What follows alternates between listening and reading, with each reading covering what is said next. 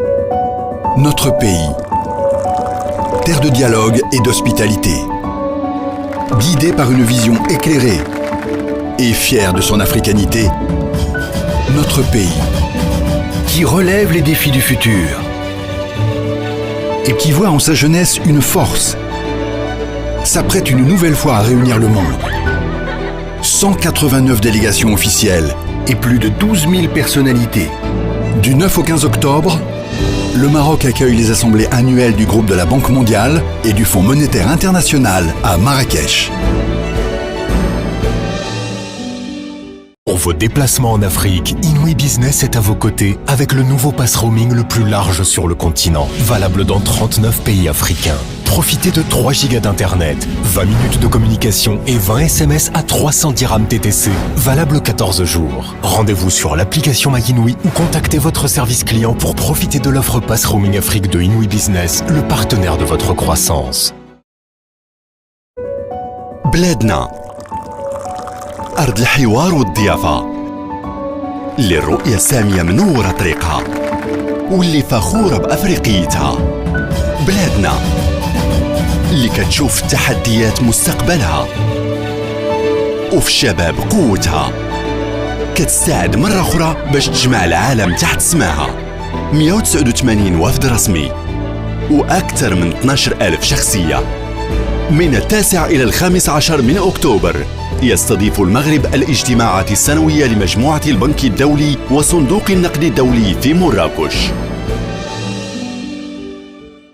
Pour vos déplacements en Afrique, Inouï Business est à vos côtés avec le nouveau pass roaming le plus large sur le continent, valable dans 39 pays africains. Profitez de 3 gigas d'internet, 20 minutes de communication et 20 SMS à 300 dirhams TTC, valable 14 jours. Rendez-vous sur l'application MyInouï ou contactez votre service client pour profiter de l'offre pass roaming Afrique de Inouï Business, le partenaire de votre croissance.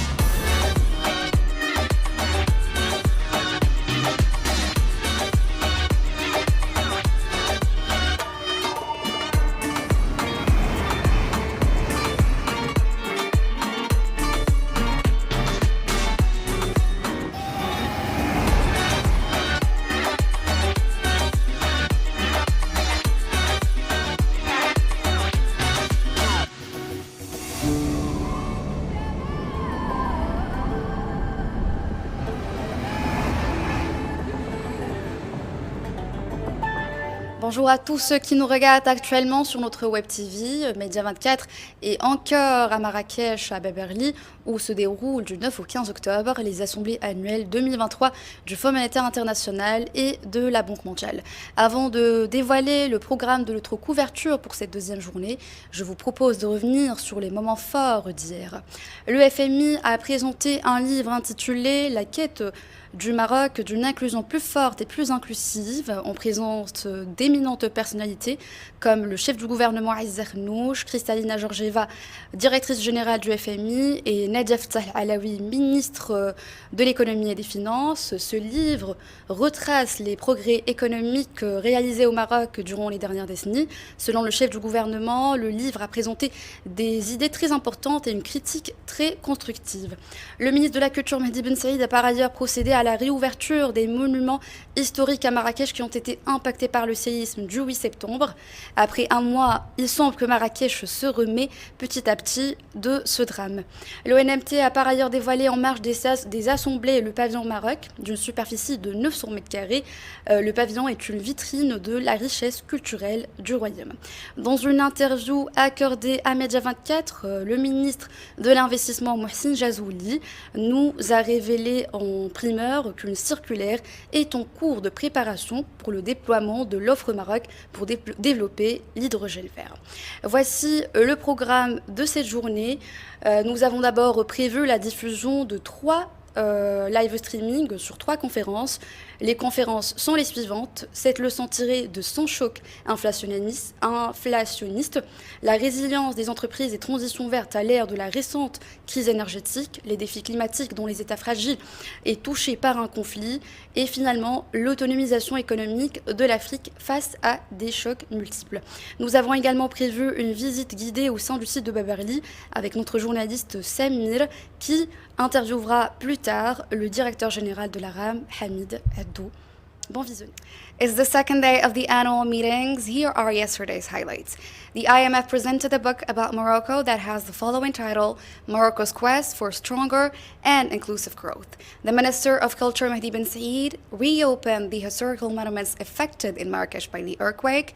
The National Moroccan Office of Tourism revealed the Moroccan pavilion that represents a showcase of the kingdom's rich cultural heritage. In an inclusive interview with Média 24, the Minister of Investment, Mohsin Jazouli, has revealed that a ministerial note about the hydrogen offer is being conceived. Now here's the agenda of today. We first have programmed a live streaming of 3 conferences that are the following: 7 lessons from 100 inflationary shocks, business resilience and green transition in the era of recent energy crisis, climate challenges in fragile and conflict-affected states, and economic empowerment of Africa in the face of multiple shocks. We will next be having a guided tour with our journalist Samir inside the Beberly site, and we will end this morning program with an interview of the CEO of Royal Air Maroc. Second fact is that in fighting inflation, premature celebrations, as we call them, are very common. Now, premature celebrations are transitory declines in inflation, which may tempt policymakers to loosen policy too early. In almost all unresolved inflation episodes, inflation declined substantially in 1 or 2 years after the initial shock, only to accelerate again or to become sticky at a high level. Now, this slide shows some examples that correspond to premature celebrations historically, but there are many, many more examples of premature celebrations in the data. And why this is important, I think, is because premature celebrations appear to be a large risk for policymaking today. Central bankers are right to warn us that the fight against inflation is far from over, even as recent price readings show some welcome moderation. Let me now turn to inflation, from inflation patterns to inflation fighting policies. How does the macroeconomic policy stance compare between countries that in the past have resolved inflation successfully and those countries that in the past did not manage to resolve inflation successfully? And here, the main message from our analysis is that countries that resolved inflation have tightened their macroeconomic policies after the inflation shock compared to countries that did not resolve inflation. That's one. And second, crucially, countries that resolved inflation maintained the tight policy stance consistently over a period of time. So taking these messages in turn, the left-hand chart here shows the change in the real interest rate following the inflation shock. You can see that countries that resolved inflation have increased the interest rate compared to pre-shock. By contrast, countries that did not resolve inflation experienced looser real policy rates compared to those prior to the inflation shocks. Same patterns exist for other measures of monetary policy stance.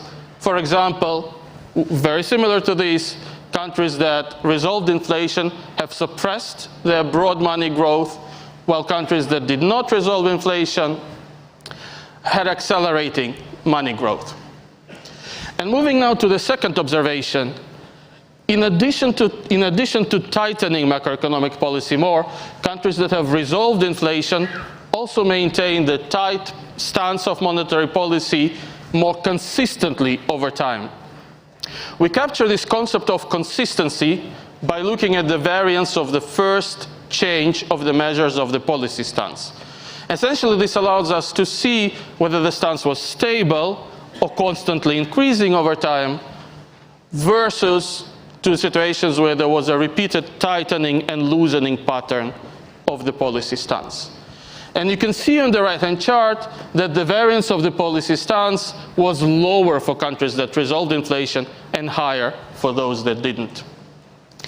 These lessons adopt tight macroeconomic policy and maintain it consistently over time relate primarily to monetary policy, which is at the forefront, obviously, of fighting inflation.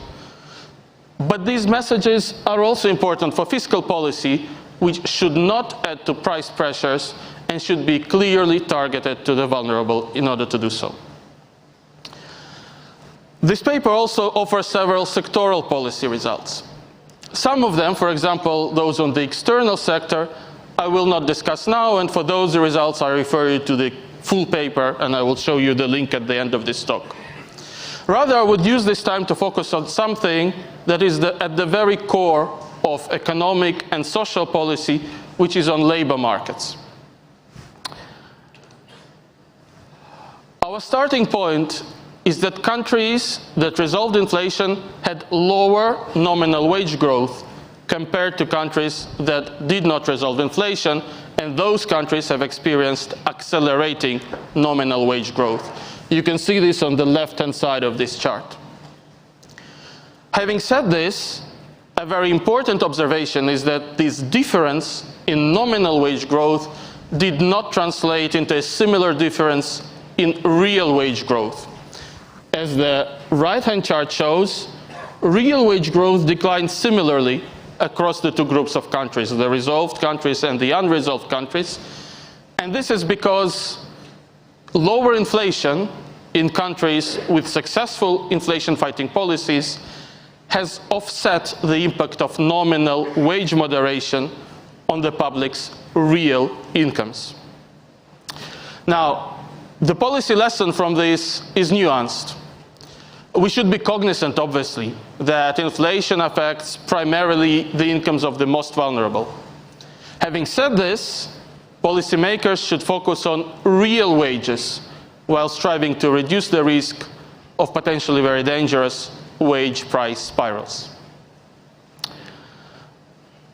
The final and the important lesson of this analysis is that fighting inflation is difficult in the short term, but fighting inflation pays off in the medium term. In the 2 years after the inflation shock, countries that resolved inflation experienced lower growth compared to countries that did not, consistent with the fact that the countries that resolved inflation had tighter macroeconomic policy. But over 5 years after the shock, the relationship inverts. Over that horizon, countries that brought inflation under control had better growth outcomes and also better unemployment outcomes. And this slide shows the differences over 2-year and 5-year horizons for the countries that resolved and did not resolve inflation. You can see the reversion. Now, the economics behind this reversion is intuitive. There is a macroeconomic trade-off in the short term between bringing inflation down on the one hand and achieving higher growth and lower unemployment on the other hand. That's the standard Phillips curve trade-off. But these effects are temporary. They dissipate once inflation is successfully brought under control. By contrast, leaving inflation unresolved comes with costs of macroeconomic instability and macroeconomic inefficiency.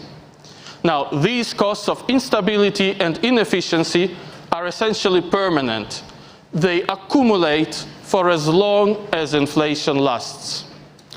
And the implication then is that from the medium to long-term perspective, cumulative welfare losses are bound to be higher in countries that do not resolve inflation. Now, after this, I think, important slide, let me conclude by summarizing the policy implications of this analysis. First, it may take a while to fight inflation, and staying consistent with tight macroeconomic policies during this period is key. Second, policymakers should beware premature celebrations. Inflation can be very persistent despite its transitory declines. And we need to remember not to get complacent during such transitory declines of inflation. And finally, as I said, policymakers should keep an eye on the goal, because inflation fighting, while difficult in the short term, ultimately pays off in the medium term in the form of higher growth and in the form of lower unemployment. So this is the summary. This is the link to the paper. Thank you very much. Thank you, Lev. Thank you.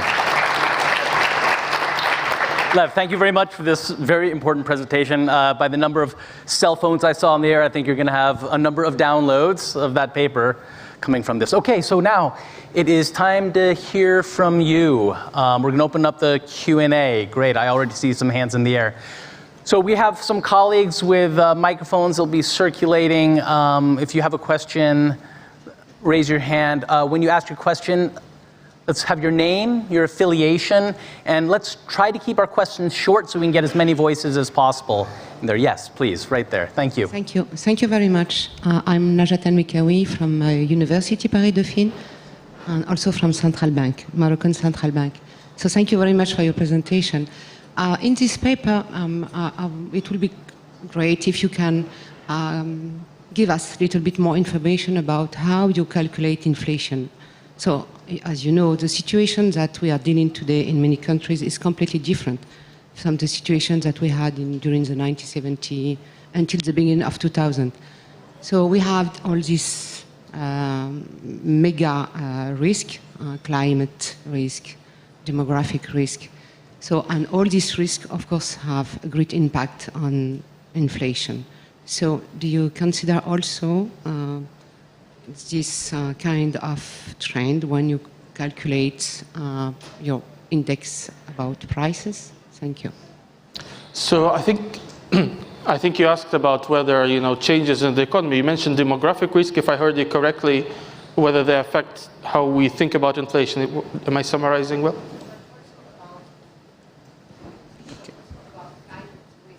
Also about climate risk. Demographic climate risk, yeah. Well, you know what? Let me say two things about this. So clearly, I think that one lesson from this paper, again, is that fiscal policy should be supportive, and demographic and climate risk, they put more challenge on fiscal policy. And I think that the overall thinking in the fund, if I can say so, is that fiscal policy must be targeted. So I think that it's always hard to make fiscal policy fully targeted, and the types of challenges that you are highlighting just increase this tension even more, and they tell us as the policymakers to redouble efforts to try to target fiscal policy so that we don't accelerate inflation, while at the same time being able to address the types of demographic or climate risks that you described. Great. Next question. Is there any questions over on this side of the question? Far in the back over there. He had his hand raised right away. Sir, your name and affiliation and your question, please. Ragid Mughrabi, American University of Beirut, finance professor. Within Arab countries, there are two issues sometimes, which is single commodity countries for the vast majority of their revenues. And the second is they're price takers. They're dollar-based currencies with very little policy maneuver capability. How would that be addressed in your model, if you can describe that? And then second part would be on hyperinflation, any aspect that would be different in your analysis when looking at hyperinflation, whether it's commodity inflation that we've seen in Lebanon, currency inflation, or any other factor. Thank you. That's a good question. So let me first start with a caveat. In this analysis, we omitted commodity exporting countries because there the patterns which drive inflation can be very different. Now, you asked also about countries that essentially peg to the dollar.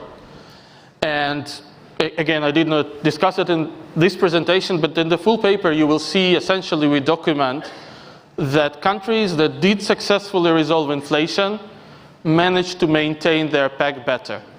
So maintaining peg, preventing excessive nominal depreciation can help in fighting inflation.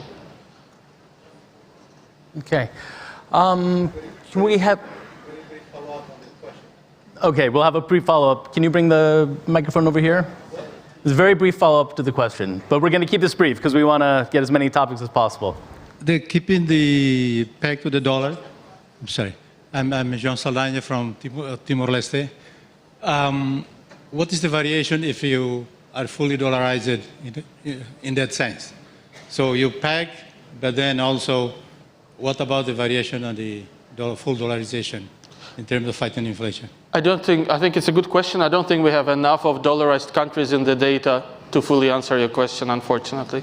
Okay, next question, the young man back here with the, yes. Name and affiliation. And thank you for what, sir. We all know that the mission of central bank is to maintain a safe percentage of inflation.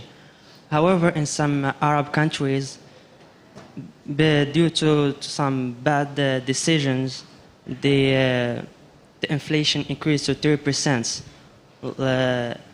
What is the solution for those countries who maintain these bad decisions, like the currency? Some Arab countries, they want to make their currency free in the markets, not based on the dollar and the euro.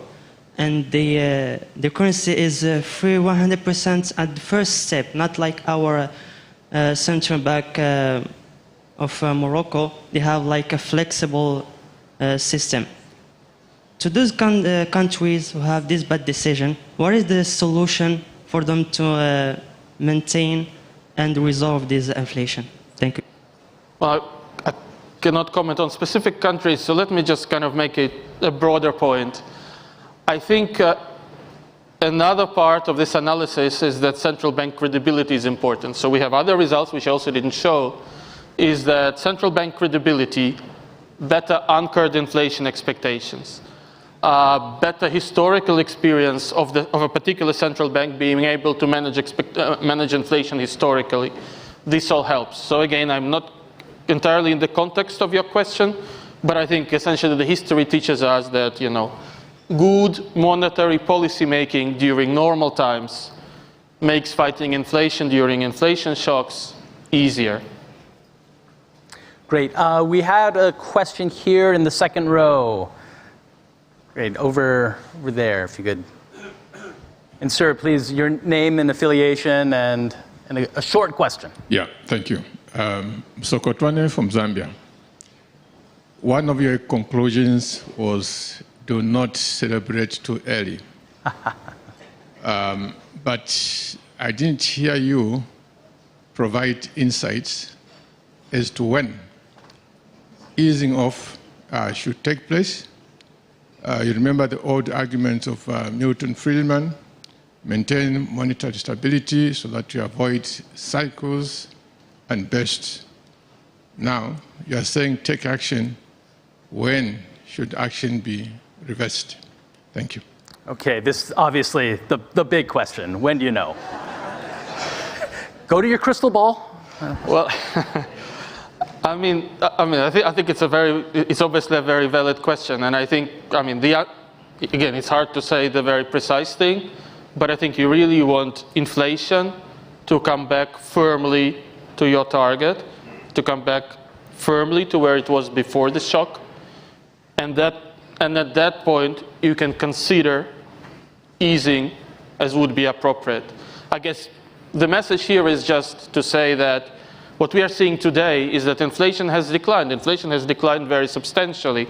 In Europe, in the United States, it has declined by half since the peak. And I think this message is essentially more conjunctural compared to your question, in the sense that although we had this very welcome moderation of inflation, now would be too early and too risky to loosen policies. Okay, so we have just one last short question. Who has a short question? Right here, in the front row over here. Okay. Short question, sir, please. Yes. Thank you very much indeed. Dziękuję. My name is Andrei Radulescu. I'm coming from Romania. I'm the chief economist at the largest bank and also senior researcher at Romania Academy, Institute for World Economy. I fully agree to what you said, but this time it's different because we have geopolitical tensions, total confrontation US-China, divergence of inflation between US and China. How do you see, let's say, the risk to going from stubborn inflationary pressures to the risk of deflation? Because everything depends on the stock market. If stock markets are going to plunge in the future, we're going to see a total different, let's say, approach in terms of consumer prices. Thank you very much. Again, I don't think that I can speak directly to the risk of deflation, but we do have, let me say that in our data, we do have several episodes of hard landings. And hard landings are part of the risk. Historically, we've had them during the GFC, during the Asian financial crisis, where many countries had high inflation. Then there was a crisis, demand has collapsed, and the policymakers needed to deal with hard landings. And I think that's part of the game. And I think, again, from economic policy perspective, if you manage to try to bring inflation down to the target in a more stable manner, hoping for no new shocks, and these days it's very easy to think about potential additional shocks, that would reduce the risk of hard landing of the type that you are describing. Okay, so look, as I knew, there's so many questions, we can't get to them all. But Lev, before we wrap up, big picture time. What's the one takeaway you want people to leave here with? Well, I guess, this is still the one big takeaway. And the big takeaway is that inflation fighting, it's a marathon. It's not a sprint. It's important to not take it as a sprint, to avoid premature celebrations. It's important to keep policies consistently tight over time. And essentially, this analysis confirms that doing this, let's say, orthodox thing, it pays off in the medium term. So it's important to keep an eye on the medium term and maintain consistent set of macroeconomic policies. Great. Thank you, Lev. What a great way to start off today. Thank you so much for your very good questions. Thanks, John. Thank you, Lev. So with that, we're going to start wrapping up. I just want to say we have another analytical corner right here, 5 minutes. We hope to see you, and thank you so much. Have a great day.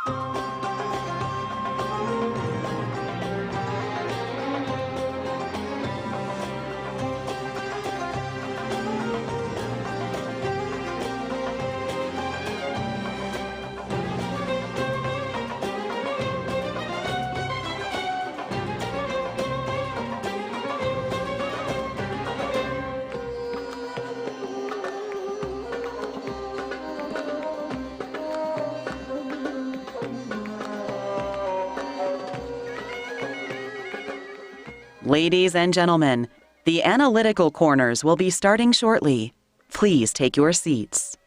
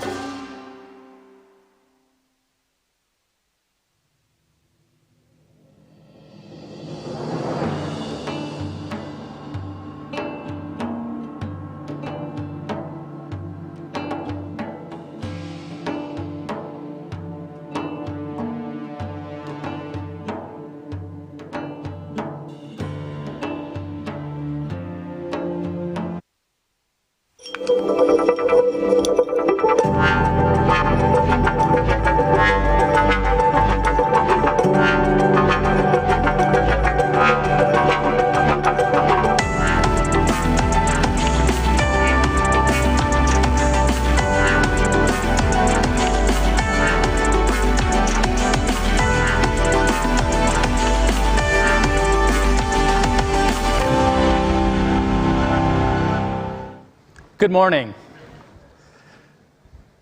So wonderful to see you all here today.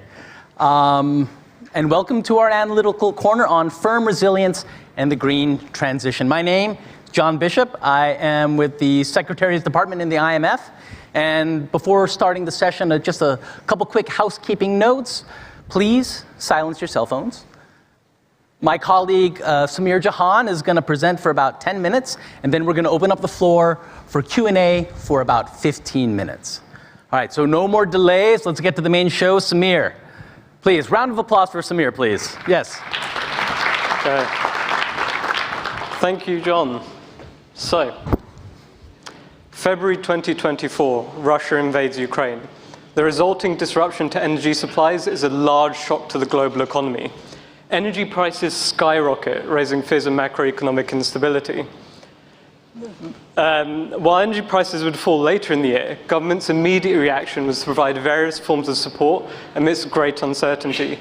These support packages targeted households, but also firms. 60% of advanced economies and 20% of emerging market economies included at least one firm support measure. Policy responses were heavily concentrated in countries most affected by the shock, in particular European ones.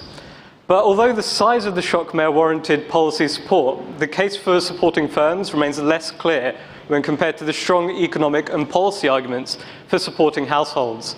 Hello, my name is Samir Jahan, and I'm an economist in the IMF's Fiscal Affairs Department. I'm pleased to welcome you to this analytical corner on firm resilience and the green transition during the recent energy crisis. In this presentation, I will give you the key insights from a recent working paper prepared by IMF staff in collaboration with the US Fed and German Bundesbank.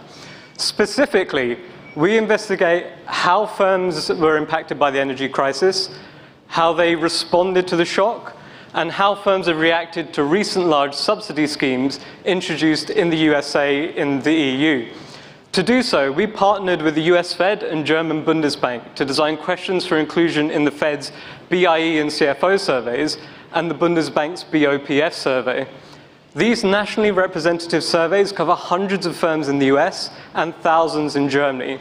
Our thematic questions covered firms' energy usage, changes in firms' energy costs in 2022, the coping strategies they adopted for changing energy costs, and their reactions to the US's Inflation Reduction Act and the EU's Green Deal. Beyond these surveys, we also inspected macroeconomic data to better understand the wider effects on the economy. But before going further, we should first outline the policies adopted by both countries. Given limited exposure to Russian energy supplies, policy in the US simply concerned greater use of domestic oil reserves. In contrast, Germany's large exposure to Russian energy prompted a more intensive package that included utility price breaks and subsidy programs for energy-intensive firms. So, how did firms experience the energy shock? Well, over 3/4 of firms in both the United States and Germany faced some increase in energy costs, but the size of the shock was more pronounced in Germany. Close to 1/5 of German firms experienced a cost increase of greater than 50%, compared to just under 5% of US firms. How did firms respond? Around 1/3 of firms in both countries did not pass higher energy costs on to consumers. However, around 1/4 of German firms passed on more than 50% of the cost increase onto consumers, compared to just under 1/3 of US firms. The majority of these high pass-through firms were in energy-intensive industries and experienced a large cost increase. But that's not all. There were other notable cross-country differences in firm behavior. Around 2/3 of German firms reported investing or planning to invest in energy efficiency, and 3/4 reported making or planning to make efforts to reduce energy consumption. Interestingly, few firms in Germany deemed policy support to be relevant to them. US firms, on the other hand, showed a preference for adjusting their profits. So, German firms did experience higher energy costs, and they did increase their prices. However, a large economic contraction was avoided in Germany. Moreover, the level of profits exceeded real output. The level of profits per real output exceeded historical trends. Digging deeper, energy-intensive sectors were more affected than others. Zooming out from the US and Germany, we assessed these sectoral differences by simulating a 50% price increase for raw energy for Euro area countries. We assumed full pass-through and no mitigating policy. This analysis considers how higher energy prices ricochet through the economy, but abstracts from inflationary processes. We find that the petroleum, electricity, air, metals, and chemical sectors are the most affected by an energy shock, while the real estate, finance, education, and IT sectors are the least affected. However, our model cannot capture the failure of systemically important firms, so it's hard to determine whether price pressures could have resulted in the instability feared by policymakers. But the results do suggest that there is scope for targeting support towards critically affected sectors rather than adopting broad-based measures. Such targeting is desirable, both in the context of costs and the green transition, which requires more efficient energy consumption. The US's Inflation Reduction Act and the EU's Green Deal embed large fiscal incentives and subsidies to reduce the cost to firms of going green. Nevertheless, our survey suggests that plans to take up these incentives amongst US and German firms are strongly correlated with pre-existing plans to limit emissions. This suggests that higher prices have an important role to play in incentivizing greener behavior. Fostering the green transition while supporting the economy will require policies to be appropriately calibrated. In the context of support for firms, this requires emphasizing temporality and targeting. While tackling climate change is the challenge of our time and will require government support, our results indicate that firms have remained resilient and that prices remain key to incentivizing greener behavior. Designing policies with this in mind can limit short-term pain as we pursue long-term gains. Thank you very much.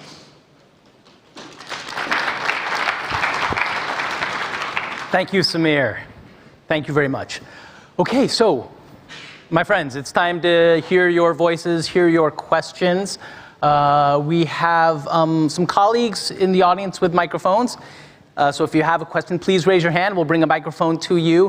When you ask your question, please give us your name, your affiliation, and let's try to keep our questions short so we can get as many people into the conversation as possible. All right, we have a question already over here. The gentleman with his hand raised. Thank you. Your name, affiliation, and question, sir. Thank you very much. My name is Graham Stock. I'm from RBC Blue Bay Asset Management. In that final slide, you showed that the impact on the primary sectors was much greater than on the service sectors. But presumably there's a second round effect when the people employed in those services sectors lose real incomes and want higher wages. Do you see a role for public policy in addressing that second round shock? Yes, of course. I think the critical thing here is we haven't talked about support for households. So the arguments for supporting households in the context of these sorts of shocks are very well trodden, right? Supporting households is typically one of the most efficient things you can do, particularly if you can use well-targeted cash transfers. And generally, it's preferable to support the burden of adjustment through the household channel rather than the production one because we may be concerned about inefficiencies. So I think in that context, a strong social safety net is very important for the green transition, particularly as we see these kind of economic frictions as economies move along the path of the green transition towards a different kind of industrial makeup. So we definitely see a role for that. I would say on the question of inflation, so inflation is a thorny issue. I'm in the Fiscal Affairs Department, and I have many, many learned colleagues, one of whom you may have just heard of, talk about inflation. So we abstract away from inflationary processes in our analysis. But that doesn't mean to say that the analysis isn't helpful, because here I think thinking about policy design and how you can go about targeting a priori is still very useful. But inflation, again, typically we would defer to central banks and potentially, on my part, more learned colleagues in the IMF. Okay, great. We had a question, sir, yes, if you could. Your name, affiliation, and question. Thank you.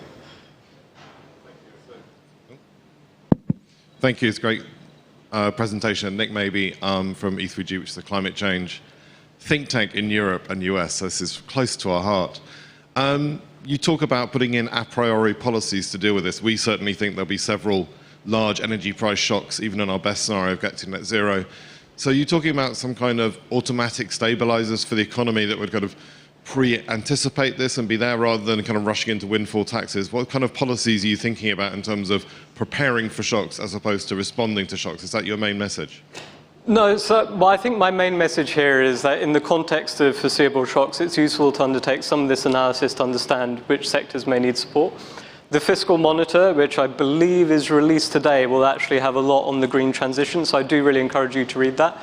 But I think in this context, it's a bit more mechanical in the sense of, if you're a government or a policymaker and you have to quickly understand what are the key pinch points if you experience this kind of shock or you anticipate one, this sort of analysis can be very helpful. Although, as the previous gentleman pointed out, it may not be the whole story in terms of inflation. So these things take place in an environment rather than kind of one specific scenario.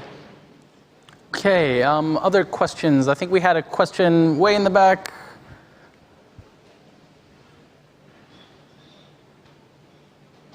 Hello, thank you for the presentation. I'm Saad El-Mila'i. I'm a student volunteer from Morocco. My question is, for the countries who maybe can't afford the high cost of green transition, do you think there are some other maybe alternatives for a most cost-efficient transition? Thank you. Thank you very much. So actually, this is also, I believe, a topic that is taken up in more detail in the Fiscal Monitor. So I think this audience may really enjoy reading that report as it comes out. But I think, particularly in the context of the green transition, one of the things that we would like to emphasize, and I believe is a message in the Fiscal Monitor, is global cooperation. And we see that already in the NDCs, or in the efforts to reduce climate change. But I think we also need to see that in mitigating policies, because it's certainly true that policies undertaken by some countries can have spillover effects on others.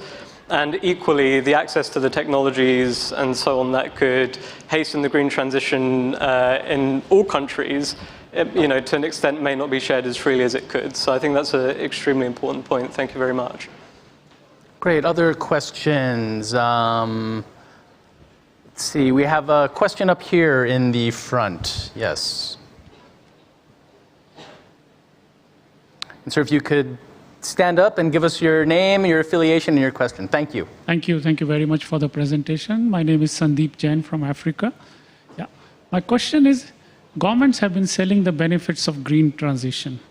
Do you think they have done a good job of explaining the costs of transition, particularly how it is really impacting, as we are seeing in day-to-day lives, the poor, the vulnerable, and the unskilled, people who really have no options?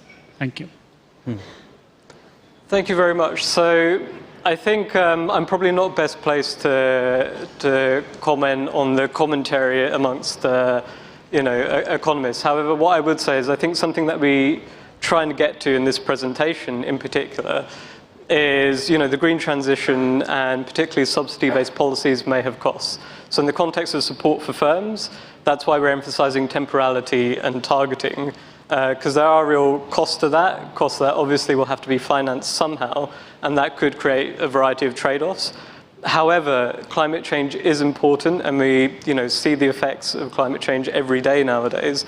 So I think we're trying to get to that point with this paper here. In terms of other people's commentary, I'm probably not best placed to answer that, but thank you for the question. Okay. There's a gentleman in the far back there with your hand raised. Can you raise your hand so they can see you? Yes, right there. Great. Hello, everyone, and thank you for the presentation. My name is Oussama. I'm a Moroccan journalist. So the question is about reporting. So in most reports, we see that it's very it's all about numbers. That's what I mean. And there's also this cultural aspect of climate change and transition that's not taken into context. So do you think that integrating cultural differences would make maybe costs less in transition? Thank you very much. So I think, I think it's true that the effects of climate change, but also how we approach mitigating policy vary from country to country and different circumstances. And we've heard that from a few of the questions here. At the IMF, I'm sadly closer to an accountant than someone more interesting. So I'm not sure I can necessarily comment on the cultural aspects of it. But obviously, we are talking about big systemic changes to economies, particularly, as we seek to limit emissions, but also with the impact of natural disasters. And I think we would be remiss if we didn't incorporate that in some way. But I would leave it to someone who's certainly more interesting to answer questions about the cultural perspective on climate change. Samir, you're too modest. You're so much more than just an accountant here. So, all right, more questions from the audience. We have one over there. Thank you. Hello, Nellie Lang from the Treasury, United States. You mentioned something about the Inflation Reduction Act and the incentives of firms who already have resilience plans in place were more likely to take advantage of it. Could you just say something more about that? And was that a surprise to you or unexpected? And does that make the Inflation Reduction Act more, constructive? So I think that's an excellent question. So to that, I would like to point out two things. So these surveys took place relatively early in spring 2023. Now, both the EU's Green Deal and the Inflation Reduction Act are very large, lengthy pieces of legislation. So there is possibly a temporal element to that. As firms kind of navigate the legislation and understand how the system works, we may see differences. But I think a key thing, we were a bit surprised, if I'm honest. I think a key thing is that prices remain a very strong signal for behavioral change. And this is something that we see kind of textbook economics and actually quite often in the real world. So I think there's a temporal element to that, but at the same time, the size of the shock in the US, although proportionally we have kind of comparable metrics to Germany, the price levels are different, right? So I think there wasn't as much bite, per se, from the shock. And so there potentially was maybe kind of less of an animus towards adopting policy change.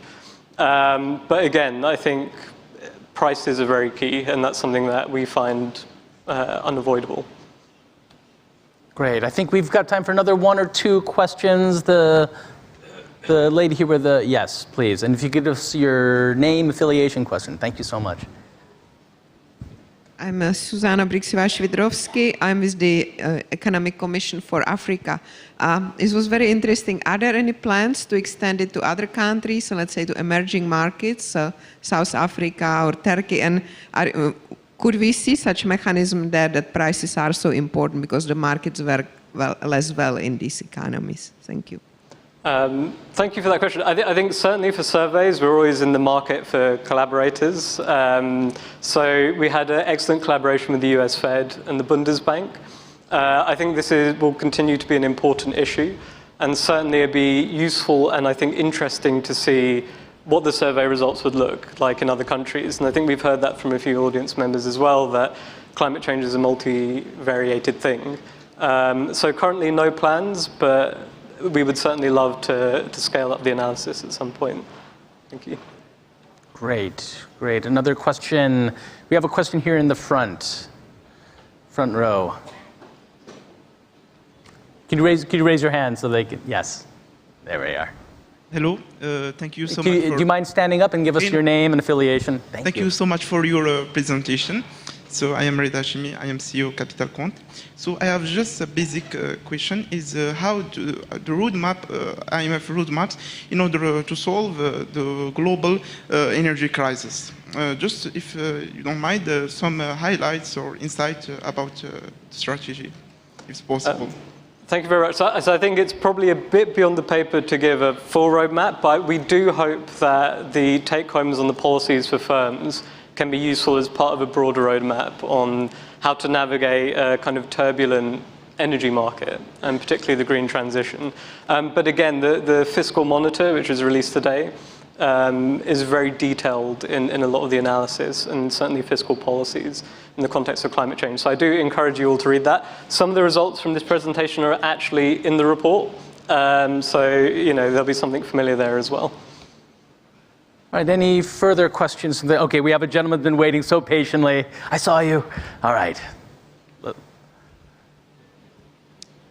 The world nowadays noticing a new age and a new economic orientation depending on energy, electric energy, like electric cars sector.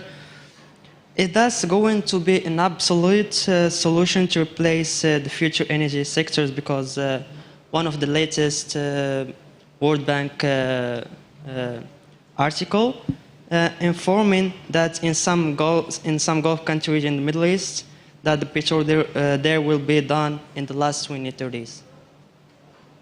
Okay, so if I can recap the question, is it whether electricity should still be the main? No, I'm talking that is electric energy, like electric cars, electric vehicles. Sector, is that going to be an absolute solution for the future energy crisis like petrol?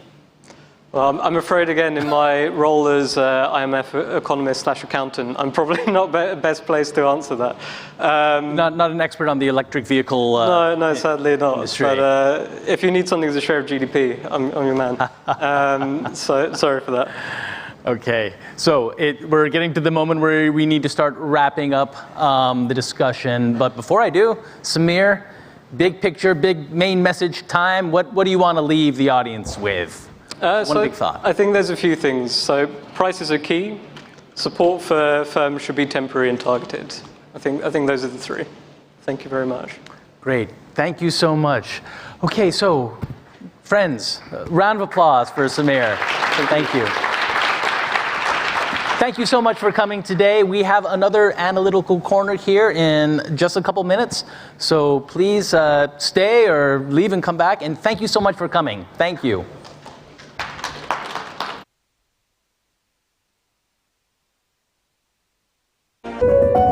Notre pays, terre de dialogue et d'hospitalité, guidé par une vision éclairée et fier de son africanité, notre pays, qui relève les défis du futur et qui voit en sa jeunesse une force, s'apprête une nouvelle fois à réunir le monde.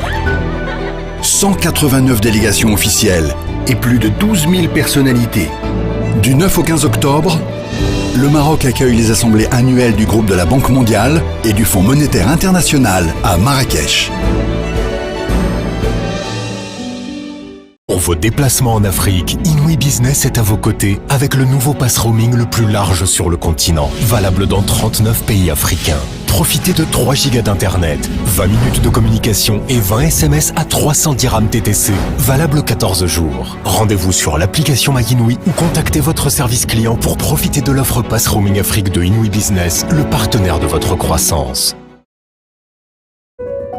بلادنا أرض الحوار والضيافة للرؤية السامية منورة طريقها واللي فخورة بأفريقيتها. بلادنا اللي كتشوف التحديات مستقبلها وفي الشباب قوتها، كتستعد مرة أخرى باش تجمع العالم تحت سماها. 189 وفد رسمي وأكثر من 12,000 شخصية. من 9 إلى 15 من أكتوبر يستضيف المغرب الاجتماعات السنوية لمجموعة البنك الدولي وصندوق النقد الدولي في مراكش.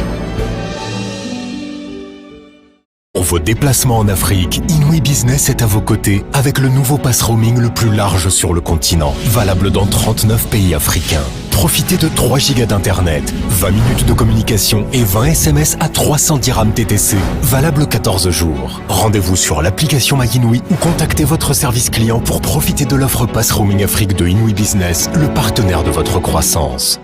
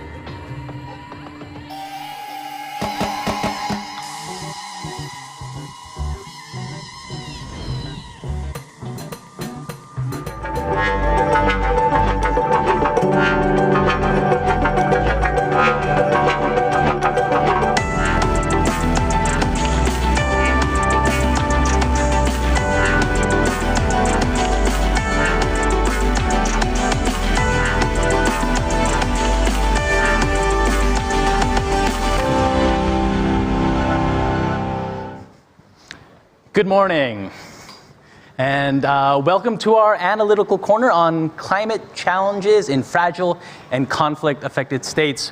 We've got a good one for you. All right, so my name is John Bishop. I am going to be the moderator of the session. I work in the Secretary's Department of the IMF. A couple housekeeping notes. Please silence your cell phones. My colleague, Daniel Jongdae Lee, is going to present for about 10 minutes, and then we're going to open up the floor for about 15 minutes of Q&A. All right, now with that out of the way, let's get to the main show. Daniel, please come up onto the stage. Everyone, round of applause for Daniel. Thanks, John. Thank you, John. Good morning and hello. Assalamu alaikum. No problem.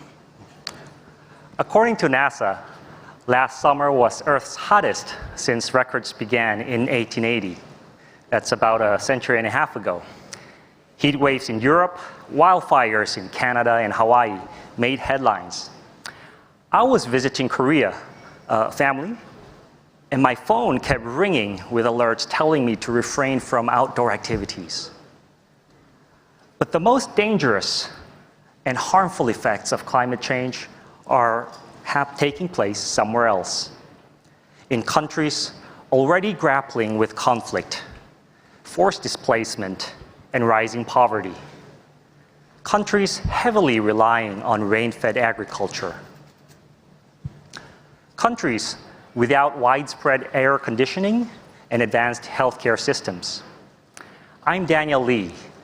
I'm an economist in the IMF's Middle East and Central Asia Department.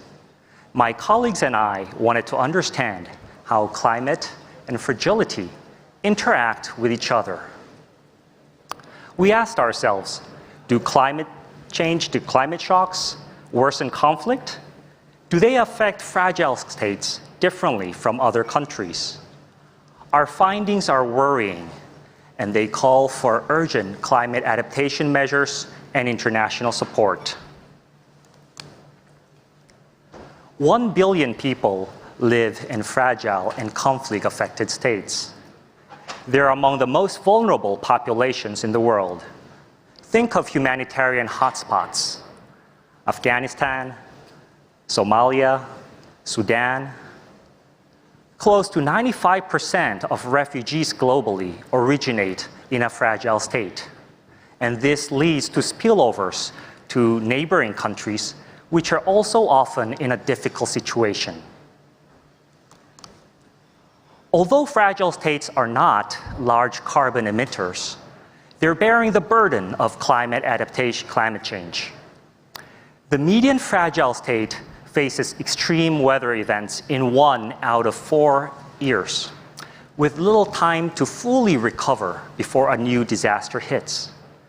More than a quarter of the population becomes undernourished in those years. Fragile states already face higher temperatures than other countries.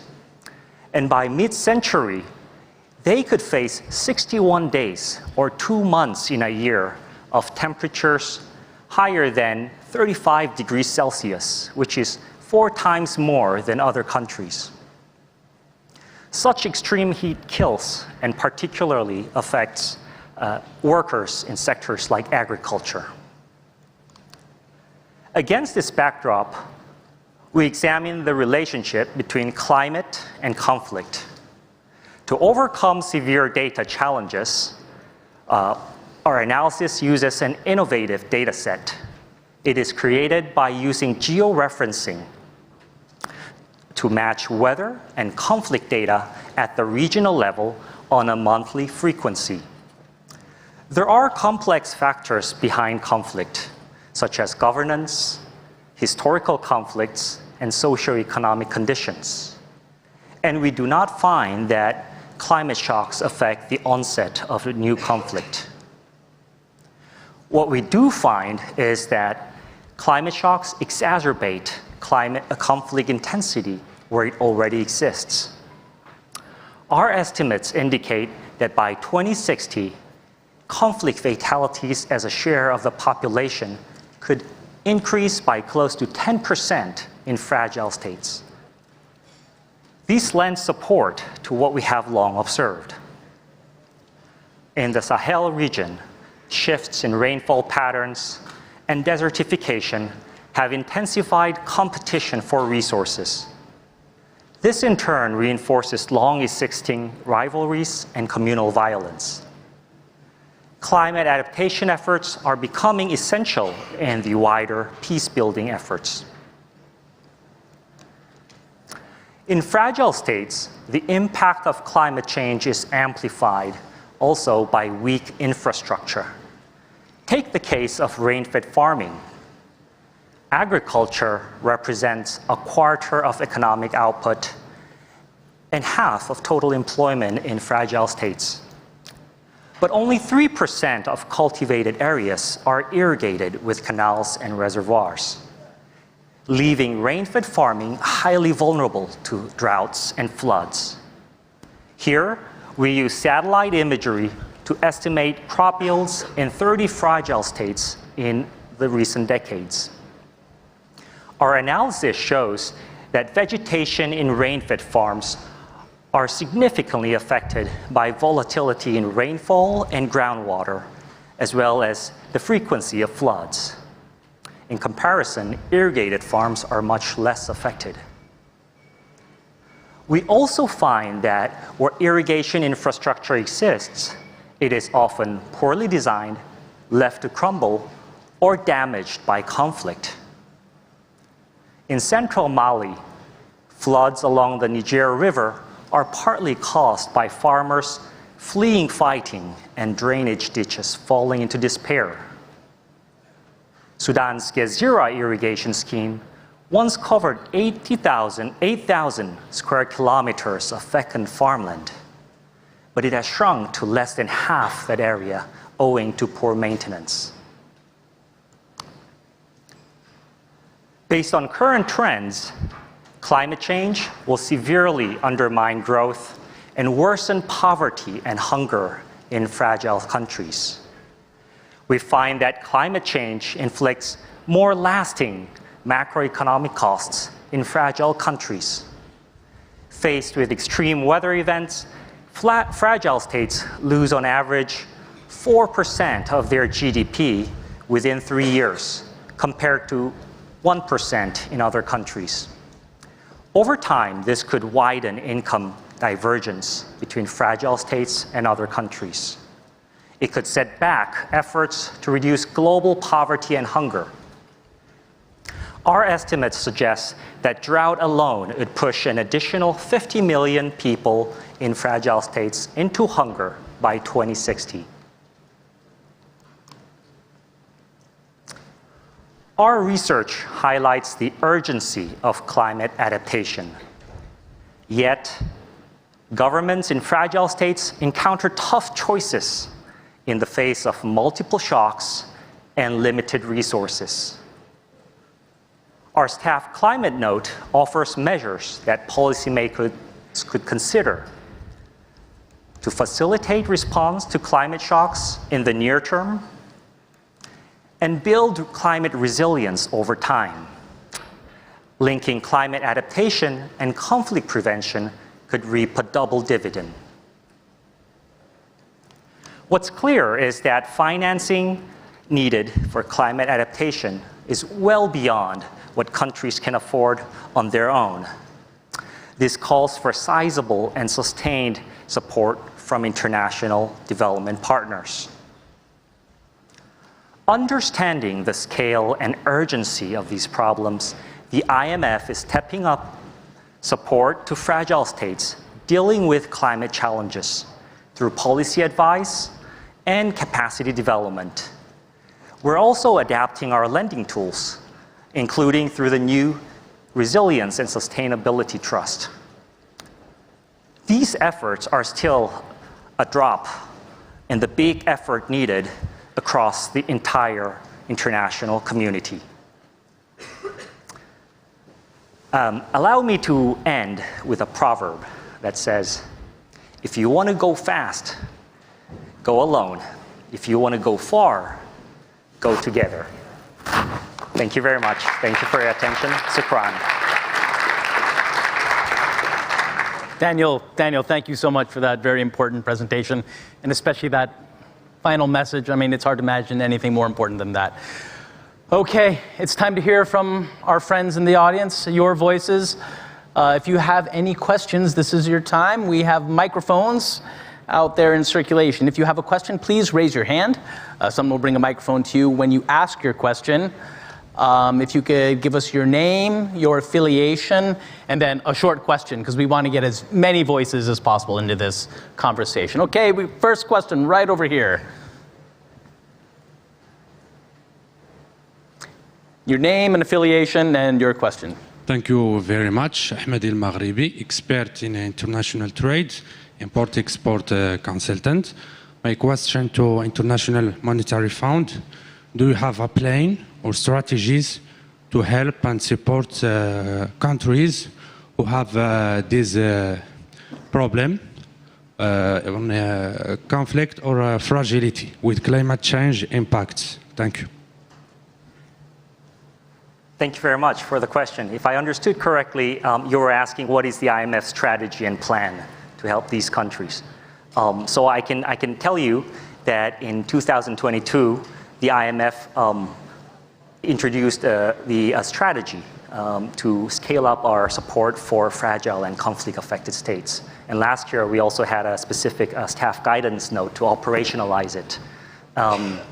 As I mentioned,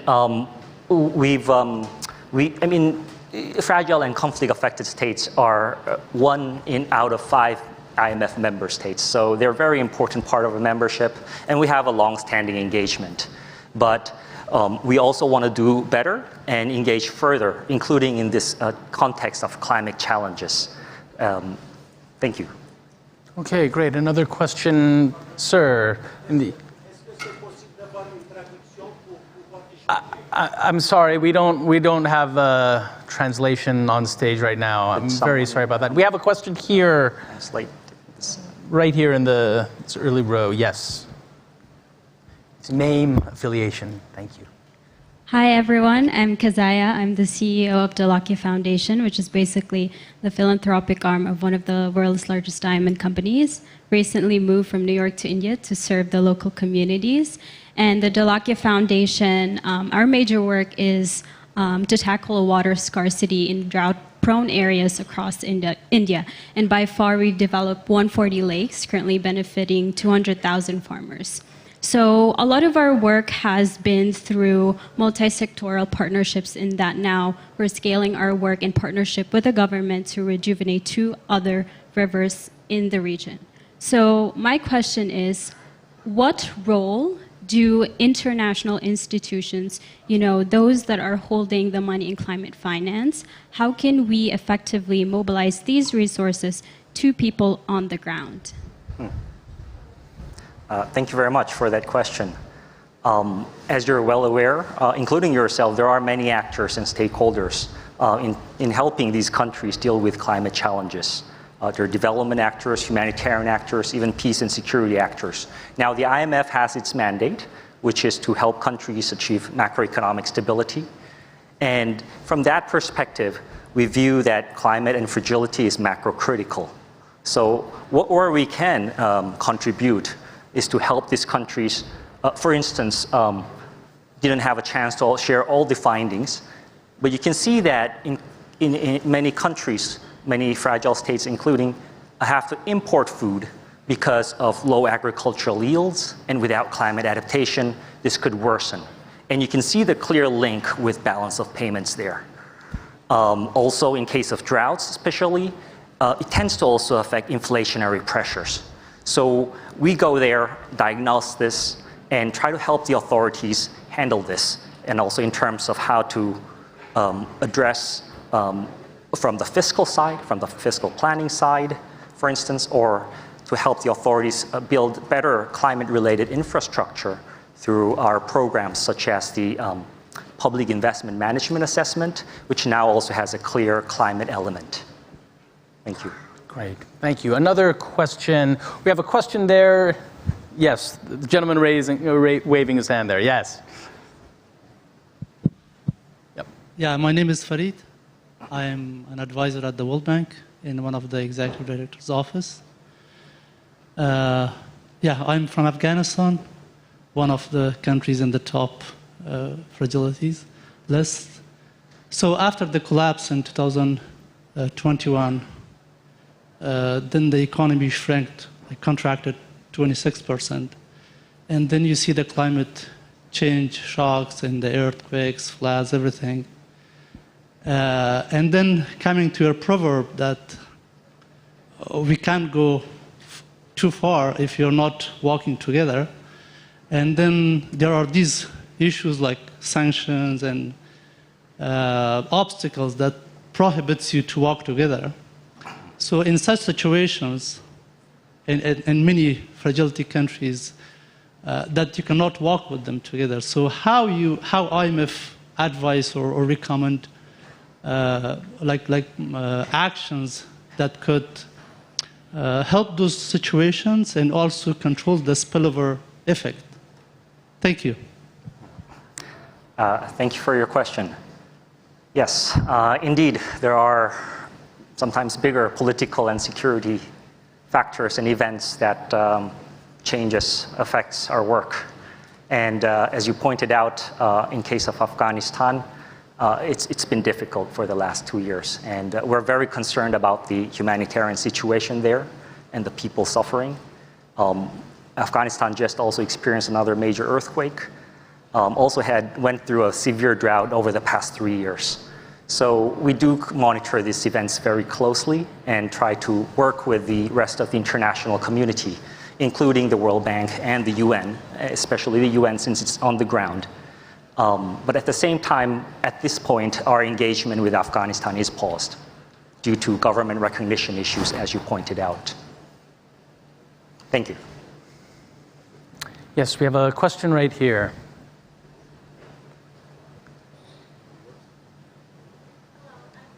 Cassidy Childs from the Center for American Progress. My question is about project implementation and de-risking strategies. So as you mentioned, some of these states, conflict affected and fragile, are some of the most difficult to implement projects or even incentivize private sector investment. So I'm wondering what the IMF is doing to promote de-risking or to incentivize investments in these areas. Thank you for that question. In fact, for climate finance, private finance will have to play an important role.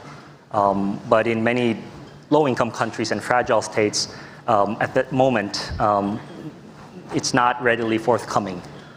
So that is an important aspect. Also, at the same time, public resources tend to be limited, so we also work closely with the authorities to mobilize domestic resources and make sure they're channeled efficiently and effectively towards climate challenges. I would also like to highlight, though, there are many good examples, positive examples and steps being taken. I think during the annual meetings this week, we'll also hear from the minister from Guinea-Bissau, for instance, on how they leveraged blockchain technology to control some wage bills. So these are some positive steps that we're seeing, and IMF is also introducing other tools, such as the CMAP, to help countries explore and identify where are the opportunities and challenges. Thank you. Okay, I think we have time for another 1 or 2 questions here. We have a lady over on the far end there.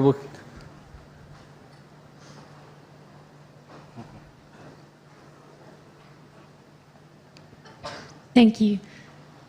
Alex Scott with E3G, and thanks. Really interesting to see the work that IMF is doing here.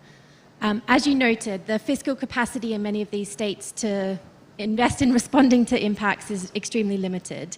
Their capacity to take on loans to do that is also extremely limited. So really looking at where grant financing can come from and expanding the sources of grant financing is going to be critical here. Where can the IMF play a role in exploring, from its policy arms, some of the options for finding new sources of funding that can be provided at a grant base rather than affecting the debt burdens of these countries? Thanks. Thank you. That's a very relevant question, and indeed, fiscal space is very limited in these countries.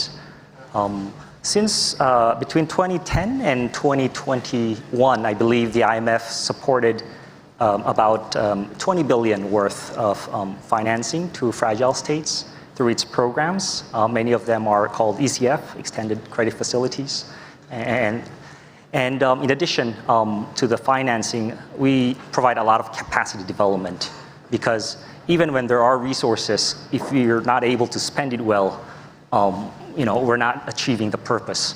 So IMF specialties in the fiscal, financial, statistics, governance, these are some of the core areas we deliver in.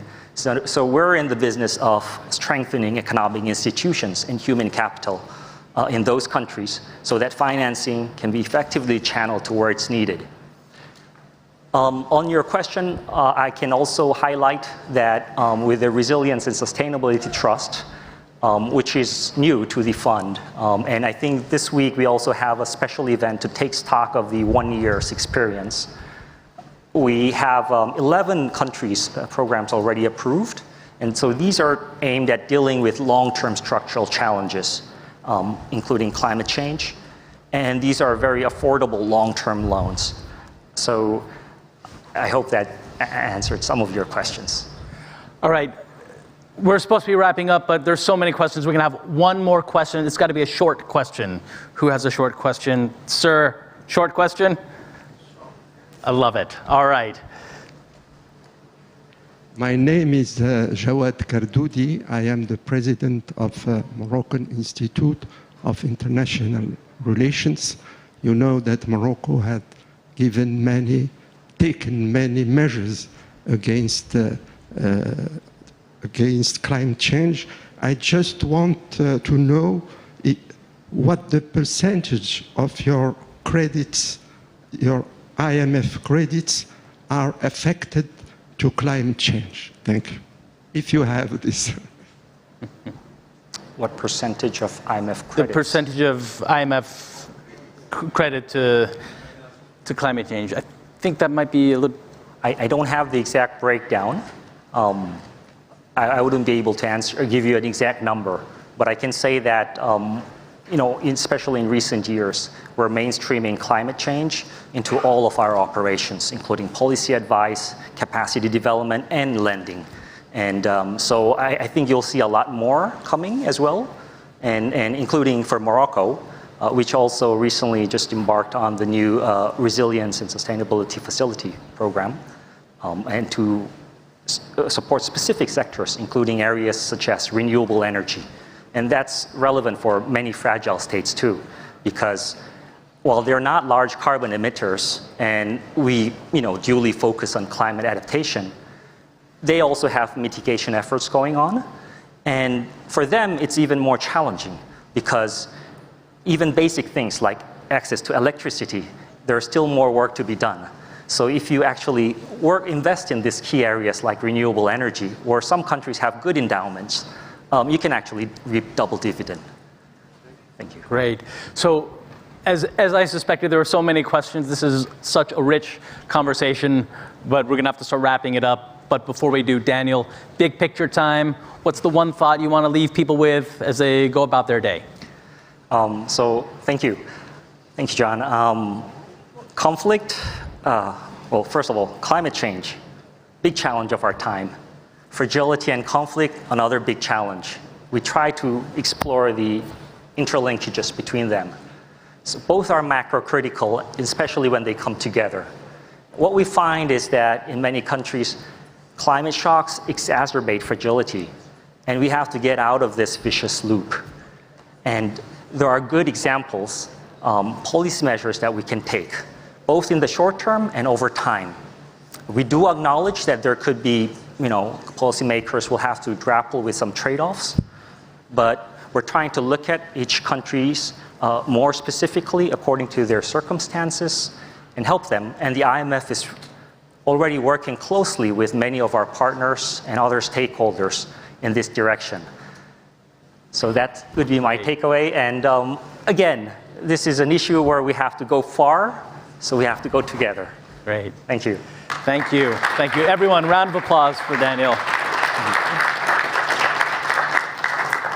So with that, I want to thank you all for coming today. Thank you for the amazing questions. There is another analytical corner that starts tomorrow, 10 a.m., this room, same place. So thank you so much, and have a great day.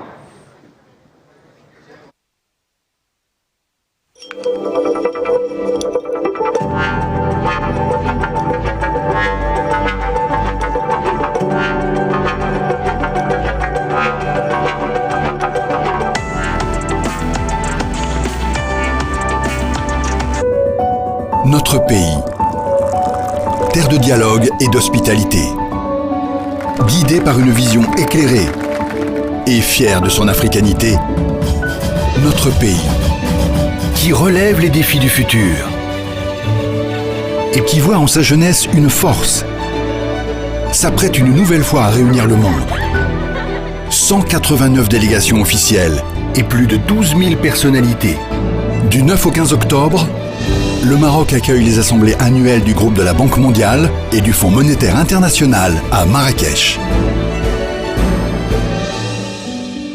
Pour vos déplacements en Afrique, Inouï Business est à vos côtés avec le nouveau pass roaming le plus large sur le continent, valable dans 39 pays africains. Profitez de 3 gigas d'internet, 20 minutes de communication et 20 SMS à 300 dirhams TTC, valable 14 jours. Rendez-vous sur l'application MyInouï ou contactez votre service client pour profiter de l'offre pass roaming Afrique de Inouï Business, le partenaire de votre croissance. بلادنا أرض الحوار والضيافة اللي الرؤية السامية منورة طريقها واللي فخورة بأفريقيتها. بلادنا اللي كتشوف التحديات مستقبلها وفي الشباب قوتها، كتستعد مرة أخرى باش تجمع العالم تحت سماها. 189 وفد رسمي وأكثر من 12,000 شخصية. من 9 إلى 15 من أكتوبر يستضيف المغرب الاجتماعات السنوية لمجموعة البنك الدولي وصندوق النقد الدولي في مراكش. Pour vos déplacements en Afrique, Inouï Business est à vos côtés avec le nouveau pass roaming le plus large sur le continent, valable dans 39 pays africains. Profitez de 3 gigas d'internet, 20 minutes de communication et 20 SMS à 300 dirhams TTC, valable 14 jours. Rendez-vous sur l'application MyInouï ou contactez votre service client pour profiter de l'offre pass roaming Afrique de Inouï Business, le partenaire de votre croissance.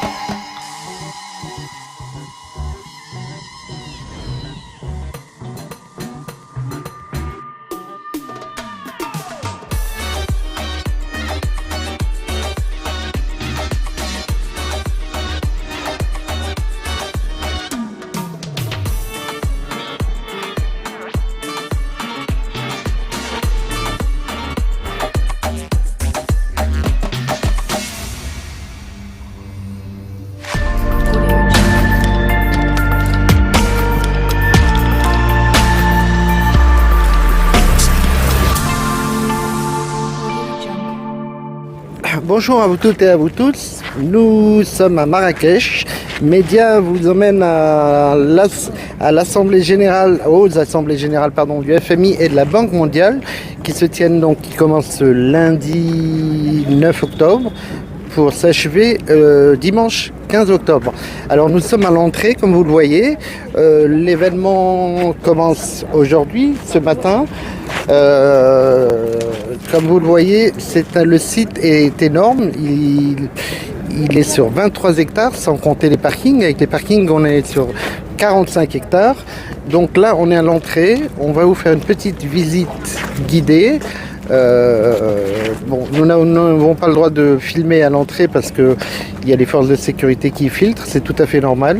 Donc on va quand même s'approcher un maximum avant de reprendre l'antenne à l'intérieur pour vous montrer comment est fait le campus. Le campus, en fait, c'est le site qui est découpé en quatre grandes zones. Donc nous reprenons l'antenne dans quelques minutes. Merci à tout de suite.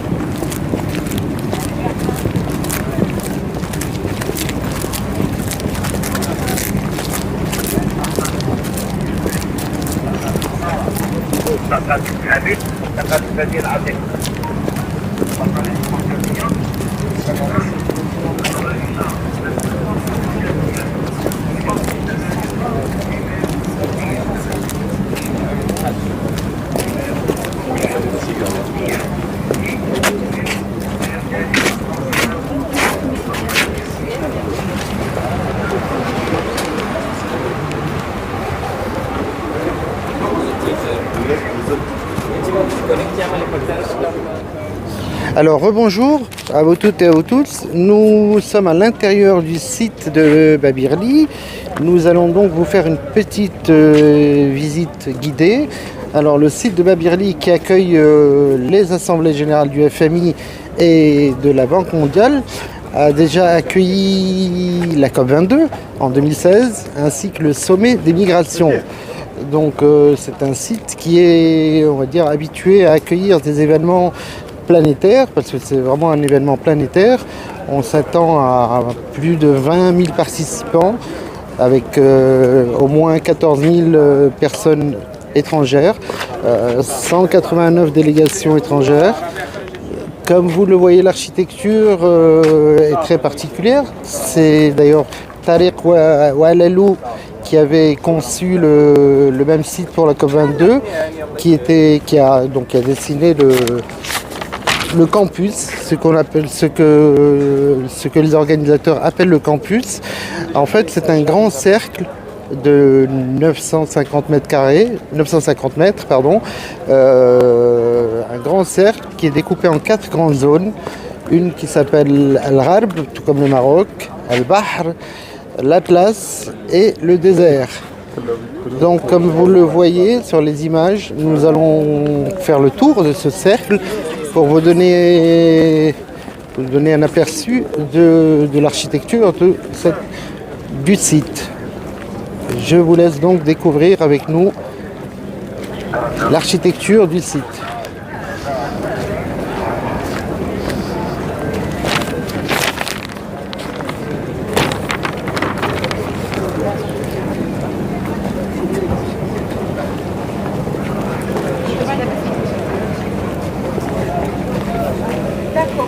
Là, nous sommes dans le quartier Sahara, désert si vous préférez.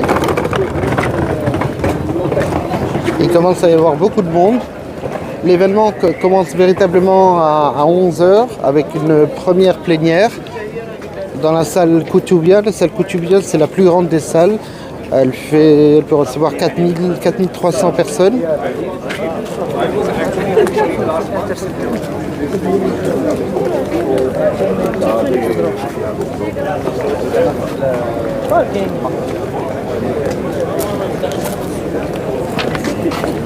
Alors à part la grande salle pour la plénière Koutoubia, le site composé de une quarantaine de salles, 46 plus exactement, des salles de 250 à 1200 mètres carrés, 650 bureaux pour la presse, pour les délégations étrangères, pour les espaces VIP, pour les restaurants bien évidemment.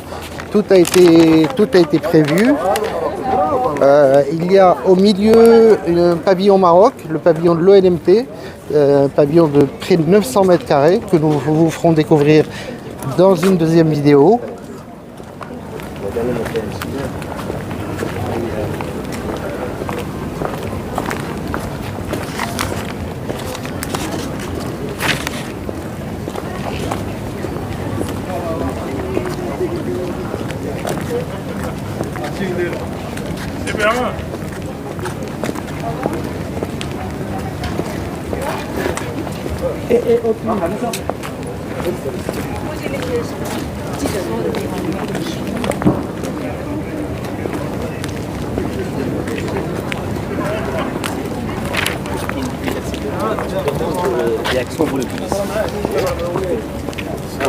Là, nous sommes dans le quartier Rarb,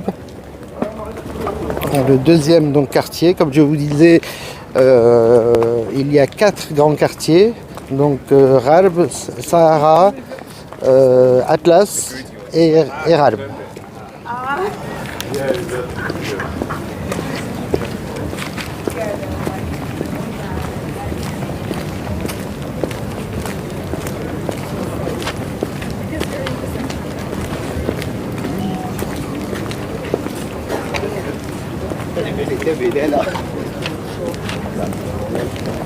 Là, le pavillon Maroc que nous vous ferons découvrir un peu plus tard, donc, qui est situé au milieu des 4 quartiers en fait.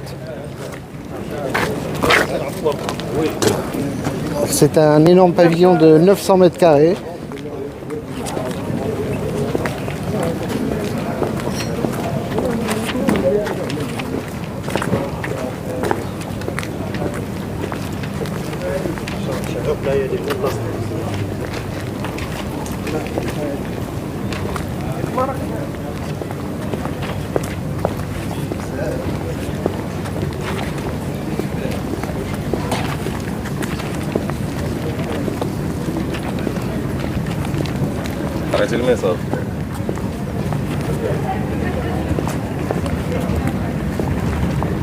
Comme vous le voyez, l'espace est énorme.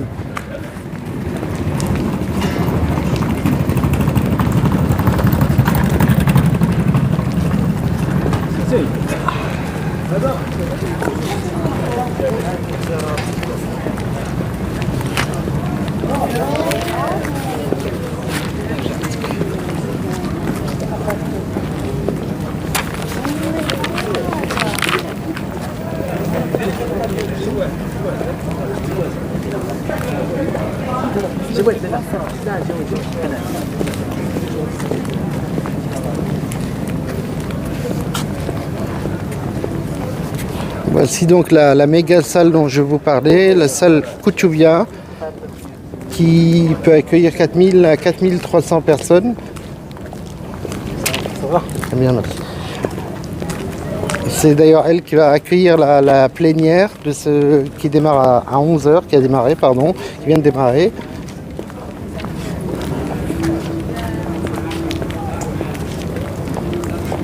Tout a été prévu pour que l'événement soit une vraie réussite et ma foi ça a l'air bien parti. Il faut rappeler que c'est un méga événement planétaire avec, comme je vous disais, des milliers, des dizaines de milliers de participants. Les journalistes sont bien évidemment très nombreux pour couvrir. Média 24 évidemment est sur les rangs avec plus d'une dizaine de journalistes mobilisés. Nous avons même un studio. Voilà, nous arrivons au bout du site et nous allons donc faire le tour pour revenir vers l'entrée.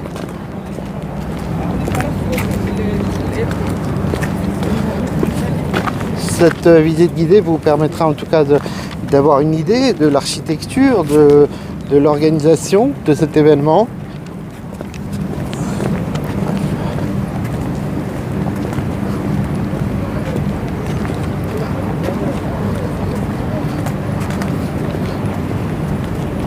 Nous allons passer à côté du studio de Mediamat 4, le studio télévision qui va accueillir des personnalités pour des grandes interviews qui seront menées par nos journalistes.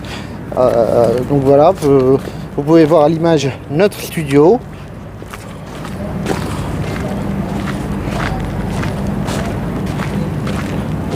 Qui prendra d'ailleurs bientôt l'antenne, avec une équipe dédiée, un réalisateur et les journalistes bien évidemment qui seront au micro.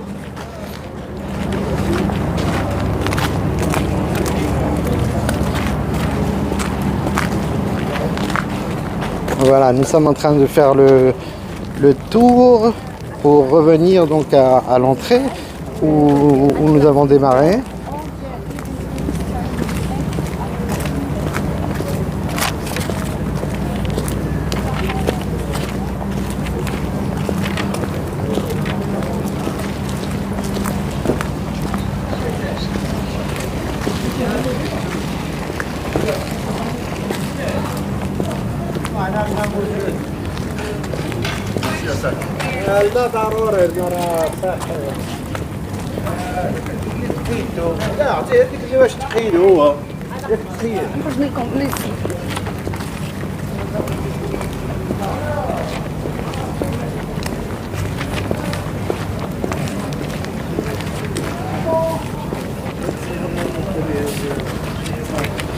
La sécurité bien présente, mais très très discrète, qui est normale pour un tel événement.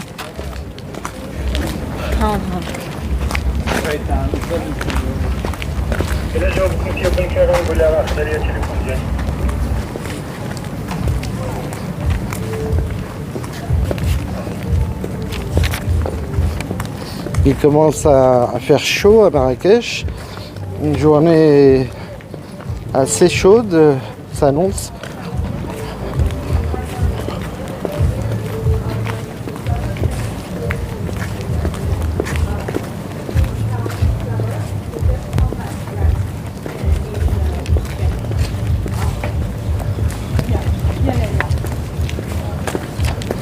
Come back to us. And when he comes back to us, can you call me? So we will meet him. Yeah, in the parking place. Okay, thank you. Okay, thank you. Bye.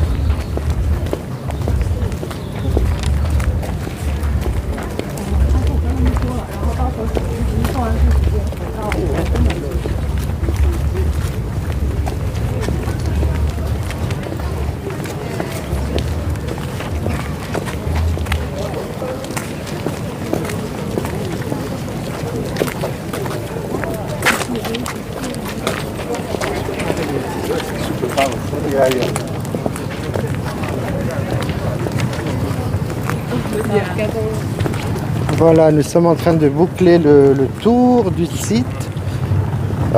J'espère que vous aurez une meilleure idée de l'endroit où se tiennent donc les assemblées générales du FMI et de la Banque mondiale.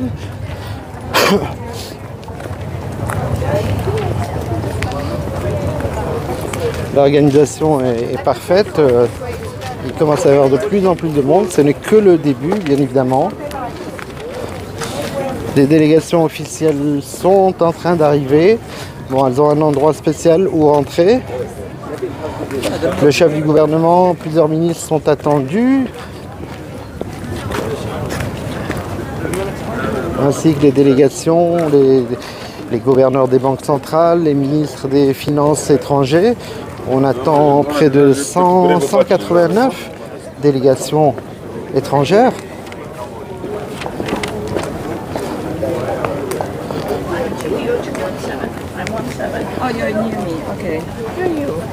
Tous les continents sont bien évidemment représentés. L'Afrique est présente en force. Et les débats qui vont démarrer aujourd'hui promettent d'être très intéressants.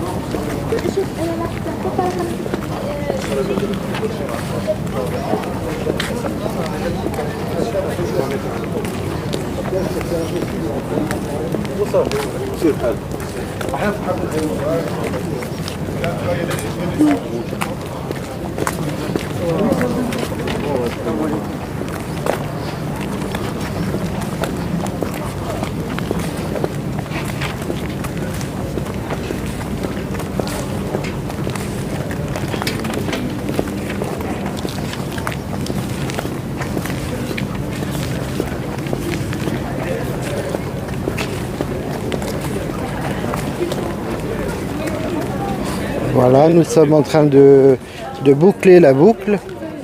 Nous arrivons donc à l'entrée.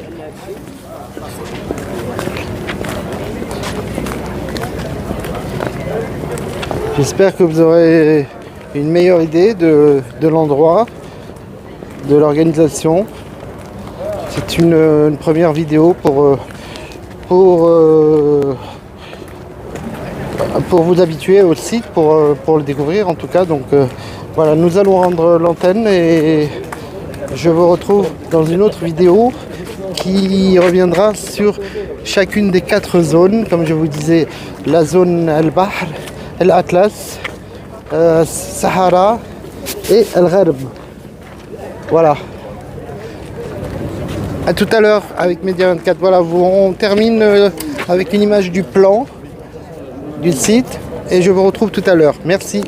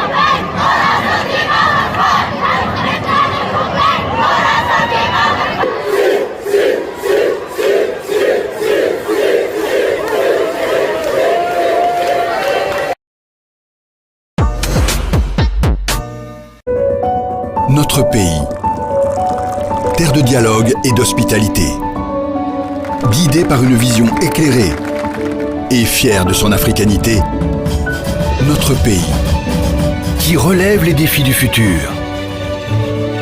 et qui voit en sa jeunesse une force, s'apprête une nouvelle fois à réunir le monde. 189 délégations officielles et plus de 12 000 personnalités.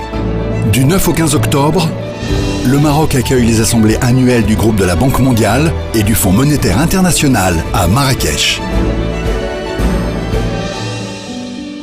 Pour vos déplacements en Afrique, Inouï Business est à vos côtés avec le nouveau pass roaming le plus large sur le continent, valable dans 39 pays africains. Profitez de 3 gigas d'internet, 20 minutes de communication et 20 SMS à 300 dirhams TTC, valable 14 jours. Rendez-vous sur l'application MyInouï ou contactez votre service client pour profiter de l'offre pass roaming Afrique de Inouï Business, le partenaire de votre croissance.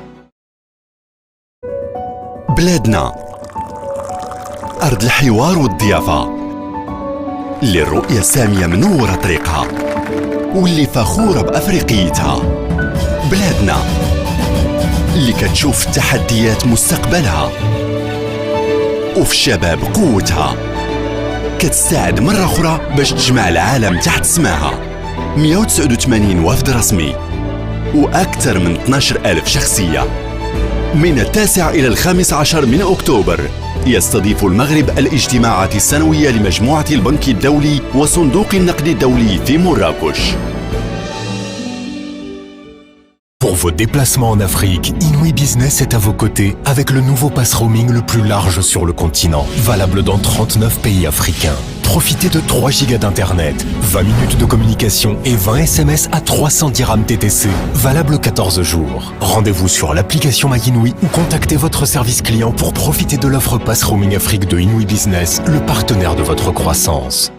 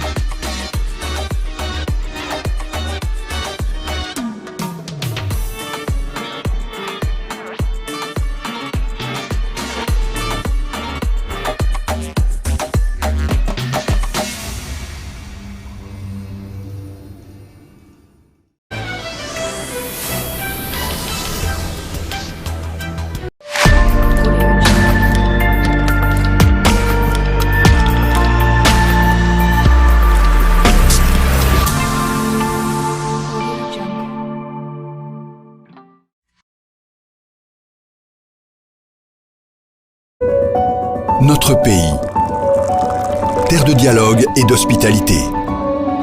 Guidé par une vision éclairée et fier de son africanité, notre pays, qui relève les défis du futur et qui voit en sa jeunesse une force, s'apprête une nouvelle fois à réunir le monde.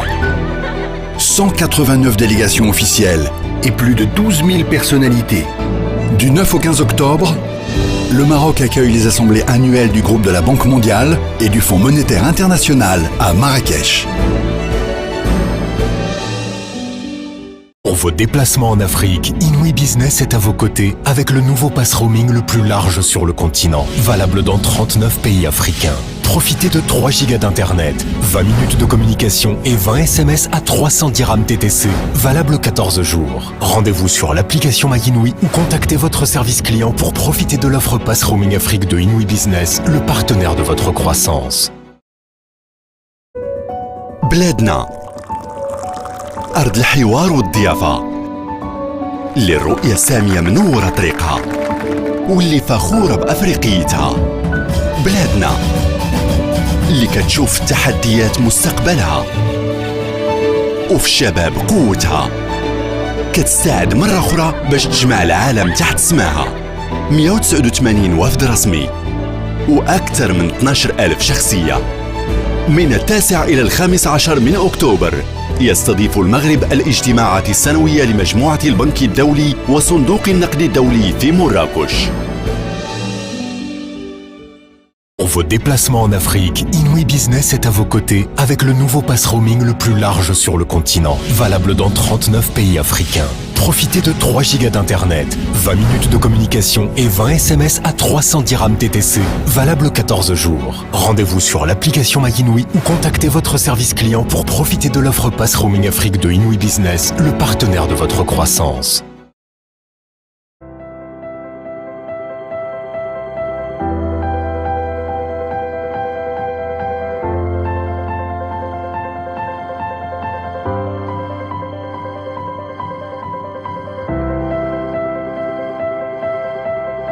Distinguished panelists.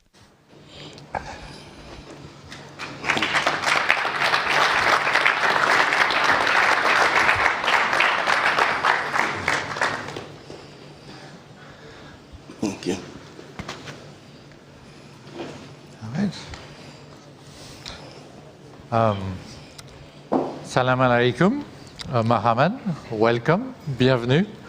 Welcome to the high-level capacity development talk on building capacity for Africa's economic empowerment amidst compound shocks. Quite a long title, but I think a title that summarizes the situation we are here today.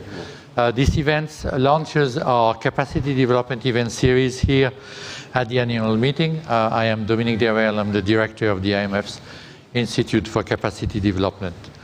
Before introducing the event and our distinguished speakers, I want to very warmly thank the authorities of Morocco for hosting us, for their wonderful hospitality, and obviously we want to express their solidarity with the Moroccan people for the tragic loss they have faced recently. Over this half century, since the last time that the IMF and the World Bank had their annual meeting in Africa, and even more over the last 20 years, we have considerably expanded our presence and capacity development work in Africa by creating 8 regional capacity development centers serving northern and sub-Saharan Africa, and also an extensive network of long-term experts. The African continent is the top beneficiaries of the IMF technical assistance and training efforts. During today's events, and as Africa faces acute macroeconomic challenge, we will discuss how capacity development building efforts can help Africa, both north and south of the Sahara, become the engine of the global economy, handle compound shocks, promote regional integrations, increase Africa's role in the world economy, and address fragmentations. I am extremely pleased to be joined today, first on my left, by Governor Caroline Abel of the Central Bank of the Seychelles, Governor Abel was appointed governor of the central bank in 2012. She was the first woman in that role. She was reappointed in that same role in 2018, and as you can count for yourself, she had a great 11-year tenure. She has received numerous awards during her tenure as a central bank governor, including Central Bank Governor of the Year by the African Banker Award Committee, and also a recipient of the Global Women Leaders Award. Governor, welcome with us. Next to the governor. Next to the governor is the Minister of Finance of Sierra Leone, Sheku Bangura. The Minister Bangura was appointed in 2023. He was previously the Deputy Minister of Finance since 2020. During the same period, he was in charge of the national COVID response in Sierra Leone. He had a very extensive career in economic and development affairs, including at our sister institution at the World Bank for many years. And we had also the pleasure to have him in his early day at the IMF for a short periods. Governor, welcome. We are very happy to have you with us. Thank you very much. And I should have said, for both the governor and the minister, they are very actively involved in the affairs of our regional development centers in their respective areas. For the governor, it's the Africa Training Institute and Afritac South, which are based in Mauritius. And for the minister, it's Afritac West 2, our center that is based in Ghana. And then at the fine from my side, IMF First Deputy Managing Director Gita Gopinath. Gita oversees a vast array of activities at the fund. I would mention multilateral surveillance, given that our flagships were released today. And most important for this event today, Gita Gopinath is overseeing the fund's capacity development activity. As you know, she was previously the chief economist at the IMF, and was a renowned scholar in many areas. So welcome. We'll just dive in, and I'll turn to Gita to set the stage for us. Gita, how does the IMF capacity development activity support Africa's economic empowerment?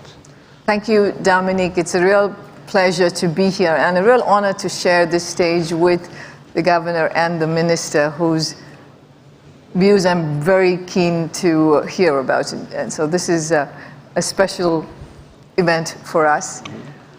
When we talk about capacity development, I'm not sure many people know that capacity development work is a third of what the fund does. It's 1/3 of what the fund does. So we do surveillance, we do lending, and we do capacity development. And capacity development is a full 1/3. So it is, absolutely a critical part of what the International Monetary Fund does. And we are fully dedicated to the cause of supporting countries who are trying to strengthen their institutions, their technical expertise, their human capital in every which way we can. And if we look at the part of the world where most of our money goes, about 50% of our capacity development spending goes, it is to the African continent. So we spend about $150 million a year on capacity development initiatives in Africa. So, it is absolutely central to the work we do in this area of capacity development, and Africa is absolutely key to it. Looking ahead and just thinking about the many ways in which we are working with the region, I want to first recognize the context we are in, which is one of many challenges.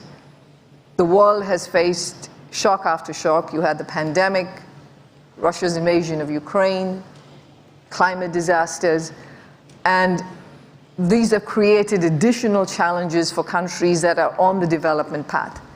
It has shifted their course in terms of where they were expecting to reach. It's made it harder for them to reach their development goals. This is why we think it's very important for us to be deeply engaged with Africa.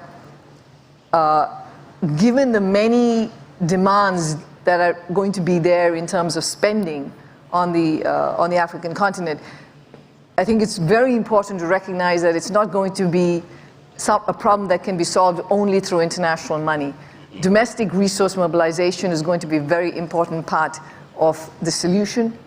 And in capacity development work, when we're trying to help countries do revenue mobilization, Africa gets the vast majority of our support in this area in terms of raising revenues, mobilizing higher amounts of revenues to meet the critical spending needs.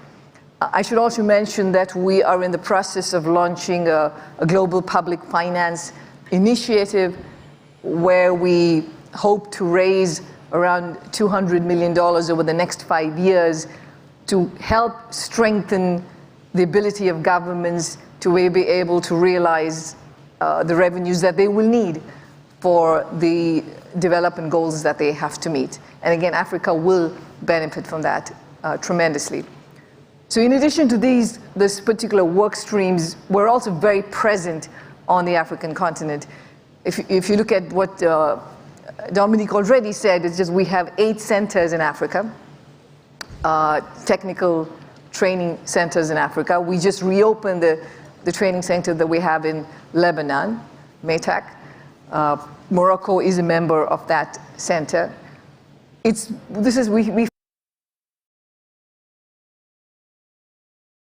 The country work is to be able to be effective in that work. And through these meetings, we're also looking forward to raising more financing for these centers. We've received a pledge from the European Union for the amount of about $25 million to help these 8 centers. We're also going to very soon sign a deal with the government of Mauritius, who is also giving a generous amount of financing for this purpose. We have also countries like China, and France, and Saudi Arabia that are contributing to these centers. But again, none of this would have been possible if we didn't have the support of our colleagues in Africa who are using this capacity development technical assistance programs that we have.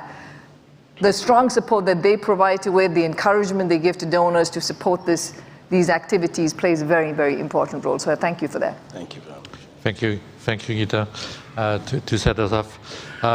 Let me turn to the Minister. Minister, Sierra Leone has accomplished a lot of progress in strengthening economic institutions, policies, prioritizing investment in human capital development, in health, in education, and complementary investment to diversify the economy.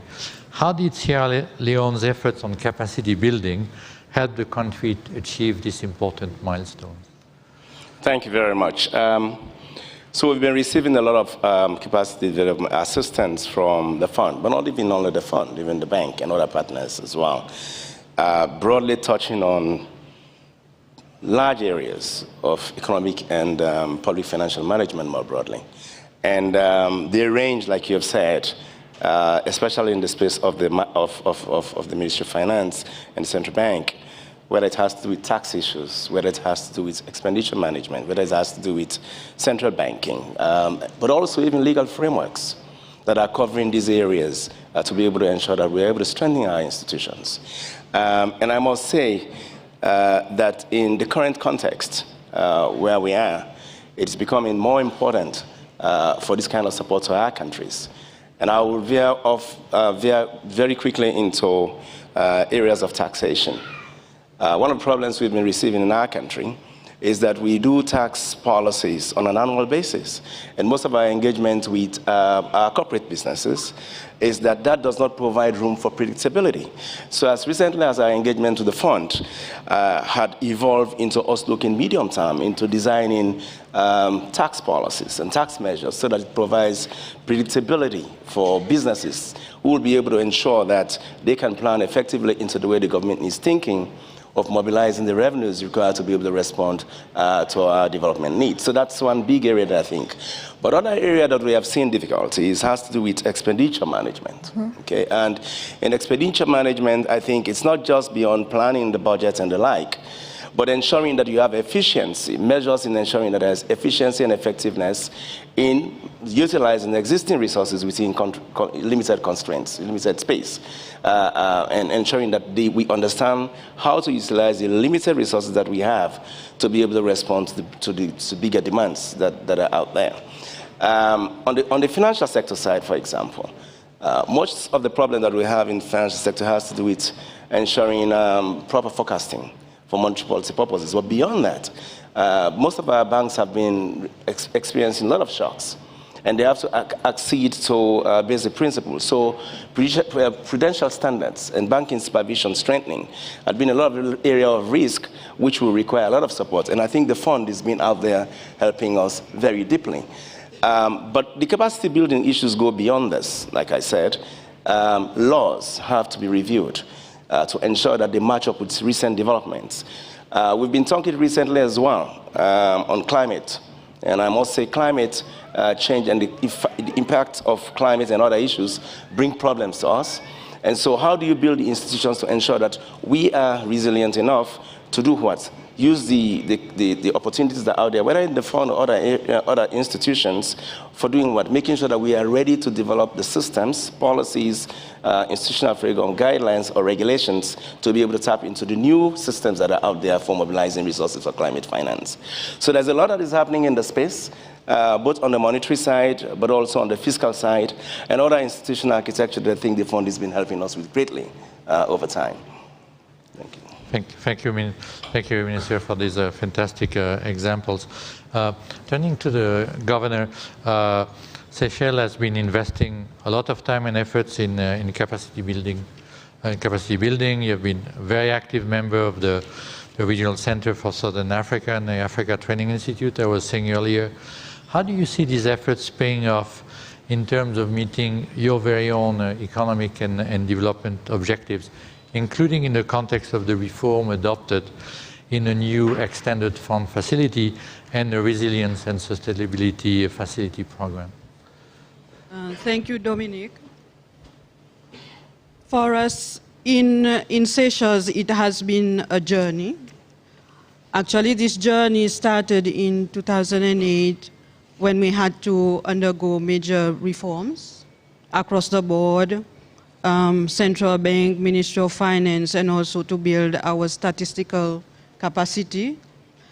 But when we were having this conversation, we also acknowledged that we had a young team across the system with limited experience, and this is where, alongside the program, we felt that it was important that we had a capacity building plan, because we needed to elevate our technical capabilities.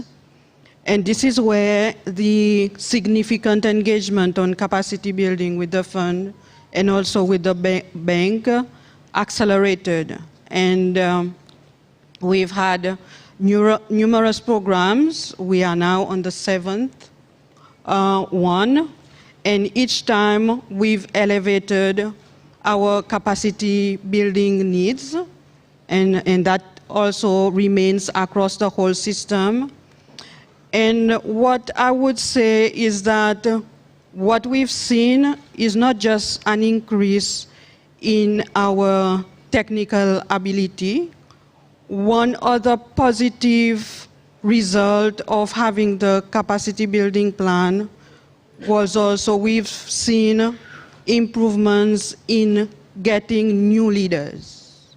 For us, this has been a significant outcome of this program, because we had a young population and we were also building leaders of the future. And using these channels with the fund and the World Bank, it has helped. And I can say that in the team that we have attending these annual meetings, all of us have benefited, including myself. I've been a product of the capacity building of the fund, and we've seen over the years people moving from purely an officer and leading an institution. So for us, apart from enhancing our technical ability, we've also seen the result of creating leaders as part of the process. And in view that we have these continuous programs with the fund, it enhances our ability in terms of when we have the reviews. The staff today can have discussion with their counterparts with the fund and the bank. And with the new program that was approved this year, the EFF and the RSF, we are also putting a new request. Actually, just before this meeting, I was discussing new capacity needs for the climate. And this has been positively taken on board. And I think once you engage, the fund and the World Bank is very positive in looking how you can be accommodated. So for us, it has been a positive journey, and I encourage all countries to tap on the facilities that the fund offers to continuously build our resilience from a human capacity perspective. Thank you, Governor. Speaking eloquently about how different aspects of, the reforms, from the view of having a reform to implementing it, how that requires in building the people, and even more, as you said, creating leaders for the country. Maybe I'll turn back to Geeta to say we've just heard, a series of really terrific examples of how capacity development really help things get done, right? And maybe Geeta, if you want maybe to add a few more from other countries on the continent. Yes, no, firstly, it was very helpful to hear from the Minister about the wide set of areas in which we help on the capacity development front. And Governor, your point about creating new leaders, I think that's great. And that you describe yourself as one of the people who came out of that program is really great to hear.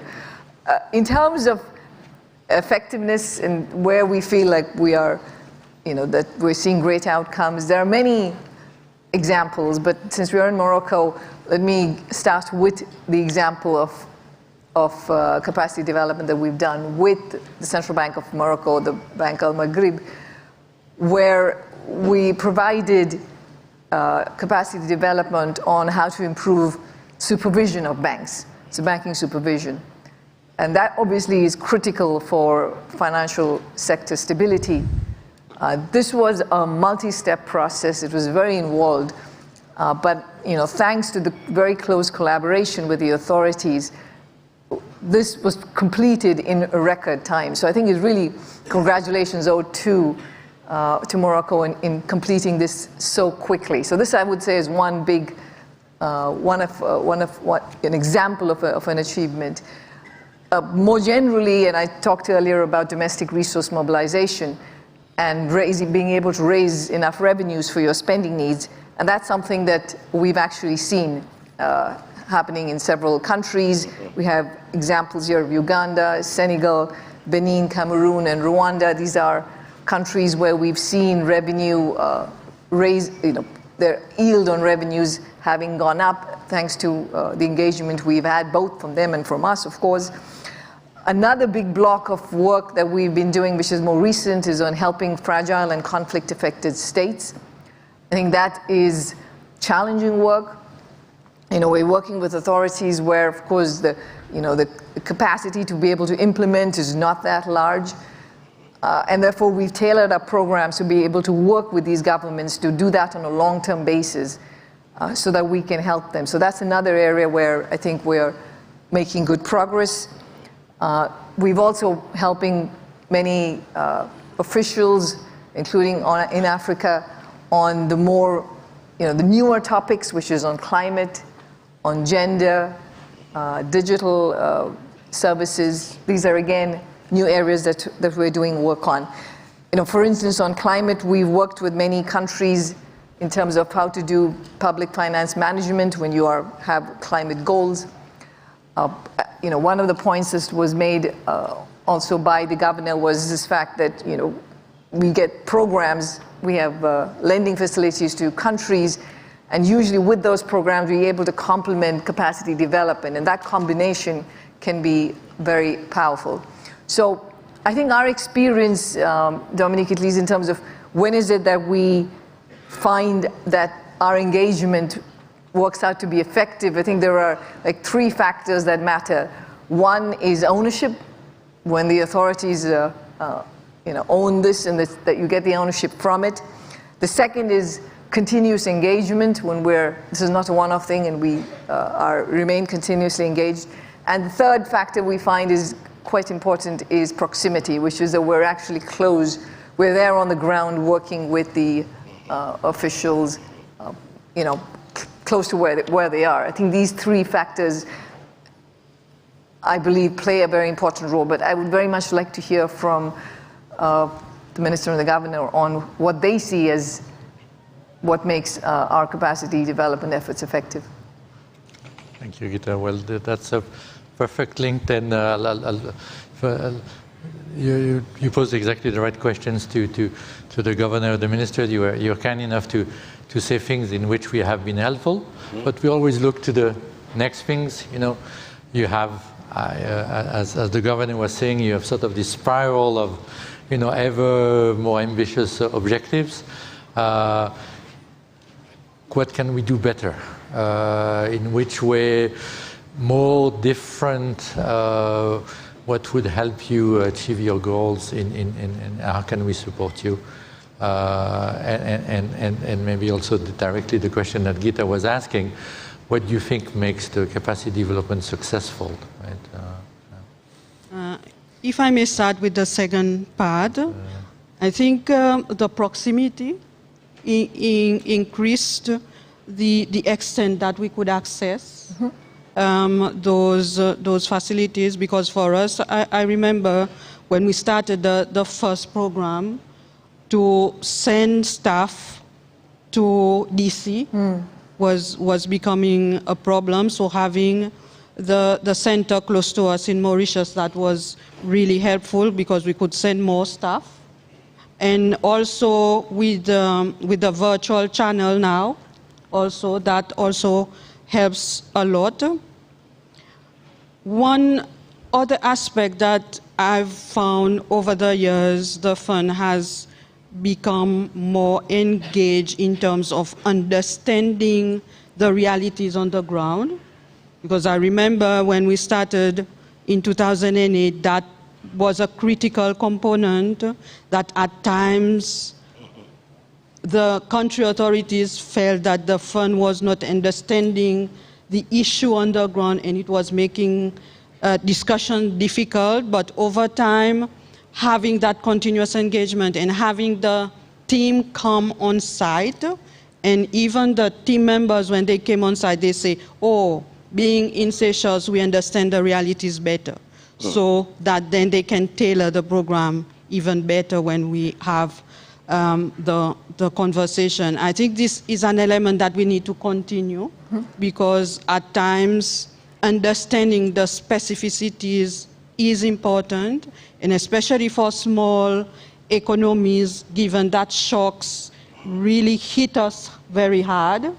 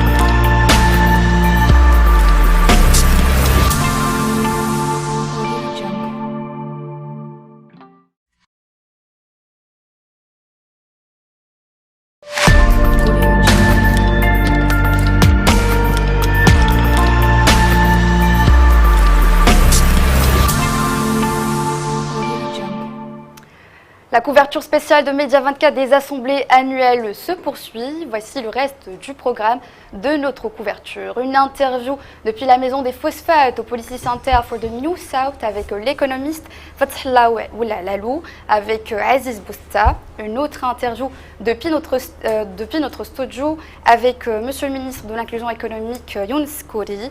Nous avons également deux conférences, une sur la coopération économique mondiale et une autre sur la création africaine depuis le site de Baberly. Et enfin, la diffusion du dialogue haut niveau sur la sécurité alimentaire lors de Voice of Africa, qui est organisé par l'UM6P en marge des assemblées annuelles à Bengrir. Je vous laisse à présent avec une interview avec le président directeur général de l'ARAM, Monsieur Hamid Eddo, que nous recevons spécialement sur notre plateau et qui sera interviewé par notre journaliste Sami El-Waldiri avec Monsieur le président directeur général de l'ARAM. Nous allons revenir sur les grandes lignes du contrat programme, sur le développement de l'ARAM, mais aussi sur les ambitions continentales de la compagnie aérienne nationale. À toi, Samir. Bonjour à vous toutes et à vous tous. Vous êtes donc en direct avec Média 24. Nous avons le plaisir d'être avec le président de l'ARAM. Monsieur le président, bonjour. Merci d'être avec nous. On va démarrer par une petite question d'actualité. Au deuxième jour des assemblées générales du FMI et de la Banque mondiale, un petit commentaire peut-être sur cet événement et sur ce qu'il peut apporter à votre compagnie. D'abord, je vous remercie pour cette invitation d'aujourd'hui et je voudrais féliciter les équipes qui ont travaillé pour la réalisation de cet événement, qui est un événement majeur pour notre pays, majeur pour les institutions financières dans leur globalité. Et c'est un moment fort où de grandes décisions seront prises, où des orientations au niveau mondial seront partagées avec les principaux acteurs économiques mondiaux et les grandes tendances mondiales à venir. Donc c'est un événement majeur que nous accueillons ici à Marrakech. On me dit qu'on parle de 15-16 000 participants, entre 15 et 16 000 participants, c'est extraordinaire. Et ça prouve un peu toute la solidité de la marque Maroc, de la marque Marrakech, la résilience et notre positionnement au niveau mondial. Donc évidemment c'est un événement majeur et nous sommes heureux d'être là aujourd'hui. Concernant Royal Air Maroc, c'était un moment idéal pour nous de rencontrer tous la planète finance, tous ces bailleurs de fonds, tous ces banquiers, au vu des ambitions que nous avons au niveau de Royal Air Maroc et du plan stratégique à venir qui nécessitera évidemment à coup sûr des financements. D'accord. Et 3 mois après l'ajustement, je rebondis sur le contrat programme. 3 mois après sa signature, est-ce que vous pouvez déjà nous rappeler ces grandes lignes? Qu'est-ce qui est prévu? Est-ce que rien n'a changé avec le séisme? Je ne sais pas, on se pose des questions. Les grandes lignes déjà. Écoutez, suite à la vision stratégique de Sa Majesté le Roi qui visait à doter notre pays d'une compagnie nationale dynamique dans un hub global et être un connecteur mondial, un hub de qualité en termes d'efficience et une compagnie de taille suffisante de manière à répondre à tous ces challenges. Nous avons, dès la signature du contrat programme, entamé un certain nombre d'étapes pour justement réaliser le programme qui était prévu.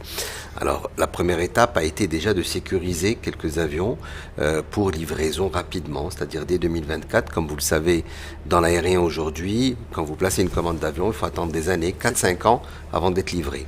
Donc nous avons pu être extrêmement efficaces pour pouvoir sécuriser un petit nombre d'avions, 7 avions, concrètement 7 avions, qui devraient arriver entre avril 2024 et janvier 2025. Voilà. Donc ça, c'est une réalisation importante. En même temps, en parallèle avec cela, nous sommes en train de préparer le cahier de charge qui sera un cahier de charge publié à la fin de l'année.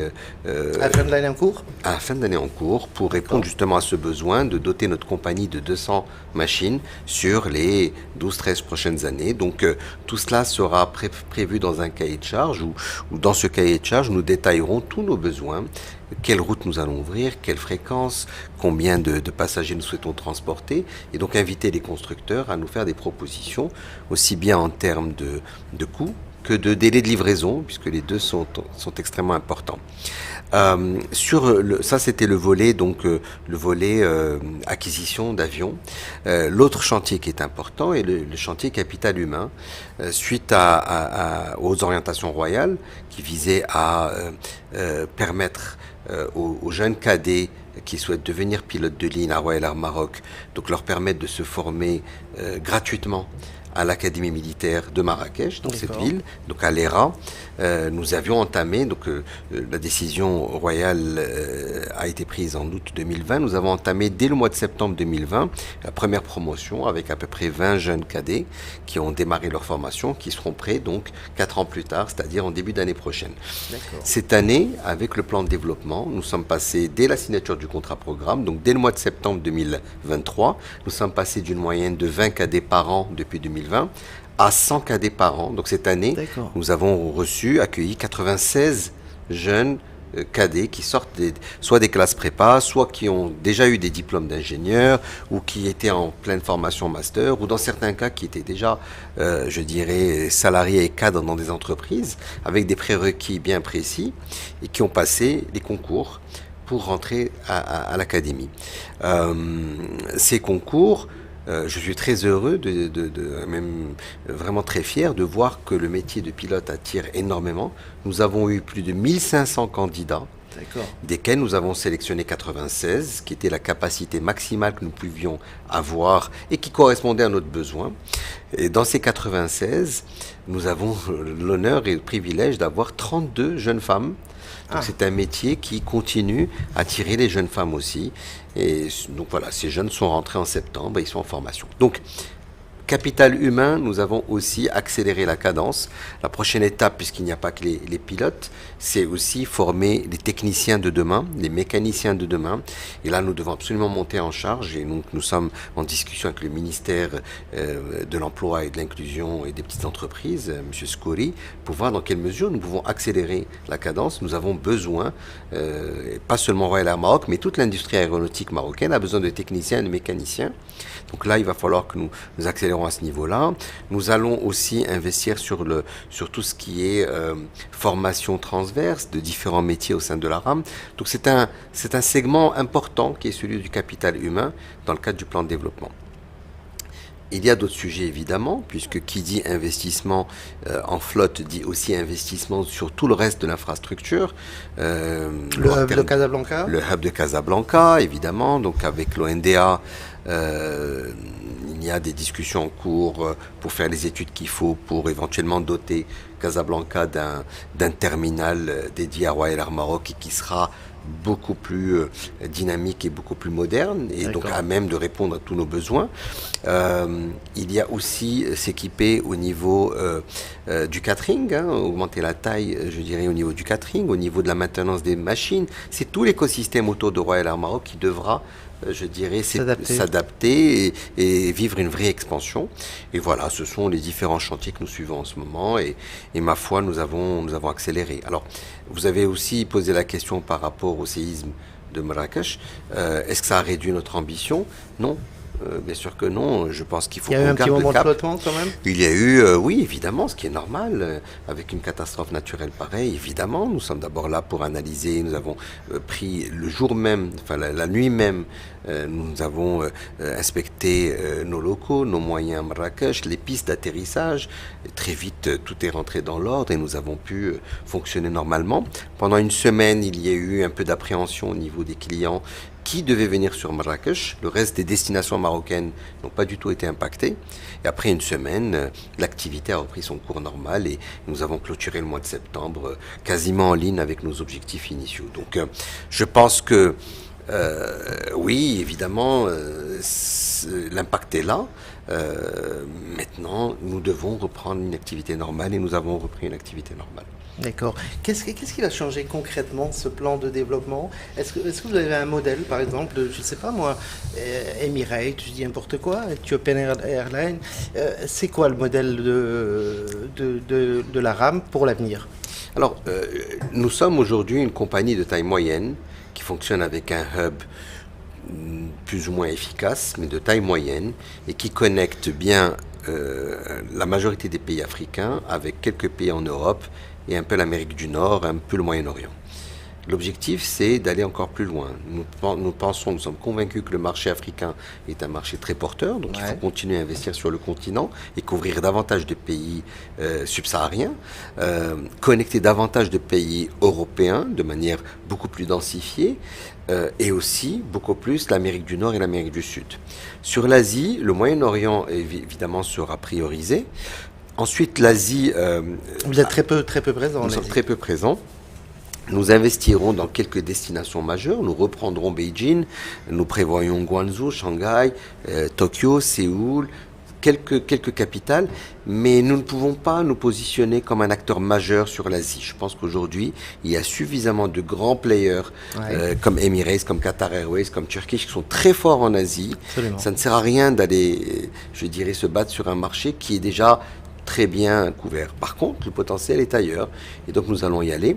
Nous avons aussi prévu un segment très important dans notre portefeuille de produits qui est le point-à-point touristique. Nous aurons un produit d'ailleurs qui va démarrer dans les semaines à venir, un produit dédié au tourisme, aussi bien en termes de produits, d'offres de services aux clients, de branding, de routes touristiques et qui va uniquement servir les destinations touristiques entre l'Europe et le Maroc de manière beaucoup plus efficace et beaucoup plus agile.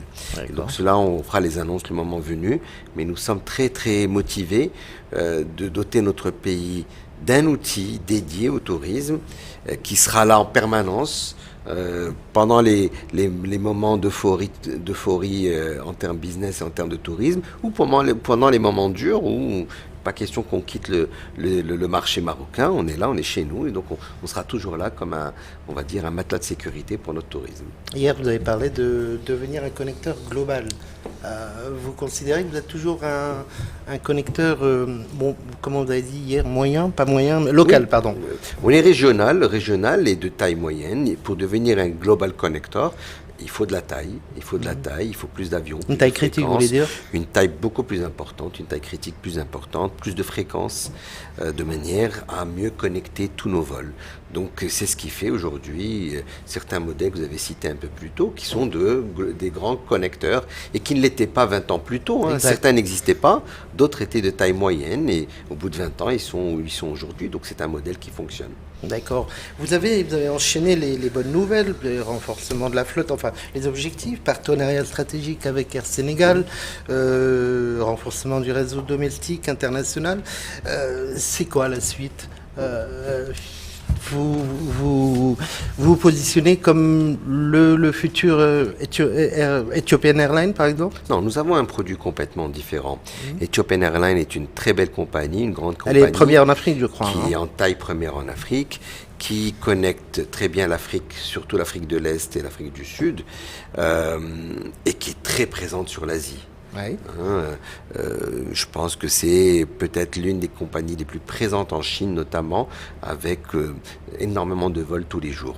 Nous, notre orientation est beaucoup plus sur l'Europe et sur l'Amérique du Nord aujourd'hui et demain sur l'Amérique du Sud aussi. Nous sommes la compagnie africaine qui connecte le plus de villes africaines en Europe, vers l'Europe, et le plus de villes africaines vers les États-Unis. D'accord. Et c'est ce positionnement que nous allons continuer à renforcer. Ce qui fait qu'avec Ethiopian, nous sommes plus complémentaires qu'autre chose. Donc, être Global Connector, c'est justement faire de Casablanca un hub mondial de transit. Faire qu'un passager aujourd'hui qui est basé à, Athènes par exemple, s'il ne souhaite pas prendre le vol direct pour des raisons économiques, au lieu de faire Athènes-Istanbul ou bien Athènes-Francfort ou Athènes-Paris vers New York, fasse Athènes-Casablanca, Casablanca-New York. C'est un exemple de comment devenir un connecteur global. Nous le faisons déjà aujourd'hui, mais à taille moyenne, il faut qu'on le fasse de manière beaucoup plus large. Et voilà, l'ambition, le marché surtout est là. C'est un marché qui existe, ce sont des chiffres concrets. Il s'agit de prendre une part de marché d'un marché existant. D'accord. Donc voilà. Et aujourd'hui, vous êtes un des leaders en Afrique. La RAM est souvent citée en exemple, mais pas encore le premier transporteur. On va dire, à quel horizon vous pensez que vous décrocherez la place de leader? Je ne pense pas qu'il faille réfléchir ainsi. Ethiopian a une longueur d'avance et encore une fois, ils sont sur un marché différent du nôtre. D'accord. Notre objectif aujourd'hui, c'est de positionner Casablanca comme un hub mondial et de faire de notre destination touristique une destination encore plus forte à travers du point à point, de désenclaver, ou en tout cas de contribuer au désenclavement régional de manière encore plus dynamique. Il n'est pas normal qu'un citoyen Oujda doive passer par Casablanca pour aller à Dakhla. À terme, on puisse avoir du Oujda Dakhla. Ou là qu'un citoyen de Rachidia doive passer par Casablanca pour aller à Tanger. Il faut qu'on ait des connexions directes. Et donc, nous mettons tout ça à disposition des différentes stratégies de notre pays et nous répondrons à toutes les demandes le moment venu. Voilà, donc nous sommes dédiés et tournés et je dirais orientés vers les stratégies sectorielles de notre pays. D'accord, mais en termes de flotte, vous serez les premiers. 200 avions. Je ne connais pas, moi, le développement de nos concurrents. Donc si, je ne dépasse pas les 150. Donc, dans 10 ans, je ne sais pas comment ils seront. D'accord. Alors, pour ma dernière question, on va se projeter en 2037. La RAM en 2037, comment vous la voyez? Déjà, il y a le premier cap qui nous aide énormément, c'est 2030, c'est la Coupe du Monde. Donc la Coupe du Monde sera un booster extraordinaire. C'est une excellente nouvelle pour la RAM. C'est une nouvelle merveilleuse. Et je ne parle pas uniquement en tant que fan de l'équipe nationale et du football, je parle en tant que Marocain. C'est un élan de développement qui est extraordinaire qui nous attend. Ça nécessitera beaucoup de sérieux. Ouais. Je pense que c'est le moment de faire un point d'inflexion et d'être de plus en plus mobilisé pour notre pays, d'être sérieux dans tout ce que nous entreprenons. Et en étant sérieux, on atteint tous nos objectifs. Et on le voit aujourd'hui, comment même des catastrophes naturelles ont été gérées avec du sérieux. Et ça, c'est important. Je pense que ça peut être un moment fort de développement, peut-être d'accélération, si c'est nécessaire, ou en tout cas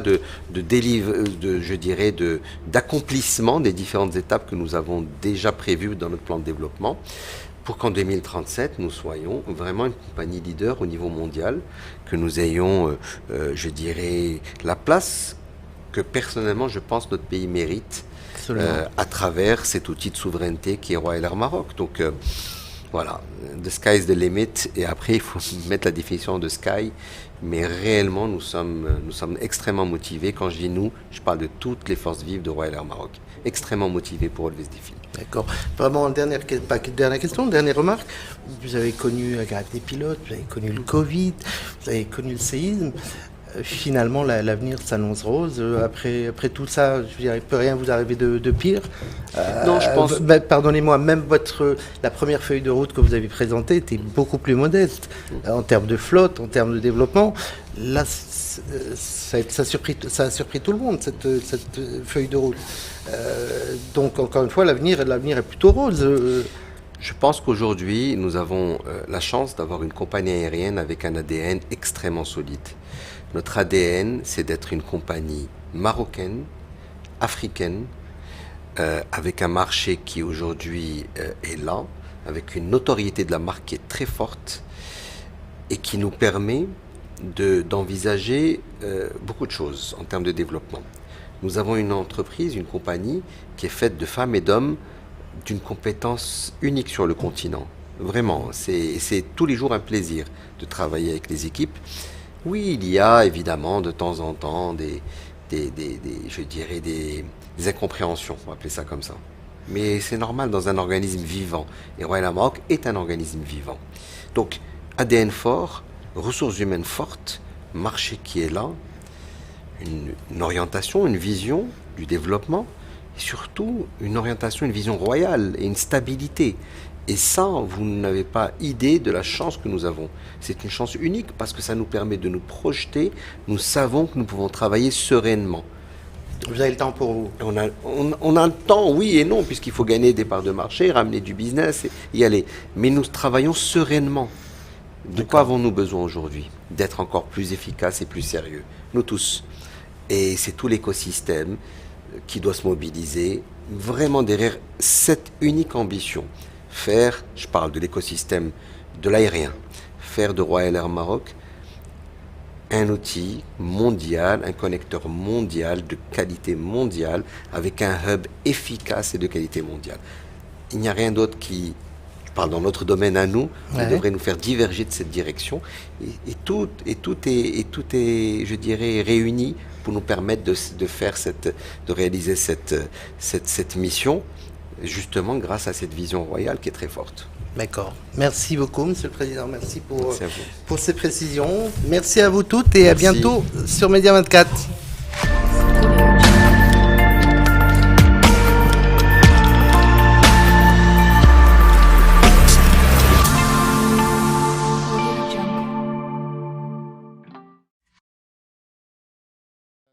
I like to do cinematographic references, but like Sandra Bullock, crisis is your brand.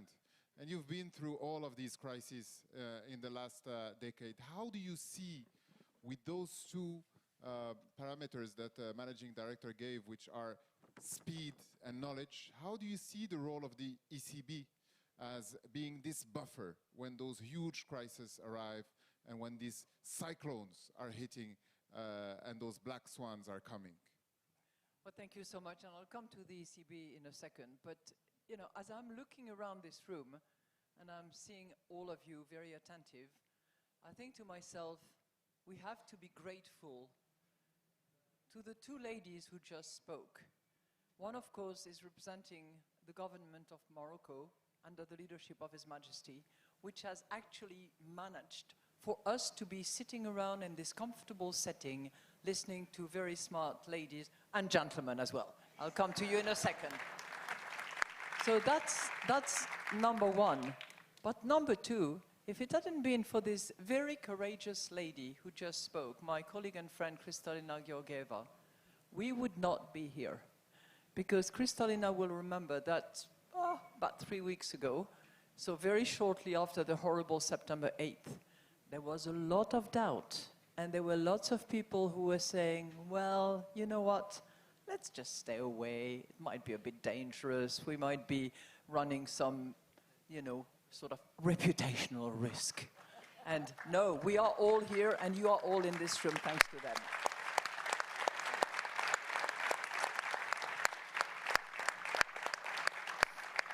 Yeah.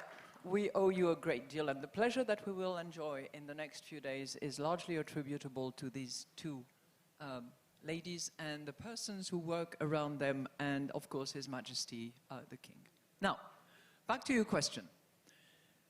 I just want to flag 3 major developments which have to do with your points of knowledge and speed, which in my view and in the view of the ECB will transform the environment in which we operate. And the first one has to do with technological revolution. You all have heard about artificial intelligence. Many of you have heard about generative artificial intelligence. And some of you are probably experimenting with Gen AI, as it's now called. And I think that there is at the moment this big question out there as to whether it is going to eliminate jobs, put people in redundancy situation because they will not be equipped and their functions will have been replaced, or whether it is not going to equip many of us, hopefully all of us, with additional tools and the ability to actually upgrade the contribution that we make to the economy. So that's big challenge number one. Generative artificial intelligence is going to impact all of us. I can tell you that at the ECB, for instance, we are embracing artificial intelligence and we are trying to improve our game, improve the quality of the human work that is put into our analysis and the output that we provide to the membership and beyond. The second thing, which obviously is a major challenge, and we are seeing it out there. The first thing that you see when you arrive here are those dry trees. As we were discussing earlier on, it's not random, it's not 1 year in many, it's just that climate change is upon us and requires that we all adapt, adjust, and that we move fast, as Morocco is doing. And the third element, which is also a major challenge because it impacts the previous one, is this inability of policymakers to actually cooperate, work cooperatively to actually find international and global solutions to what are international and global problems. Those are the three big challenges that we are facing, among others, but I would pick those ones. And to give you an example of what the ECB can do, like any central banks, but I can only speak for my own, number one, we have to procure price stability. Because if you don't have price stability, nobody is going to invest.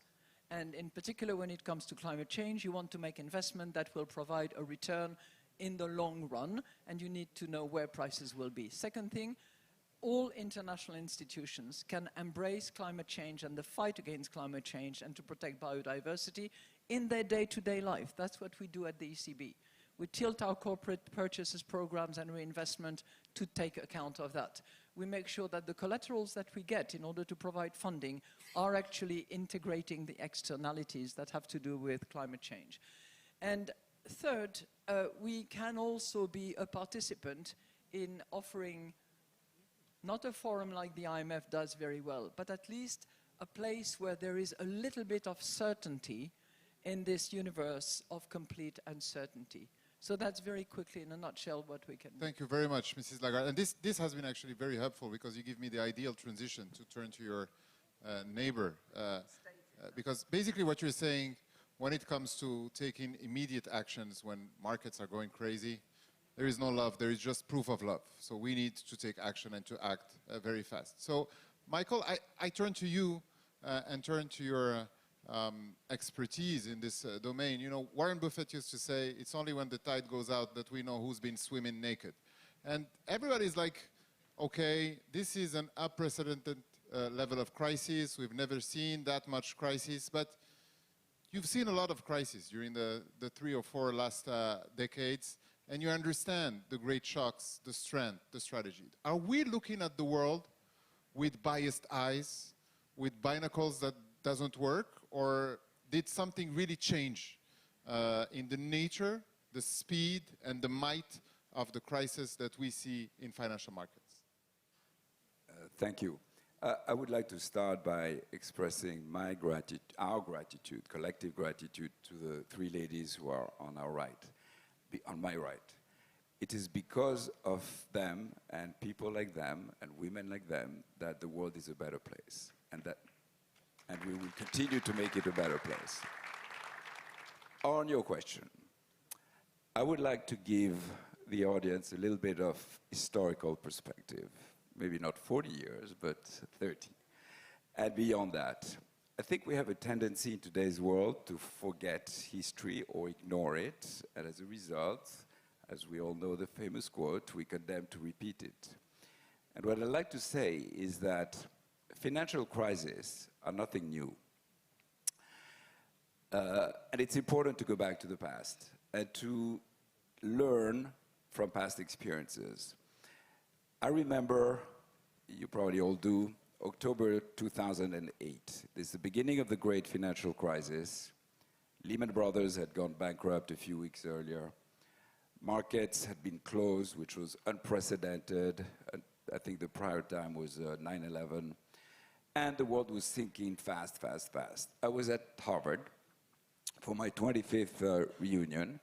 And I decided to attend a panel which was run by Professor Merton. He's a Nobel Prize economist, very well known for his work on option theories. And he said something simple and so powerful, I still remember it.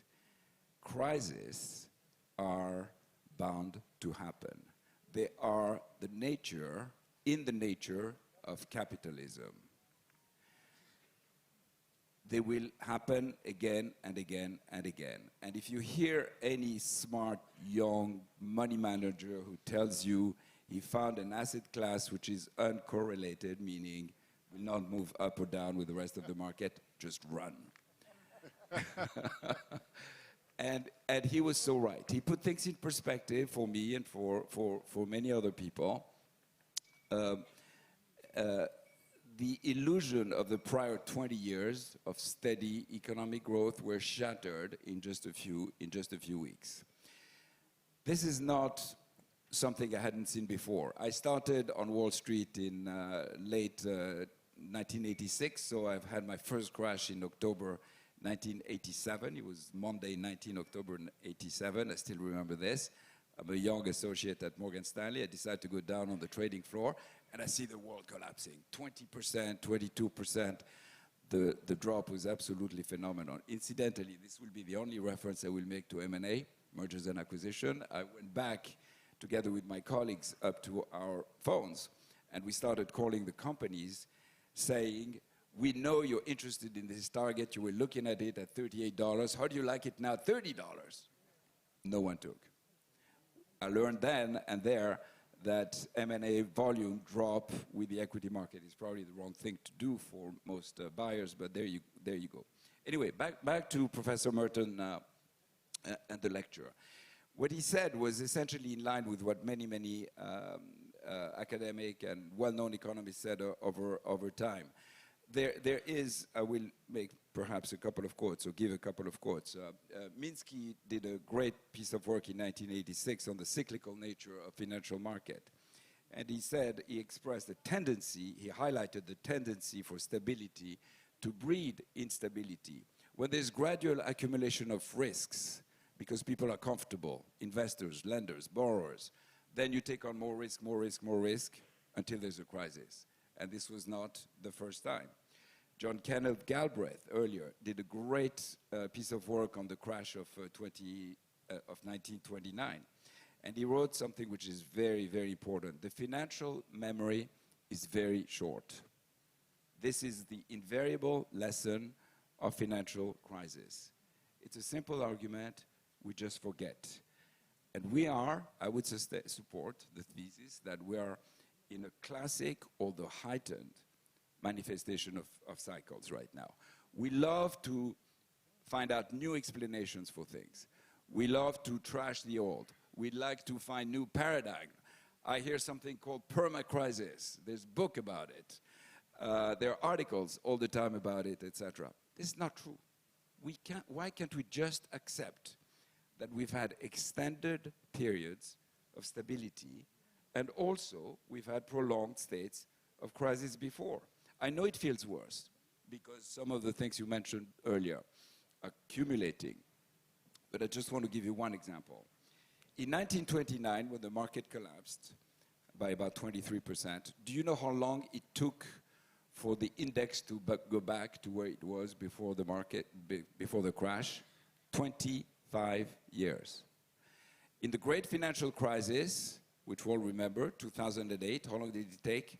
5 years. After the pandemic and the crisis... I see that Mrs. Lagarde... Do you want to react to that, Mrs. sorry. Lagarde? Do you want to say something? I think too long or too short? No, 5 years? 5 years, I think, is in some parts of the world. Other parts of the world took a little longer. You're entirely right. Certainly not. We haven't got back to that level in Europe. I was referring to the US market. You're absolutely right. Thank you for the correction. Back to the pandemic, and again, sticking to the US. Massive crisis, 9 months. It took 9 months to go back, okay? So my point is, there is reason for tempered optimism here. Things, when you look at history, things have been worse. And by the way, I'm only talking about financial markets. What happened after 29? A world war. 50 million people dead. Of course, I know we have lots of issues on the planet right now, but there's been a lot worse. This is amazing, ladies and gentlemen, when you see an M&A legend turning to the world of thinkers and going and quoting Galbraith and coming back to economic theory. But let me turn to you and react to what Michael just said, Tidjane, because basically what he's saying is that, well, if you look at the world, crises are shortened now. It takes less time to resolve a crisis. Of course, there's a lot of fuss because we have social media and we have a lot of people that are talking about the crises and everything. But you, Mr. Thiam, given your own journey, you faced many crises and navigated significant shocks. You were CFO of a Prudential at a time where the financial crisis hit the world. You were CEO of Credit Suisse in very challenging times. But now you're steering Freedom Acquisition Corporation. All of the speakers who spoke before you spoke about cycles. They spoke about speed, adaptation. In your view and your expert opinion, how do you view the landscape of global economic challenges, particularly in the light of the great systemic shocks the world is bracing for right now? Thank you. Thank you, Abdelmalek, and hello, everybody.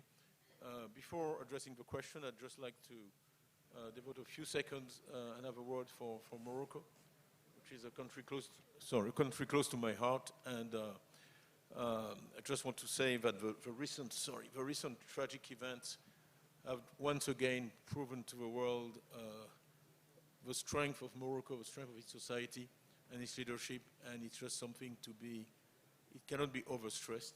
And I'd like to salute here the minister and also Kristalina and all those who have helped Morocco grow through this difficult time.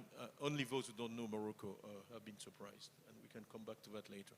Now, to go to the issue, we all know the challenges, you know, the shock, the external shocks, COVID, the heavy intervention of governments, the inflation that followed, the pressures on purchasing power, more recently Ukraine, geopolitical issues. So that's the background. But I tend to be in agreement with Michael, and maybe that's why you sat us to this end of the panel, because I'm an optimist, incurable optimist, because I believe in the human spirit, and that will be my first comment. I'm looking at Kristalina here, but I was one of the African Union COVID envoys. It was a very dark time, and I'd like to commend you, Kristalina, for the quality of your leadership, your determination, your drive in addressing that very early on. I remember the discussions on the SDRs, etc. So really, thank you from all of us for that. And when I see that we now have mRNA vaccine manufacturing capacity in Africa, kind of 18 months later in Ben Siman in Morocco, that is absolutely revolutionary. And I'll just make an aside here, but I can say with high confidence that the malaria vaccine is not far. Think about the transformational impact this is going to have on Africa. It's really not far. Any scientist will tell you we have about a 70% probability of finding it in the next 2 years. That's, you know, game changer. So the power of the human spirit, our ability to innovate, to find solutions to problems is infinite. It has to be combined with equality of opportunity. And I'm going to embarrass my women co-panelists here, but 30, 40 years ago, I don't think anybody would have expected that on a panel, the former head of the IMF and current head of the ECB, the current Minister of Finance of Morocco, and the current head of the IMF would all be women. So I'd like to salute you. I think that's... Tidjane, are you saying that we're outnumbered in this panel? Well, you compose the panel, so I leave you the responsibility of that statement. But it's, for me, I live in a better world. I'm happy to live in 2023 because of that.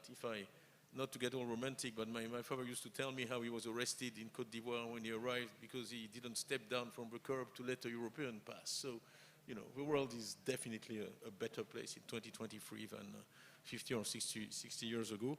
And the final comment I'd just like to make, but it comes out of the first two, is really innovation. I just looked, if you take the 10 largest companies in the world by market cap, 2 observations, 8 are American, you can pause and reflect on that, and 5 are less than 40 years old, 40. That's the first time in the history of the world that 5 of the 10 largest companies are less than 40 years old. And it's going to get worse or better. You know, it's only going to accelerate. It's only going to go faster. But for me, it's a coin with 2 faces. One can get pessimistic about it. Just so the audience can understand, what's worrying you about this? Is it too much concentration? It doesn't worry me. I actually think it's good news. Because what it underlines is that this competition is intellectual. And that is the level where developing countries are least at a disadvantage. Because I believe that skill is uniformly spread among all children who are born on this planet. What's lacking is opportunity. Okay, we talked about education and health, but a competition which is based on intellectual creativity, I welcome. Because that is something that we actually have in spades. You know, you can look at art, you can look at every form of creativity that Africa is able to express, whether it's music. You know, there's no shortage of creativity, there's shortage of opportunity. So I think in that world, on that stage, we'll be able to compete. And I look at the next 30, 40 years with optimism. Thank you very much. So, Nadia Fattar, let me come back to you. President Thiam said that he's an optimist. Sometimes an optimist is just a pessimist that didn't look at the forecast right. But you're an accomplished jogger, so you know the challenge of keeping pace, balance, tempo, being able to go for the long run. Let's take this conversation closer to our heart and bring it to Morocco a little bit and talk about the region. As an accomplished jogger and someone who understands a lot about rhythm and how to manage your effort, how do you see Morocco facing the question of stability in motion? How can we at the same time do the tough, the urgent reforms and find budget for that, and at the same time do the structural transformation when it comes to education, to ecological transformation? Do you have a tree that grows magic money?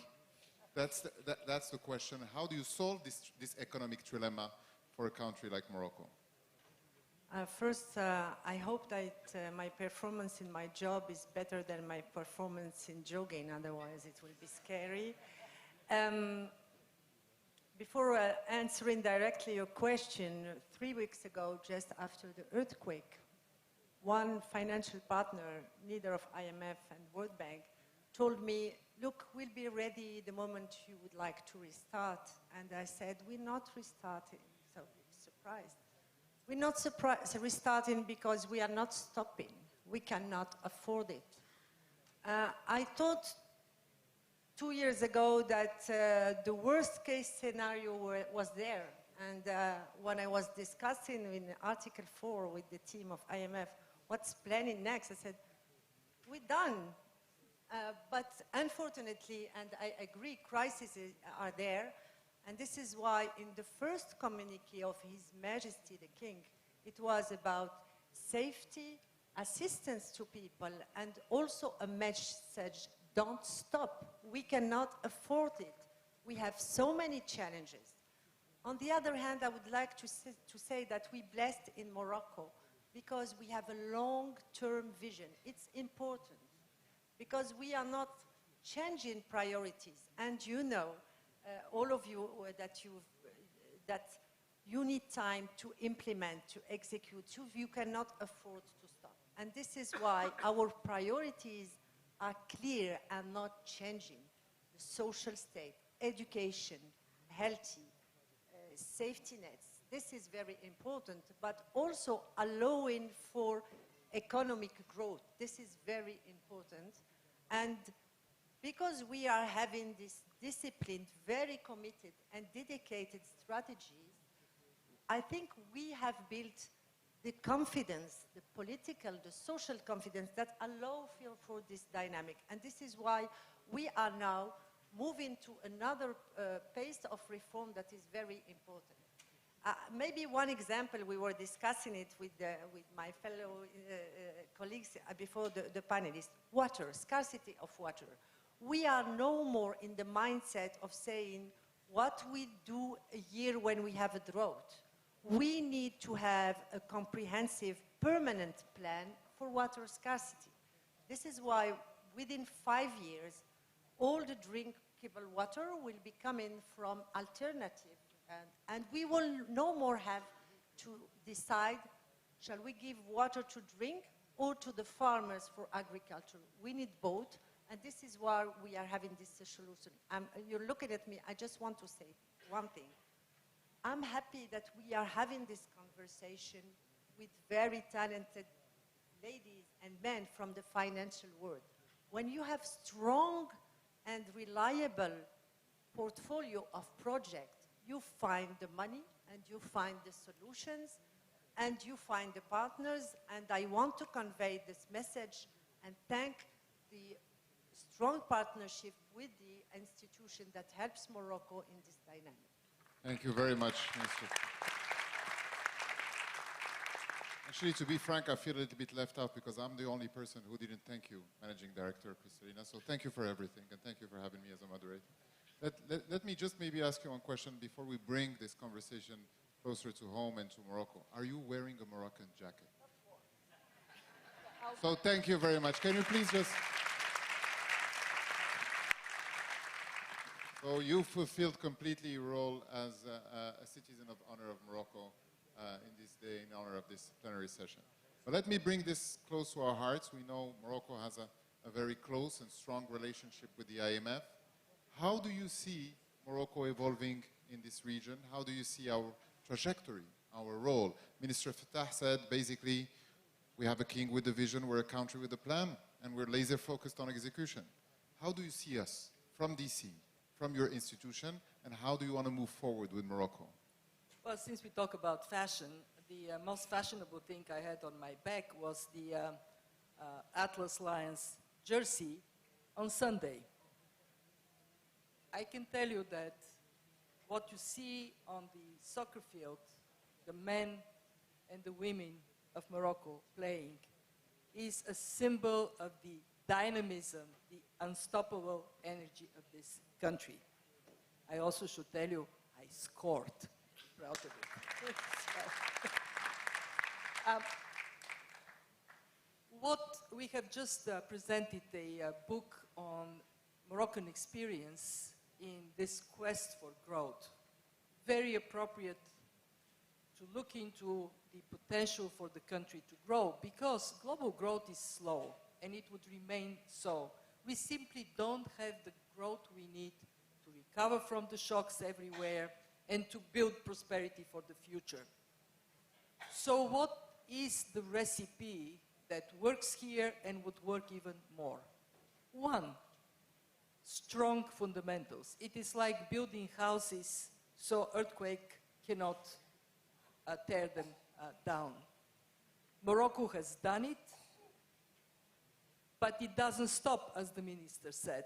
The world is changing, Morocco is changing. We have seen inflation in Morocco dropping from 13% to 5%. Still a little bit to go, but that is what strong fundamentals deliver.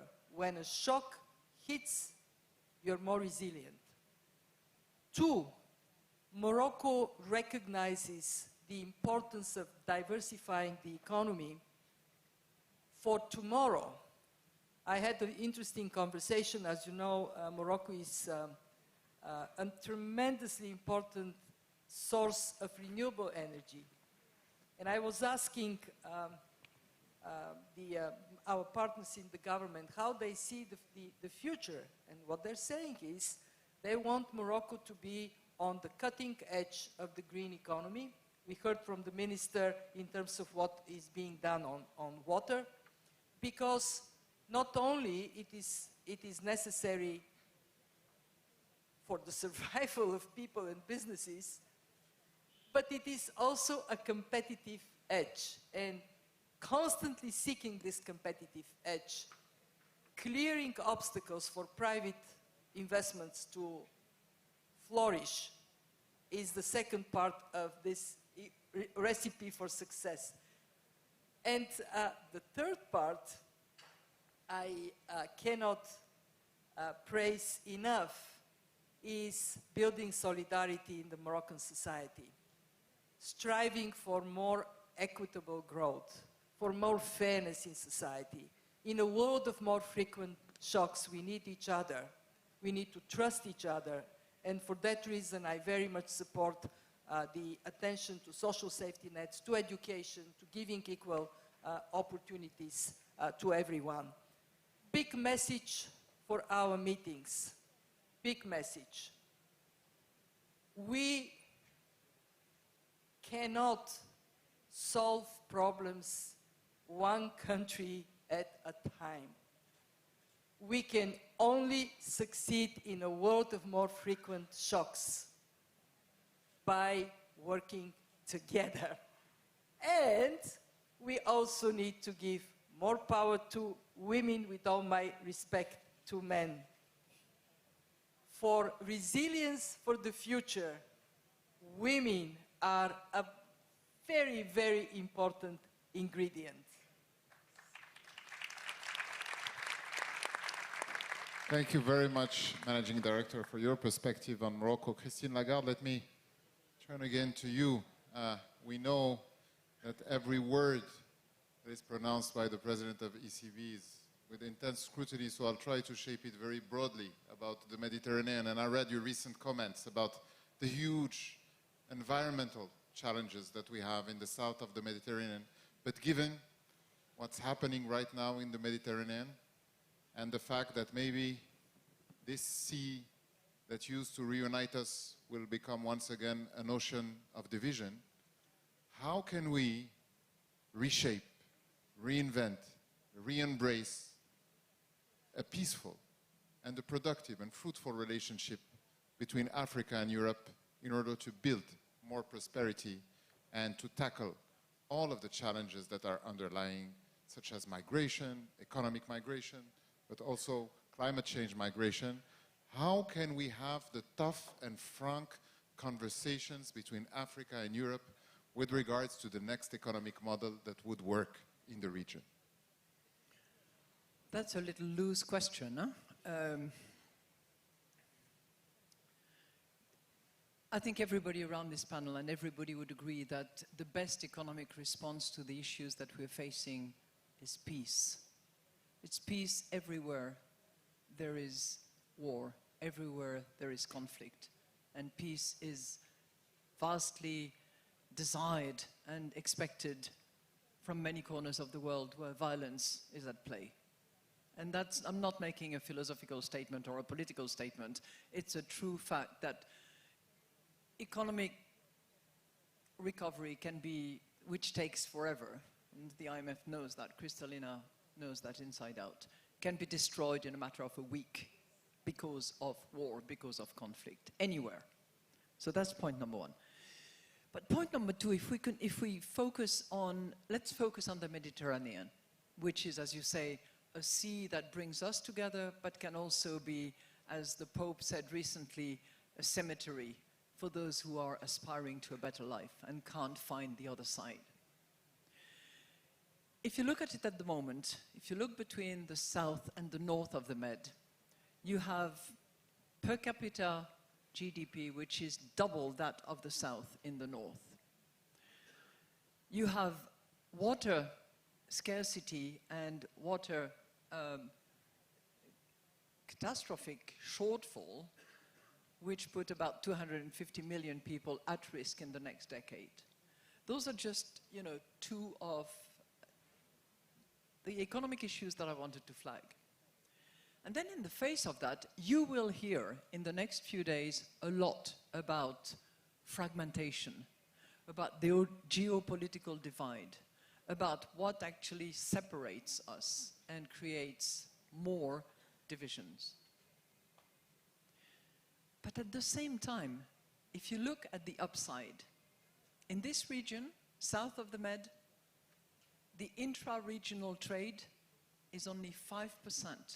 It's probably one of the less integrated economic regions in the world. So the upside, the opportunities, the potential, if people put their mind to it, if there is money to be made, let's face it, is immense. So the partnership that there could be between the north and the south of the Med could be extraordinary.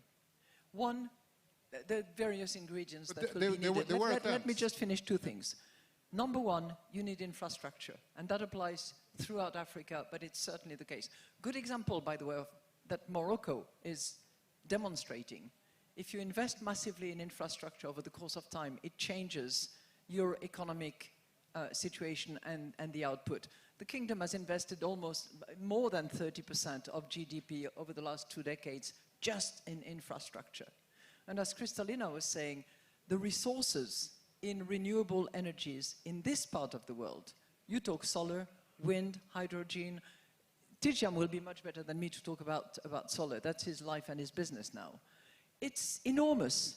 What is lacking on the other side? Renewable energies at that scale and at that level. So the partnerships that will result from the fragmentation, you talk about friendshoring, reshoring, shoring altogether. This should happen in this part of the world where the partnership that exists within Europe, for instance, which we have experienced over the last many decades, should be extended beyond and should reach out the other side of the Med. Yes. Let me just understand something. there were attempts to build regional integration in the region. But isn't it wishful thinking when you have countries that don't talk to each other, that don't work together? Look, when on September 9th, when a neighbor of Morocco, Algeria, I'm sorry, I'm going to be politically incorrect here, but when Algeria reached out and said, our brothers from Morocco need help, we're here. And the same happened on the other side. When Algeria was going through all these fires, Morocco reached out and extended a hand to the other side. Those moments are precious. They need to be leveraged. They need to be expanded. And I think it's our business, us in economics, in finance, to actually identify the upside and say, when you reached out, when you opened your hand to the other side, it was legitimate and it was a humanitarian demonstration. More needs to happen. And there can be some economic upside as a result. And I hope I'm not preaching. Thank God we don't have politicians in this panel. We only have technicians of the economy. So I think we'll let them do the heavy lifting on all of these issues. Thank you very much. But our job is to show them that there is huge economic upside to political resolution of the issues. Absolutely. Thank you very much, Ms. Michael, let me turn to you because... And I'll just give a heads up and a little bit of house management to my speakers. We only have 21 minutes left, as you can see on the counter, so I will ask all of you to be a little bit briefer for the next question so we can ensure that we can all be on time and that the very important people here in this panel can attend to the other stuff they have to do right after. Michael, we've seen a great list of what we need to do. Finance the ecological transition, finance education, social protection. You're the expert in finance. In the words of the great American poet, Tom Cruise, show me the money. Where is the money to do all of that? How can we do all of that, Michael? You're the one who can give us the answer to these kind of questions. I thought you rebranded me as a theoretician of economic cycles, etc. So you want me to be back in my... I want you to be both in the continent of thinkers and the continent of doers, and I know you can do both. So, take us afloat with this. I will try. And I will try by being a banker and by taking a very specific case example and try to put some figures. Apologies, but he wants me to be a banker, so I will be a banker. Let's take green ammonia and hydrogen production. I'll give you a few very simple figures. The total announced production volume as of January of this year in the world is about 38 million tons. That was multiplied by 6 over the last 2 years. These are announced volumes. It will take $320 billion to finance this. And the question is, where's the money going to come from? I'm going to start by saying it's not all going to happen. This includes some 795 projects, of which only about 10% have passed the planning stage, are in the committed stage. On a worldwide basis, we've looked at some research published on the subject. So, when setting policy goals, or indeed trying to draw big lessons for the planet, I think we should always remember that at the end of the day, market will drive what happens and what doesn't happen. And that means that if pricing or pricing expectations do not meet the requirements of investors and fund providers, etc., it won't happen. It's that simple. So that's the first point. And by the way, if I can, and I'm going to take an extra minute because I want to talk about Morocco. Absolutely.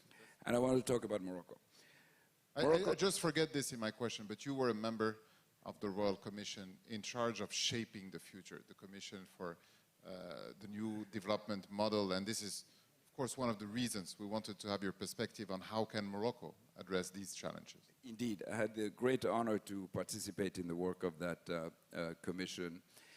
And let me jump straight to some of our findings. The first thing, there are 3 things I want people to remember about Morocco when it comes to green energy going forward. First, the unique scale of our country for natural resources of the future. Solar, wind, ocean, 3,500 kilometers of coastlines. Fertilizers, 80% of the world reserves. First point.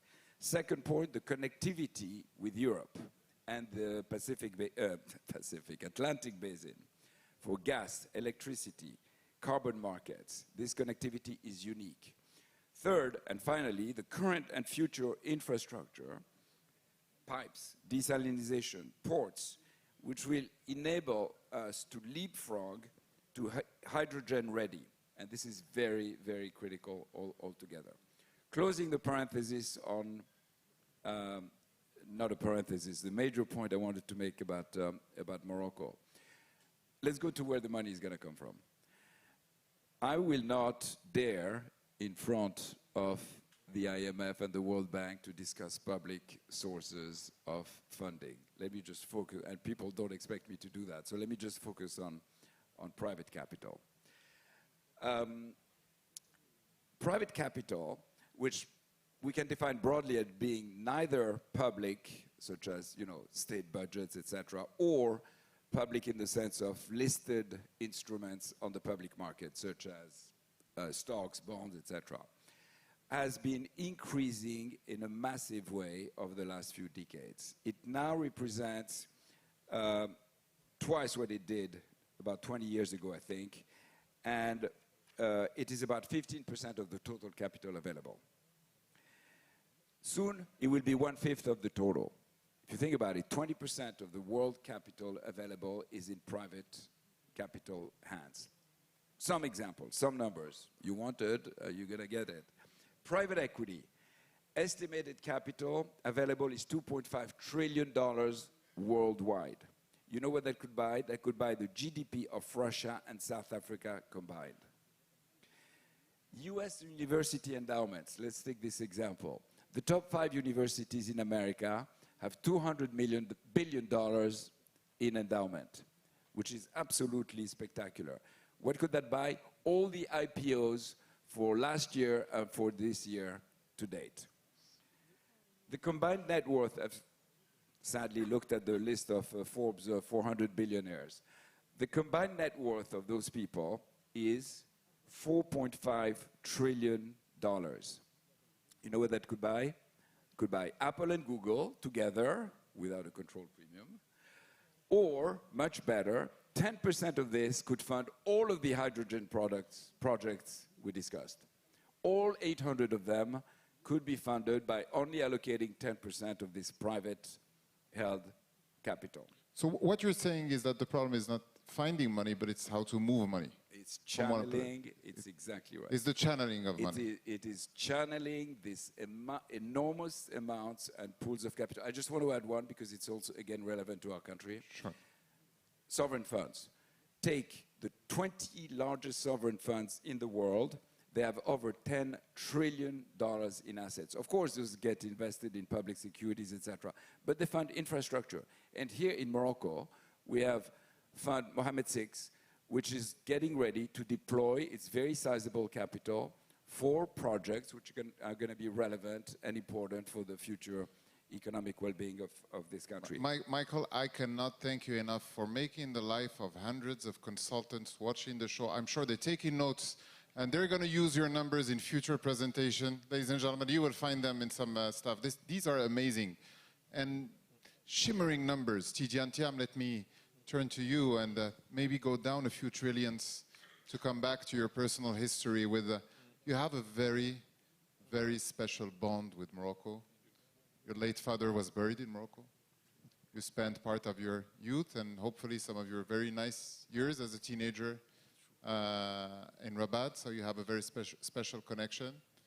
And you went to the helm of finance and on C-suite, executive suites, and you've seen the world from these perspectives where the carpets are very thin and danger is everywhere. How do you see us, Moroccans? How do you see the journey of Morocco in this new world economic order and how we're doing? Well, thank you. Thank you, Abdelmalek. And as they say in London, I would have to declare an interest because I'm hopelessly conflicted on the issue. I love this country for all the reasons you mentioned, and I also love it for philosophical reasons. When people ask me to talk about Morocco abroad, I mention a few things. The first one is always that this was the western border of the Ottoman Empire. That helps people, I love history, that helps people understand the strength of this country, the courage of its citizens. It's not all the students of history know that it's not for lack of effort that the Turks were not able to occupy Morocco. you know, there was a bay in Algiers, there was a bay in Tunis, never in Rabat or Fez or Meknes. So this fierce desire to remain independent, for me, is core to the identity of Morocco, not to mention the adventure in Europe and in Spain and the centuries spent there and what, those who came back, brought back when they left Spain, and not to mention I think King Hassan used to compare Morocco to a tree with its leaves in Europe and the roots in Africa, not to mention the connection to sub-Saharan Africa, which is deep and real. And sorry, I'm going to be optimistic again, but I'm a great believer in cultural exchanges and cultural diversity.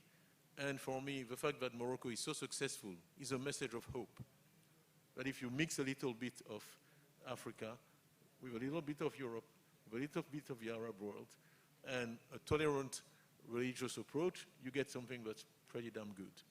So that's my pitch for Morocco. Thank you very much, Tidjane, for this amazing testimony about how you see Morocco doing. Ladies and gentlemen, we had prepared a set of questions that would take maybe the rest of the day to answer to. So we will change it for the end of this session because we only have 12 minutes left. I'm sure all of you want to have a key takeaway from these amazing leaders because we spoke about how we can face systemic shocks, how do we deal with pressure, but let's take it to the personal level. How do you guys deal with pressure when there is this pressure immense that is mounting, that is coming? Do you listen to music? Do you do sports? Tidjane, I know you play none less than 6 sports: judo, taekwondo, football, basketball. So I'll start with you. We'll do it in the reverse order so the managing director can have the last word if you would like. So how do you cope with, maybe a subsidiary question for you, Tidjane, before that. In 2025, there is an important election. Are you running to become president of the Olympics Committee? No, of the International Olympics Committee, because there is a rumor about that. Well, all I can say is that I will attend the next session of the International Olympic Committee in Mumbai next week. So how do you deal with stress? You almost gave me a heart attack, but thank you for the question you asked. I got worried for a second. No, how do I deal with stress? First of all, sports, it's a passion. I love it. I was never very good at it, and that's why I'm working a bit funny, but I've managed to blow about every joint in my body playing all those sports. But, okay. I believe, and I'm willing to be challenged on this, that football, soccer for Americans, is the single most meritocratic activity on the planet. Okay. That's fair. Michael, let me turn to you. Yeah. So that's why I love it, okay? Because a child can be in Marrakesh or in Abidjan and say, I want to play for Man U. If he's good enough or she's good enough, she will. This is, for me, it's the best expression of letting talent loose and letting people compete. And what I like in sports is the meritocratic aspect of it. And also, if you're not very skilled like me, hard work pays. If you're not very good at basketball, if you're willing to sink 500 shots a day, you're going to become good. And a lot of sports are like that. They reward effort, they reward discipline, they reward resilience. And I have a professor who really kind of changed my life when I was taking exams. He said, most people focus on getting good grades. What determines your potential is not your best grade, it's your worst grade. So you have to strive to elevate your minimum. It's a sentence that stayed with me.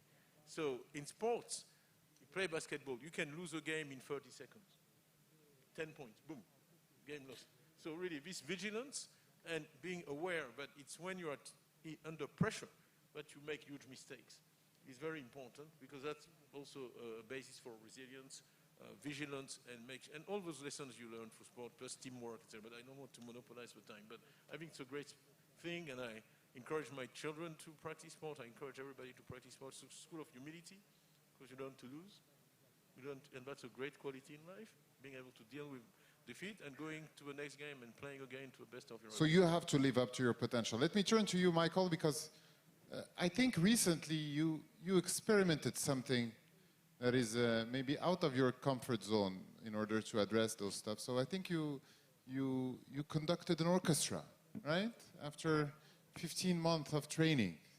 Can you tell us a little bit about this experience when you've been a star of the MNA? Is it something to cope with pressure, or is it out of passion? Okay, you're determined to embarrass me today. I remember that. This was an experience which has nothing to do with stress or managing stress. I will come back to that. But since you've asked, I've always been passionate about classical music, and when I was a young man, I wanted to become an orchestra conductor, and I wrote to the Conservatoire de Paris right before I had the baccalaureate. I think I was 15, 16 years old. They told me, "You're too old." So that was a big disappointment with which I started my career on Wall Street. But I never give up.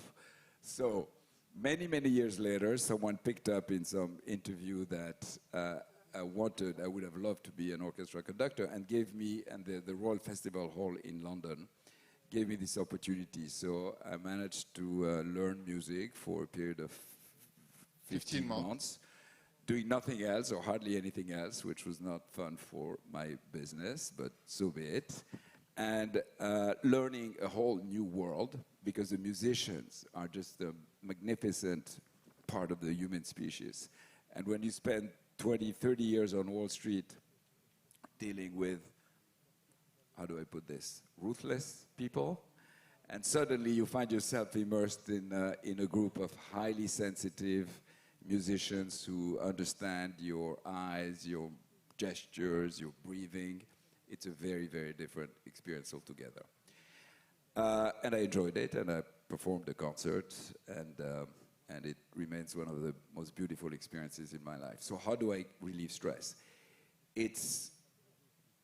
I want to refer to Steve Jobs. Steve Jobs gave a great speech, which I encourage all of you who have not read it, to the Stanford University students, I think in the late 90s.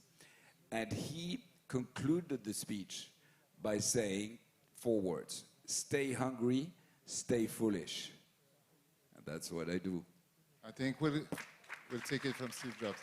President Lagarde, you're almost an advertising for German watchmaker Tag Heuer, don't crack under pressure. But really, when the situations become tough, what do you do to distress and to find a little bit of this inner peace, to restart the engine and be able to cope with these very difficult times? I do something that I want to share with anybody who cares to listen and who is also sometimes facing a moment of stress, and there's little bugs in your stomach that tell you that you're about to do something that you don't really like. And I used to be a swimmer. Serious swimmer, and I was on the national synchronized swimming team in my country.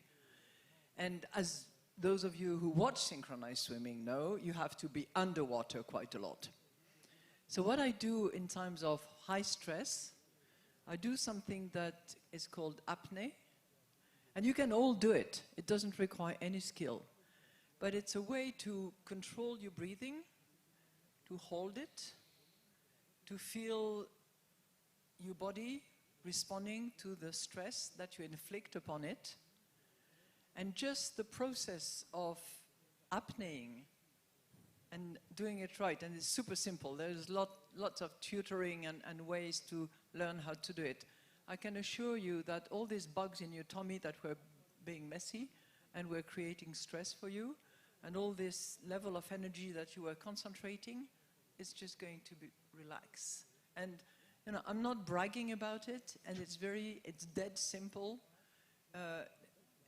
Try it. you don't have to go into high-level meditation.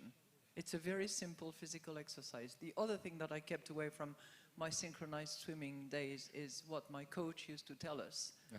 And she used to say, grit your teeth and smile and get on with it. And that is something that, you know, if you know synchronized swimming, when you have a nose clip, when you are just getting a really bad grade from the judge, and you have your coach that says, grit your teeth and smile at the same time, it's a bit difficult.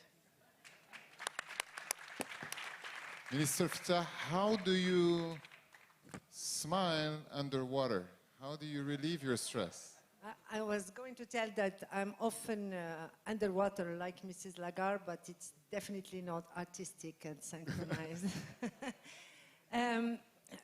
Really, to cope with the stress, I think I have one simple rule, is whenever I have a weekend, I'm back to normal life. Normal life is family, real people.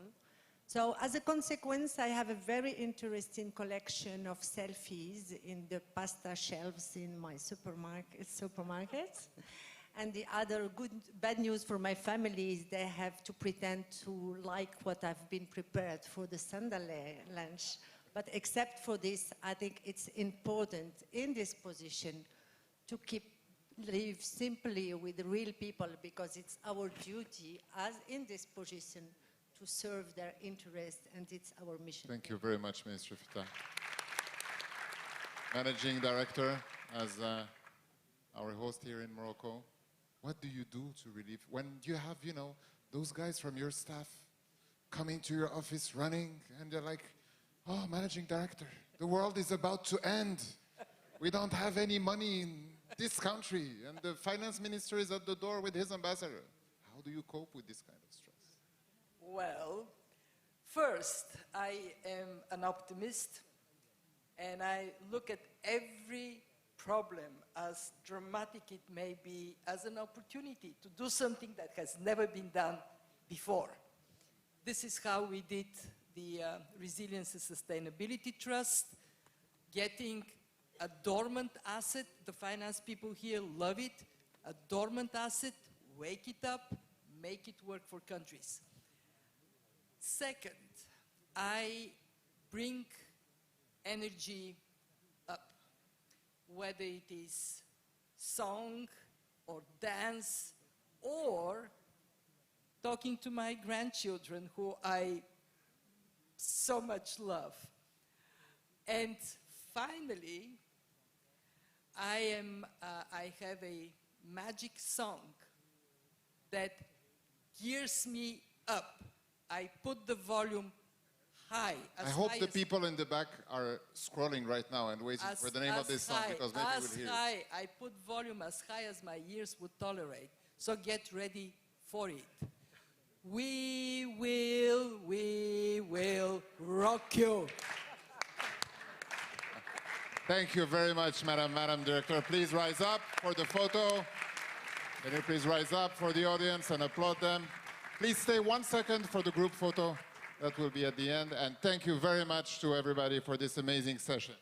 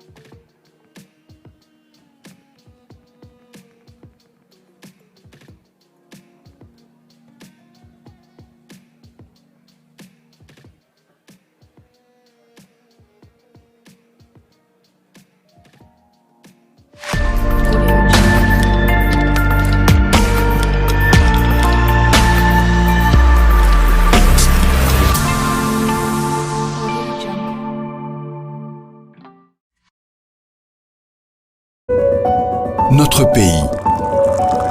Terre de dialogue et d'hospitalité. Guidé par une vision éclairée et fier de son africanité, notre pays, qui relève les défis du futur et qui voit en sa jeunesse une force, s'apprête une nouvelle fois à réunir le monde. 189 délégations officielles et plus de 12 000 personnalités. Du 9 au 15 octobre, le Maroc accueille les assemblées annuelles du groupe de la Banque mondiale et du Fonds monétaire international à Marrakech. Pour vos déplacements en Afrique, Inouï Business est à vos côtés avec le nouveau pass roaming le plus large sur le continent, valable dans 39 pays africains. Profitez de 3 gigas d'internet, 20 minutes de communication et 20 SMS à 300 dirhams TTC, valable 14 jours. Rendez-vous sur l'application MyInouï ou contactez votre service client pour profiter de l'offre pass roaming Afrique de Inouï Business, le partenaire de votre croissance. بلادنا أرض الحوار والضيافة اللي الرؤية السامية منورة طريقها واللي فخورة بأفريقيتها. بلادنا اللي كتشوف التحديات مستقبلها وفي الشباب قوتها، كتساعد مرة أخرى باش تجمع العالم تحت سماها. 189 وفد رسمي وأكثر من 12,000 شخصية. من 9 إلى 15 من أكتوبر يستضيف المغرب الاجتماعات السنوية لمجموعة البنك الدولي وصندوق النقد الدولي في مراكش. Pour vos déplacements en Afrique, Inouï Business est à vos côtés avec le nouveau pass roaming le plus large sur le continent, valable dans 39 pays africains. Profitez de 3 gigas d'internet, 20 minutes de communication et 20 SMS à 300 dirhams TTC, valable 14 jours. Rendez-vous sur l'application MyInouï ou contactez votre service client pour profiter de l'offre pass roaming Afrique de Inouï Business, le partenaire de votre croissance.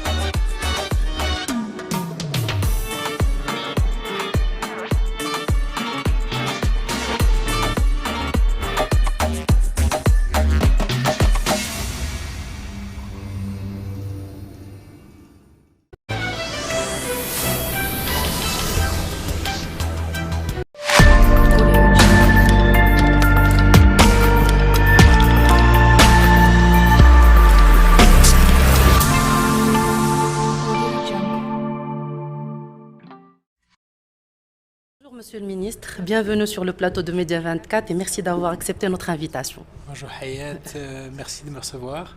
C'est avec plaisir.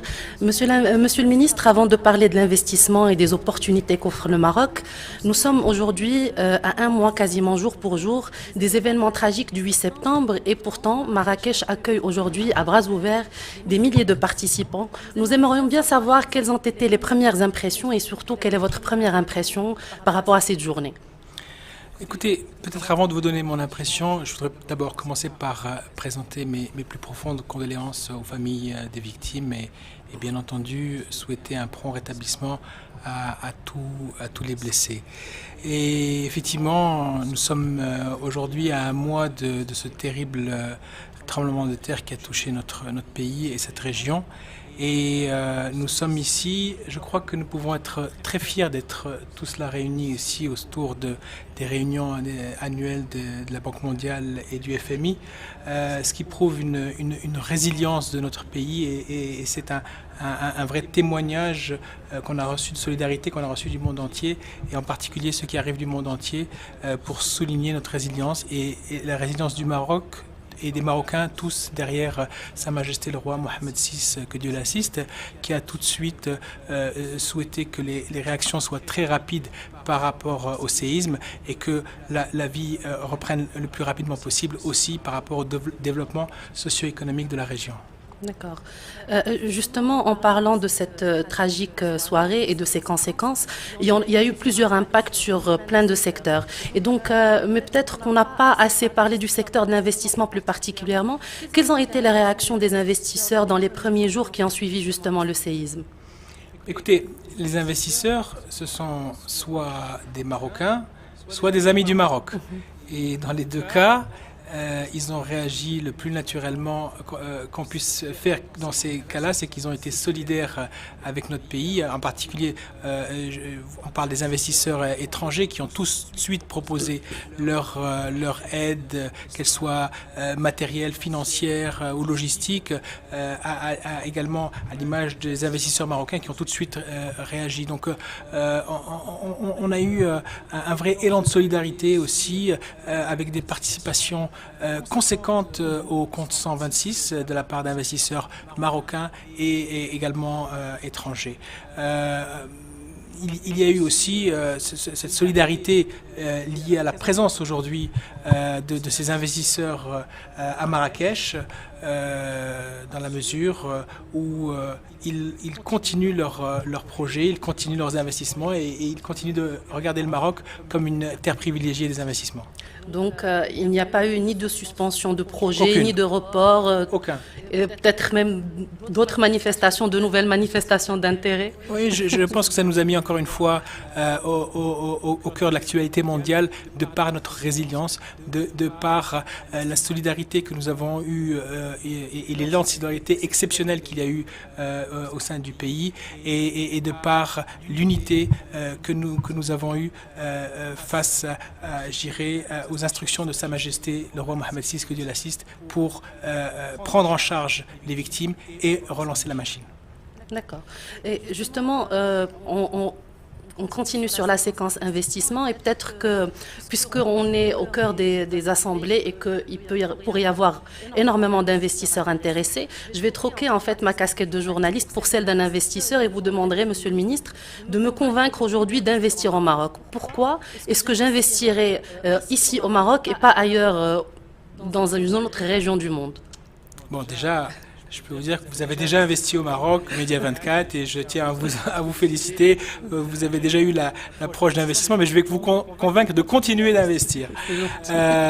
Écoutez, ce qu'on dit aux investisseurs, et ils le remarquent très rapidement, le Maroc a énormément d'atouts, et le principal atout, c'est la stabilité du royaume et la vision de Sa Majesté le Roi qui donne une stabilité dans les relations qu'on a avec ces investisseurs. Les investisseurs ont besoin de stabilité par rapport aux lois, aux règles et donc cette stabilité aussi qui implique naturellement la sécurité des investissements est le premier des atouts qui est mis en avant par les investisseurs et Dieu sait si nous-mêmes nous le mettons également en avant. Un deuxième atout essentiel qu'on met en avant, c'est la jeunesse notre jeunesse, les talents de nos femmes et de nos hommes, et cette jeunesse qui fait qu'aujourd'hui, on a une force vive qui est prête à venir enrichir ces grands projets d'investissement. Et là, un chiffre important à retenir, c'est qu'au Maroc, l'âge médian est de 29 ans, quand en Europe, il est de 43 ans. Et donc, c'est un chiffre qui parle aux investisseurs. Et on était aujourd'hui encore avec un très gros investisseur qui a déjà investi au Maroc et qui continue à investir et qui souhaite continuer à investir au Maroc.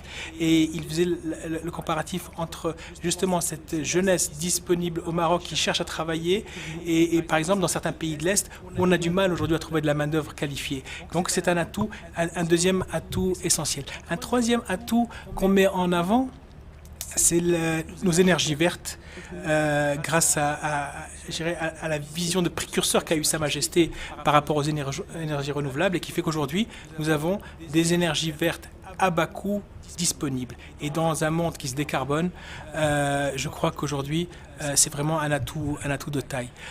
Bien sûr, je vous citerai nos infrastructures au niveau de classe mondiale, le port en Gémed, les autoroutes, les différents ports en construction comme Dakhla, Nador, Westmed, le TGV et j'en passe, les zones d'accélération industrielle, toute la logistique qui va autour des infrastructures et qui sont aussi un atout important. Et pour finir, un qui n'est pas des moindres, c'est notre marché. On peut paraître comme un marché d'une quarantaine de millions de consommateurs, mais en fait, on vend un marché de 2,5 milliards de consommateurs grâce à nos accords de libre-échange qui font qu'aujourd'hui, les investisseurs s'intéressent à notre pays. Nous sommes un des rares pays à avoir à la fois un accord de libre-échange avec les États-Unis et avec l'Europe. Si on rajoute à ça la zone de libre-échange continentale africaine, la ZLECAf, et bien là, ça fait 2,5 milliards, un bassin de 2,5 milliards de consommateurs. C'est important. Et tout ça est aujourd'hui renforcé par cette nouvelle charte de l'investissement qui est entrée en vigueur en mars dernier et qui fait qu'aujourd'hui, nous avons un cadre incitatif qui permet aux investisseurs de retrouver tout ce que je vous disais comme asset, comme atout du Maroc pour les prochaines années. Justement, vous m'avez tendu la perche par rapport à la charte de l'investissement. C'était en fait une annonce majeure parce qu'on l'attendait cette charte et quand elle est venue avec une nouvelle vision, elle était plus claire, plus pragmatique et à ce moment-là, on comprend que l'investisseur, il sait clairement à quoi il peut s'attendre par rapport à ces incitations. Justement, pour les investisseurs ou les téléspectateurs qui n'ont pas eu vent de cette charte, est-ce que vous pouvez nous rappeler un peu son contenu et ses lignes directrices ? Écoutez, déjà ils peuvent facilement la consulter sur nos sites internet, l'AMDI et du ministère, et elle est en toutes les langues, français, arabe, anglais, espagnol, chinois, mais je vais quand même vous donner quelques éléments de principe de cette nouvelle charte de l'investissement qui s'appuie sur 3 grands piliers. Le premier pilier, c'est bien entendu toutes les incitations. Le second, j'y reviendrai, c'est le climat des affaires. Et le troisième, c'est la gouvernance. Sur les incitations, il y a des dispositifs. Il y a un dispositif principal qui donne des primes, qu'elles soient sectorielles ou territoriales ou liées à l'emploi, qui peuvent aller jusqu'à 30% du montant de l'investissement. Ça, c'est le dispositif principal. Il y a également un dispositif qui est lié aux très petites et moyennes entreprises qui ne doivent pas être les laissés pour compte de cette nouvelle charte de l'investissement. Bien au contraire, nous devons les encourager à aller vers l'investissement. Il y aura également un dispositif relatif aux investissements directs marocains à l'étranger pour accompagner nos entrepreneurs marocains qui cherchent à aller conquérir le monde pour mieux se développer au Maroc. Et donc, l'ensemble de ces dispositifs va permettre réellement de booster à travers des primes directes au montant de l'investissement. À côté de ça, je vous le disais, un pilier relatif au climat des affaires. Et là, monsieur le chef du gouvernement a présidé le 15 mars dernier la commission du CNEA, la Commission nationale des environnements et des affaires, qui a permis de délivrer pour la première fois une feuille de route pluriannuelle 2023-2026 qui permet réellement de définir un climat des affaires autour de l'acte d'entreprendre, autour de la compétitivité et autour de la simplification des procédures administratives et de manière générale la facilitation de l'acte d'investir. Donc c'est un sujet essentiel de cette nouvelle charte de l'investissement, au même titre que le troisième pilier, qui est un pilier de gouvernance, sachant que, et vous le savez bien, la gouvernance globale de l'investissement a été revue en créant ce ministère de l'investissement et de la convergence des politiques publiques, en lui rattachant l'Agence marocaine de développement des investissements et des exportations, en mettant sous la responsabilité du chef du gouvernement l'ensemble des centres régionaux d'investissement, et il m'en délègue une partie des responsabilités. Donc tout ça est en train de refondre la gouvernance de l'investissement avec la nouvelle Commission nationale des investissements qui a de nouvelles prérogatives également plus élargies et également une gouvernance qui va permettre la décentralisation de l'acte d'investir, la déconcentration de l'investissement en permettant notamment aux régions, pour la première fois dans l'histoire économique du Royaume, de conclure des conventions d'investissement et d'accompagner les investisseurs jusqu'au bout pour les projets allant jusqu'à 250 millions de dirhams. C'est dire, et ce qui représente l'essentiel des projets d'investissement du Royaume. Donc cette gouvernance aussi décentralisée va permettre réellement aussi de sortir de l'axe classique Casa-Tanger. Et d'ailleurs, la dernière commission des investissements a permis de montrer que nous sommes sortis de l'axe. 9 régions étaient concernées, 70% des primes territoriales étaient dans des provinces A et B. Donc il y a vraiment un effet que l'on ressent. Et pour finir, il y a un effet qui est indiscutable en termes de volume de conventions d'investissement signées. Sur les 2 années de ce gouvernement, nous avons fait 3,5 fois le montant des 2 années précédentes en termes de conventions d'investissement signées et 4,5 fois en termes d'emplois à créer. C'est dire si cette charte fonctionne et que cette nouvelle gouvernance et cette nouvelle dynamique fonctionnent. Nous espérons juste que ça se poursuive sur la durée. Justement, en fait, le Maroc, c'est quand même 2 décennies de développement. Il y a eu des paliers qui ont été, qui sont passés, c'est-à-dire on a pu construire des écosystèmes autour de plusieurs secteurs importants. On peut en citer de nombreux, mais bien sûr l'automobile, c'est le secteur aujourd'hui qui est montré comme exemple. Et aujourd'hui, nous voulons passer à un nouveau palier avec une ambition sur 2 secteurs d'avenir qui sont en fait l'hydrogène et les batteries électriques, parce qu'on en parle souvent ces derniers temps. J'aimerais bien savoir aujourd'hui où est-ce qu'on nous en sommes par rapport à ces 2 domaines stratégiques et par rapport à notre ambition de mettre en place ces 2 écosystèmes. Écoutez, je pense que sur ces 2 sujets, il y a un facteur commun, c'est les énergies renouvelables. Et on a la chance au Maroc d'avoir eu il y a 15 ans, une quinzaine d'années, une vision. La vision de Sa Majesté le roi Mohammed VI, que Dieu l'assiste, qui a tout de suite cru aux énergies renouvelables pour des raisons écologiques, économiques et sociales.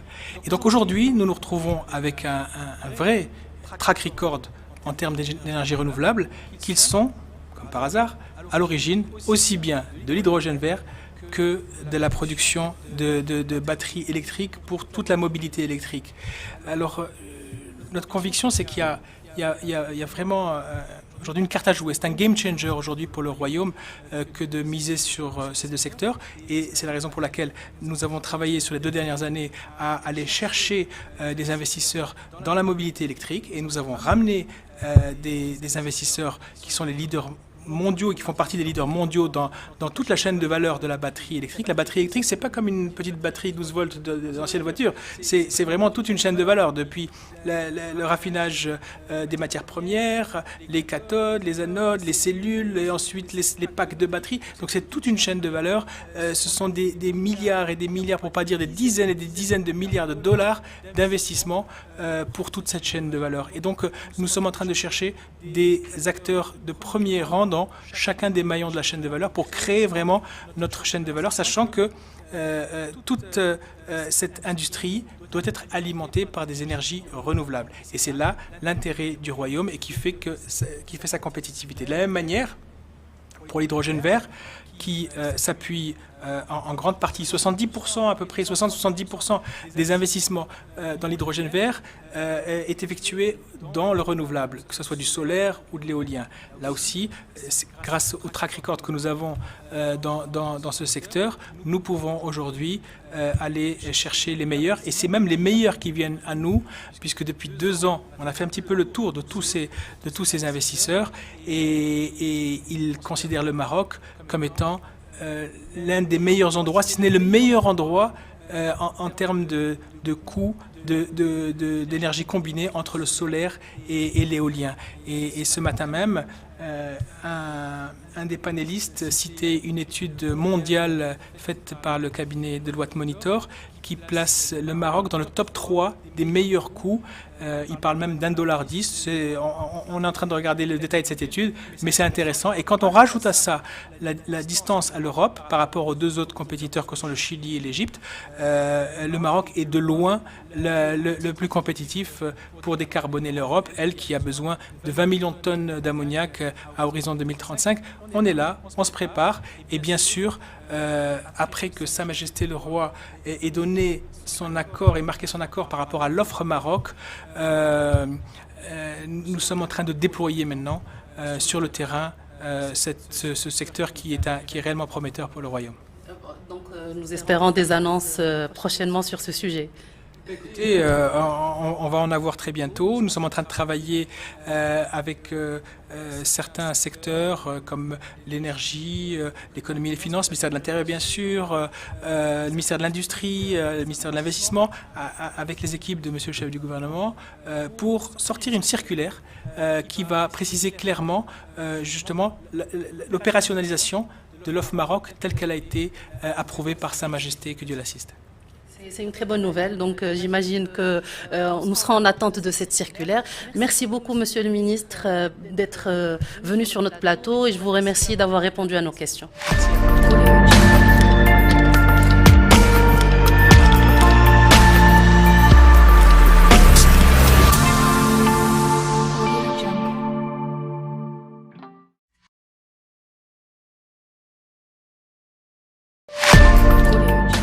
We have a role to play in constantly striving to be stronger in the face of those frequent, devastating shocks. And that means to have the financial strength. Our membership is discussing increasing our quotas. I hope they would come to an agreement over the next days. We need to have more capacity for low-income countries. That means subsidies for our PRGT, make the innovation of the Resilience and Sustainability Trust go to many more countries that are highly in need of concessional financing for the green transition, and above all, be trusted by the membership because they know that we speak truth to power.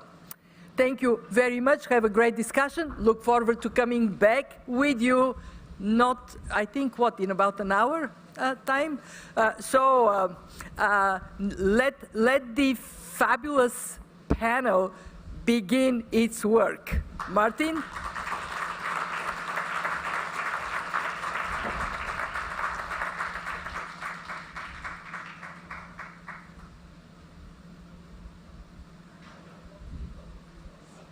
Hey, Chris. Welcome. Thank you. Welcome.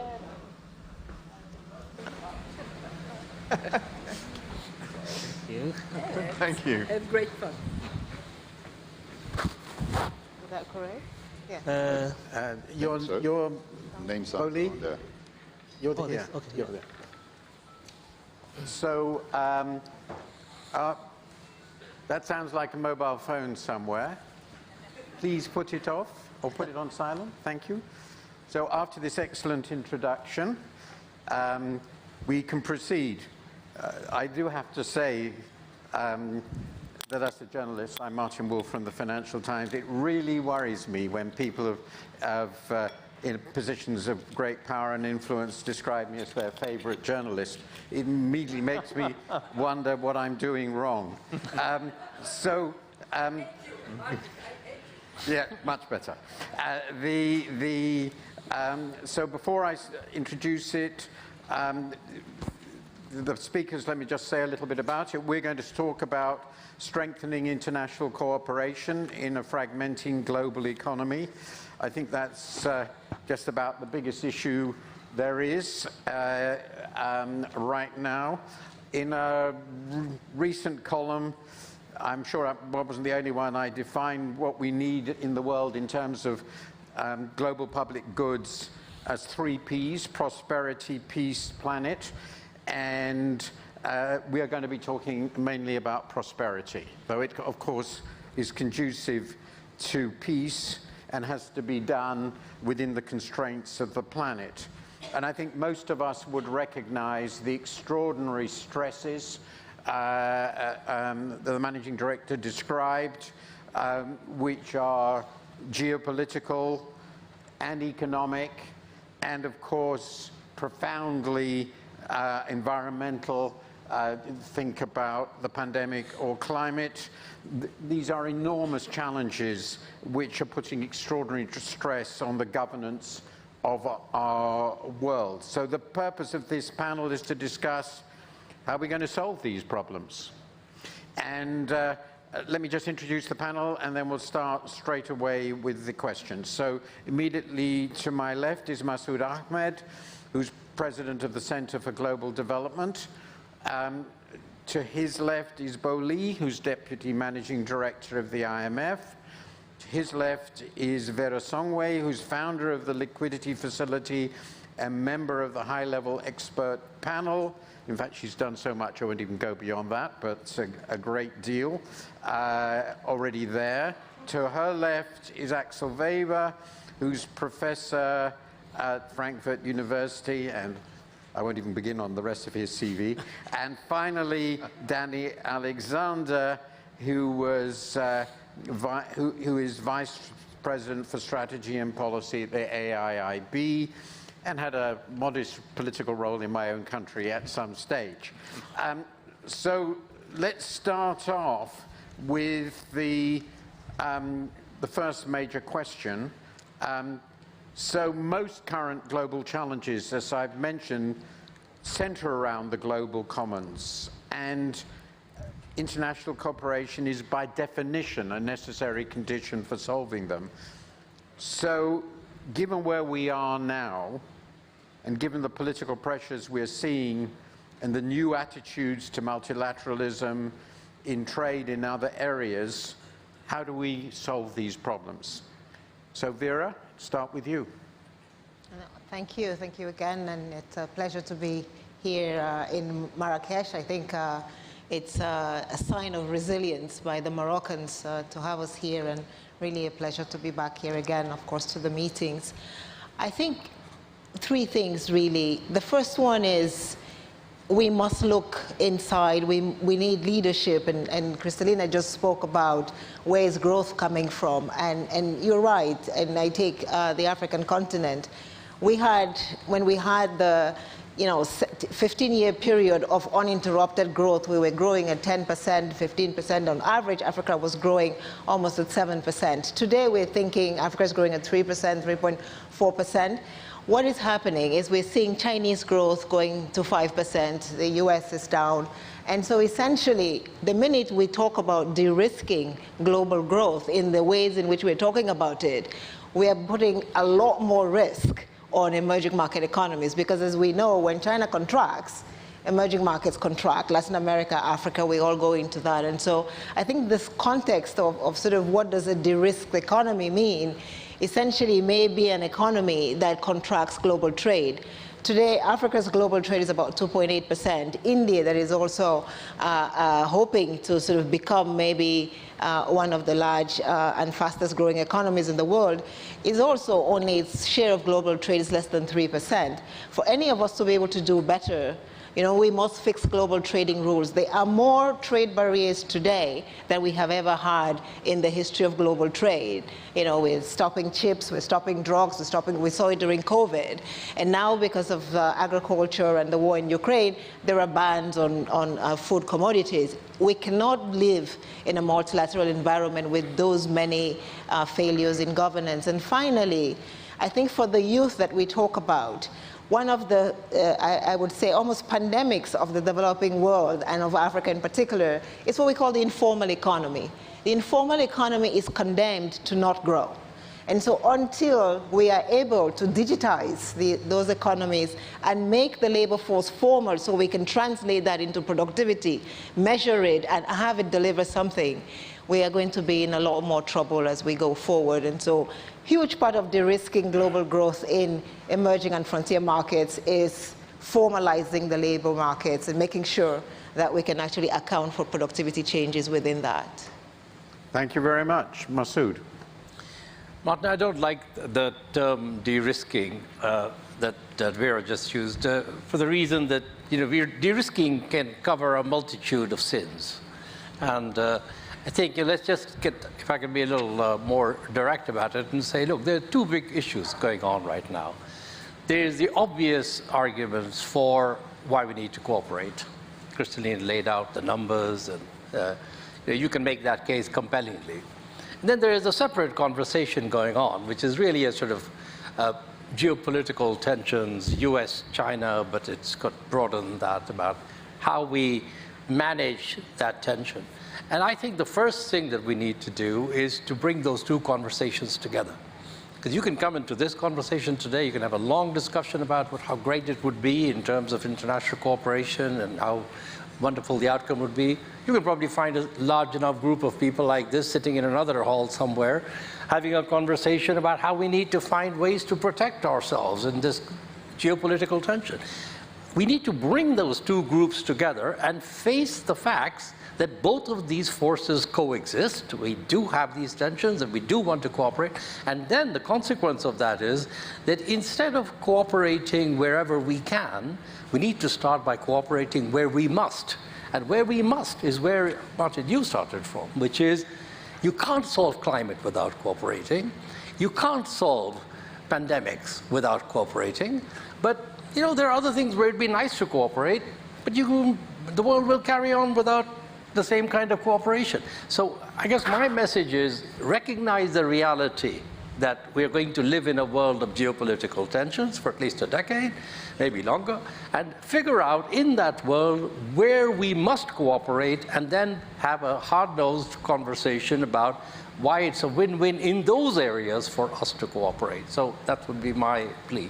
Can I just ask one follow-up question to be clarified, because it's to link it with what Vera said. Where does trade fall? I think trade falls, in my mind, in an area where you're going to parse it and decide there are bits of the gains from trade which you're willing to forego. Let's have an adult conversation about what we're willing to forego. And there are other areas where you feel that the costs of foregoing the gains from trade outweigh the potential risks from it. So if you're thinking about importing solar panels into the US, I would say that there's no reason why we put barriers on solar panel imports into the US. On the other hand, I can think about other areas where people will say, yes, I hear the gains from it, but I'm not yet in the market to give up my concerns for those gains. And remember, it's not the first time. We've had these issues on the table long before security came, because we were worried about child labor, we were worried about environmental standards before we were. So trade has not been the pure trade for a long time. Okay. Right? Axel, what is your view on the future of cooperation, if any? Well, I like to stick with Vera's topic on the de-risking side, because we have this multiple set of shocks and crises we just hit, and each one of them, solving it, will require a lot of additional money. But where we are is actually that the public sector, through the previous crisis intervention, has felt public finances is actually stretched to the limit. So we need to look into other forms of financing. And of course, the private sector, and I've been a long time in the private sector, is the first that comes to mind. But the private sector will always only come in when there is a business case to be made. And the private sector will step in with loans and credit as long as there is a positive risk-adjusted return to be made. And that's why I think Vera's topic about de-risking is very important. But when we talk about private-public partnerships, which is sort of part of where we need to go, we really need to watch it, that the price of de-risking projects for the private sector does not come with an up-risking for the public sector. And the only way to do that, if I look at Kristalina, if I look at our friend AJ that we worked with for a long time at the IIF and in the financial sector, none of it can come without additional money. Now, if you talk about governance issues, they're important. But what is more important is a lot of additional money that needs to be committed. For me, that's the most important issue, and I think many haven't faced up to this. A lot of discussions I read about the IMF, about the private sector, about the World Bank, about reorganizing, it's all about other people's money. How do I commit other people's money and divert it from a task where it's actually bound, for good reasons historically, to something where I know I need money, but I don't find a commitment? That's a very dangerous task. And let me tell you, having been the governor on the fund for Germany for many years, the most difficult point in time where you could think about redirecting or reorienting funds is now. We've had the most synchronized, the fastest, and the steepest interest rate increase globally in post-war history. Usually, 2 to 3 years later, financial fragilities emerge. If you think you're doing something good for climate, go ahead and do so. But don't even think a second about reversing money from the fund aimed at their ability to finance a crisis-fighting agenda to any of these tasks. If you do that, you're just not doing anybody a favor. So just face up to the fact a lot of additional money is needed to de-risk all the risk we face, but it will not happen by moving risk from one part of the world, either private sector, to another part where the public sector is, because that is not going to solve the problem. The conclusion of this would seem to be that one needs more money, but nobody can afford to provide it. That's part of the problem, and I think, you know, if you look at, for example, the discussion that were there at the Sharm el-Sheikh conference, we have actually a tool that we talked about financing additional money to go from the countries that are very developed, who have contributed to global warming through pollution in the past, to basically move money to where it's needed now to protect climate vulnerable countries who don't have the means to do so themselves. It's a non-brainer. Everyone agrees in principle, but nobody does anything about it. So as long as we feel good talking about climate on panels like this, I'm fine with it. But I'm not fine with not following up on action. We need to follow up on action, and with a lot of additional money. Danny. I mean, we're at a very interesting moment in a way, because we have the challenges of economic growth that Kristalina talked about, the climate challenges ever more present, geopolitical and security issues are greater.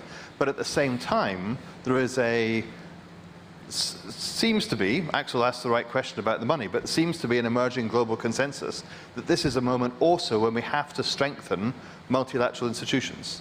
We have to strengthen multilateral development banks like the Asian Infrastructure Investment Bank, the World Bank, and all the others. And I think that is a big part of the answer to the question that you posed at the beginning, which is that, like Masoud, I don't like the term de-risking, but actually multilateral institutions are in themselves a way of pooling and sharing risks, of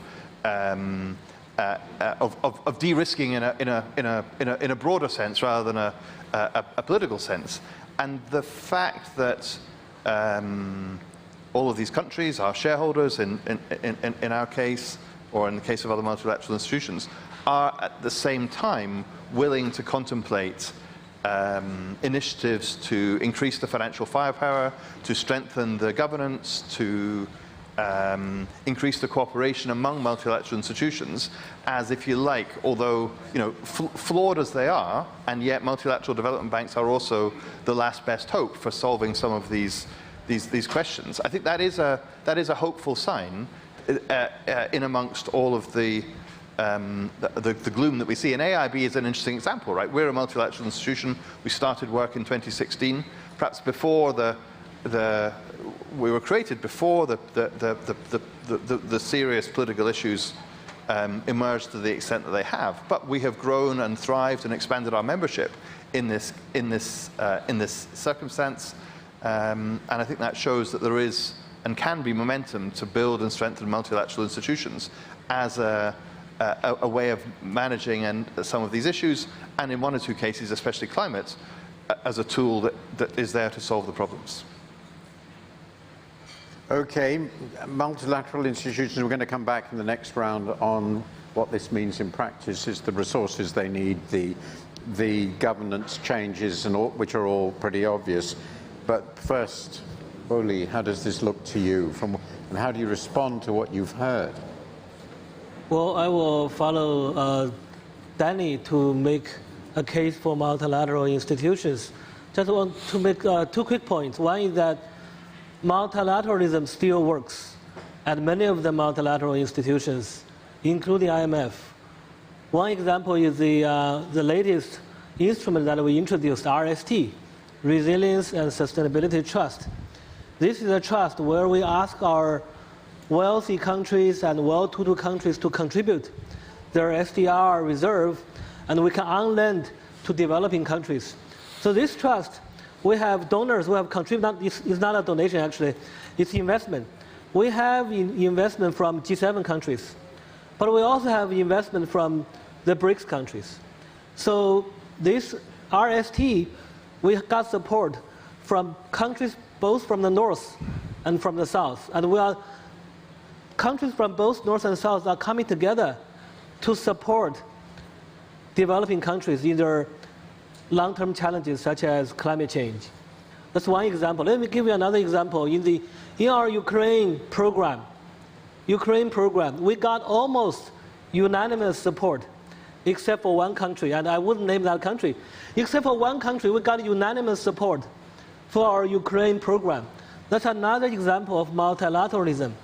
So that's my first point. Multilateralism still works in many multilateral institutions. My second point is that the reason why multilateralism still works at IMF, at least I can speak for IMF, is that there is still a level of trust. There is still a level of trust by every member that IMF can deliver for the global commons. People, countries from the West, countries from the East, they still trust IMF. At some level, we can deliver on the mandate of promote global economic and financial stability.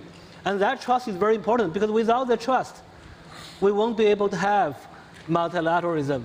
So let's support multilateral institutions like IMF. Let's help them to maintain that trust. I stop here. So we'll move on to the next section, but just to give you a sense of what I've got out of it, so not necessarily what the panelists think, but then I'm the moderator. There are three things that have come up, it seems to me, very clearly.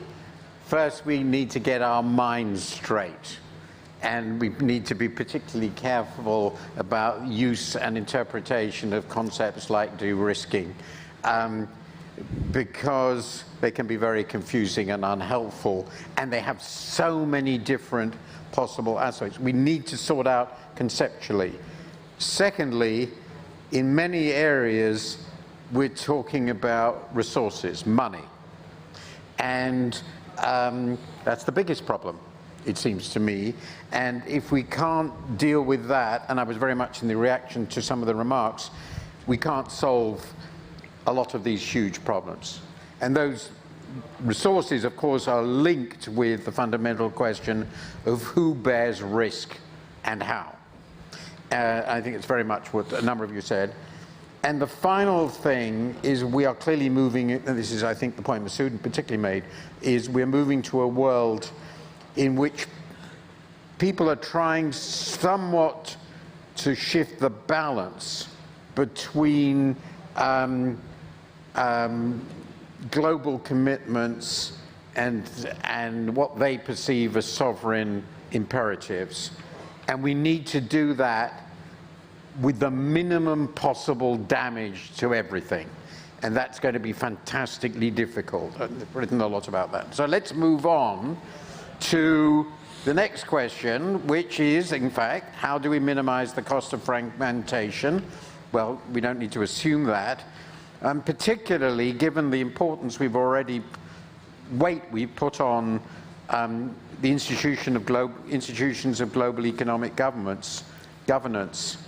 How are we going to reform them, in particular to reflect the rising aspirations of emerging and developing countries, which is obviously a very big part of the current agenda?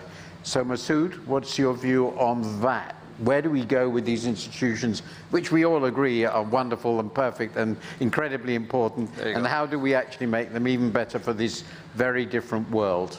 So, look, I'll just give you two quick points about it. One, take the institutions that are global, say IMF, World Bank, maybe WTO.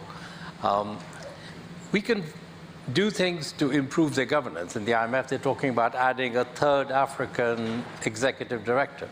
I think that's nice, but what I would say really matters is, are they designing the products and services from the perspective of what the developing countries say they want? So the IMF wants to be part, and I fully support this, of a strengthened global financial safety net. Great. Now you can approach the design of the safety net from the point of view saying, this is the group of countries that needs the net most. What kind of safety net will be the one that meets their needs? There's another perspective, which is still in the minds of a lot of people, including some on the boards of the IMF, who's saying, I want to design a safety net that is really going to be an elite safety net that will only, for you to be eligible to use it, you have to meet a whole set of conditions that will exclude 90% of you, but it'll be a really nice safety net. And my test is that it'll actually never get used by the time we're finished. And so what's your mindset as you go about the business of designing the safety net? Use that as an example. And I think that applies across the board. The second quick point I want to make is that then there are a set of institutions that are not global. The OECD is not a global institution. So using those institutions to design rules that apply to the rest of the world, I mean, I think an international tax treaty is a good idea, but it's an international tax treaty designed amongst the people affected by it, but the implications for the rest of the world, that process needs to be done in a way that involves the rest of the world much more explicitly if you want to get their buy-in. So perhaps that would mean moving them from those kinds of institutions to ones that do have global participation. Okay, that's a challenge. I mean, I think the answer would be, well, if we'd pursued that path, there would never have been a tax treaty, which is perhaps not that productive, but we can come to that later. Axel, how do you redesign the institutions, particularly since you're an expert in monetary affairs? That really does apply to the fund. Well, I think we will not be able to do a grand new design, grand plan top-down. I think the only thing that will work is to really adapt these institutions to the changing need for global coordination, because we've added a number of areas of problems, the pandemic, the climate crisis. We are facing a crisis of, cost of living crisis, basically, in many emerging markets, and we're facing wars. So the only thing that helps is really changing these institutions pretty much organically, which means you basically need to keep the borderline core mandate of these institutions intact, but add another dimension where they can be helpful in solving another problem. Take the case of climate. It makes no sense for the IMF to do anything else than use upfront financing for de-risking and front-loading the de-risking in climate-vulnerable countries. And that can be done through the standard instruments of basically using money in these countries to basically fund action up front that will later then be replaced by more fundamental action of institutions like the World Bank. What we need is a transition from loans and grants to long-term investments and money that stays. Money that comes in short term to finance a big task, but it has to come at the usual terms. If there is a mandate that you want to achieve some outcome that is more climate positive, you need to attach that to the conditionality of these loans. So I prefer to think of the additional money for the fund as something that I prefer to call climate drawing rights rather than special drawing rights, which basically means the additional money is earmarked for action of the fund to de-risk climate vulnerable countries up front through its usual conditionality, advice and money. Then you need the broader troops to come in from the World Bank that help long-term put investment infrastructure on the ground that makes the carbon transitions in many of these countries. And that cannot be through loans because these countries will not be able to pay back the money. It has to be in the form of grants and long-term investments. Actually, I prefer that in the sense for the World Bank to think of that as an increase in paid-in capital, and I prefer to call it climate capital. Because the World Bank needs additional money. I'm very concerned that what institutions and policymakers talk about is rerouting existing money to make things not meet the end in a multitude of tasks. Additional money committed for the World Bank to do its job on climate investments in these countries. And in that sense, I think you can, but if there's a totally different question if you ask me, are you illusionary and think that that will ever happen? I think the problem is countries are great in making commitments, but they're not that great in following up with money. And that is something that really needs to be brought to the game. We need to deliver on that because the lack of basically delivering the money causes the inaction to happen. And that's where I think no grand new designs, use what these institutions are best, augment their mandate, and enable them with additional funds to do a better job, not just on fighting all the problems they used to fight, because they're not solved.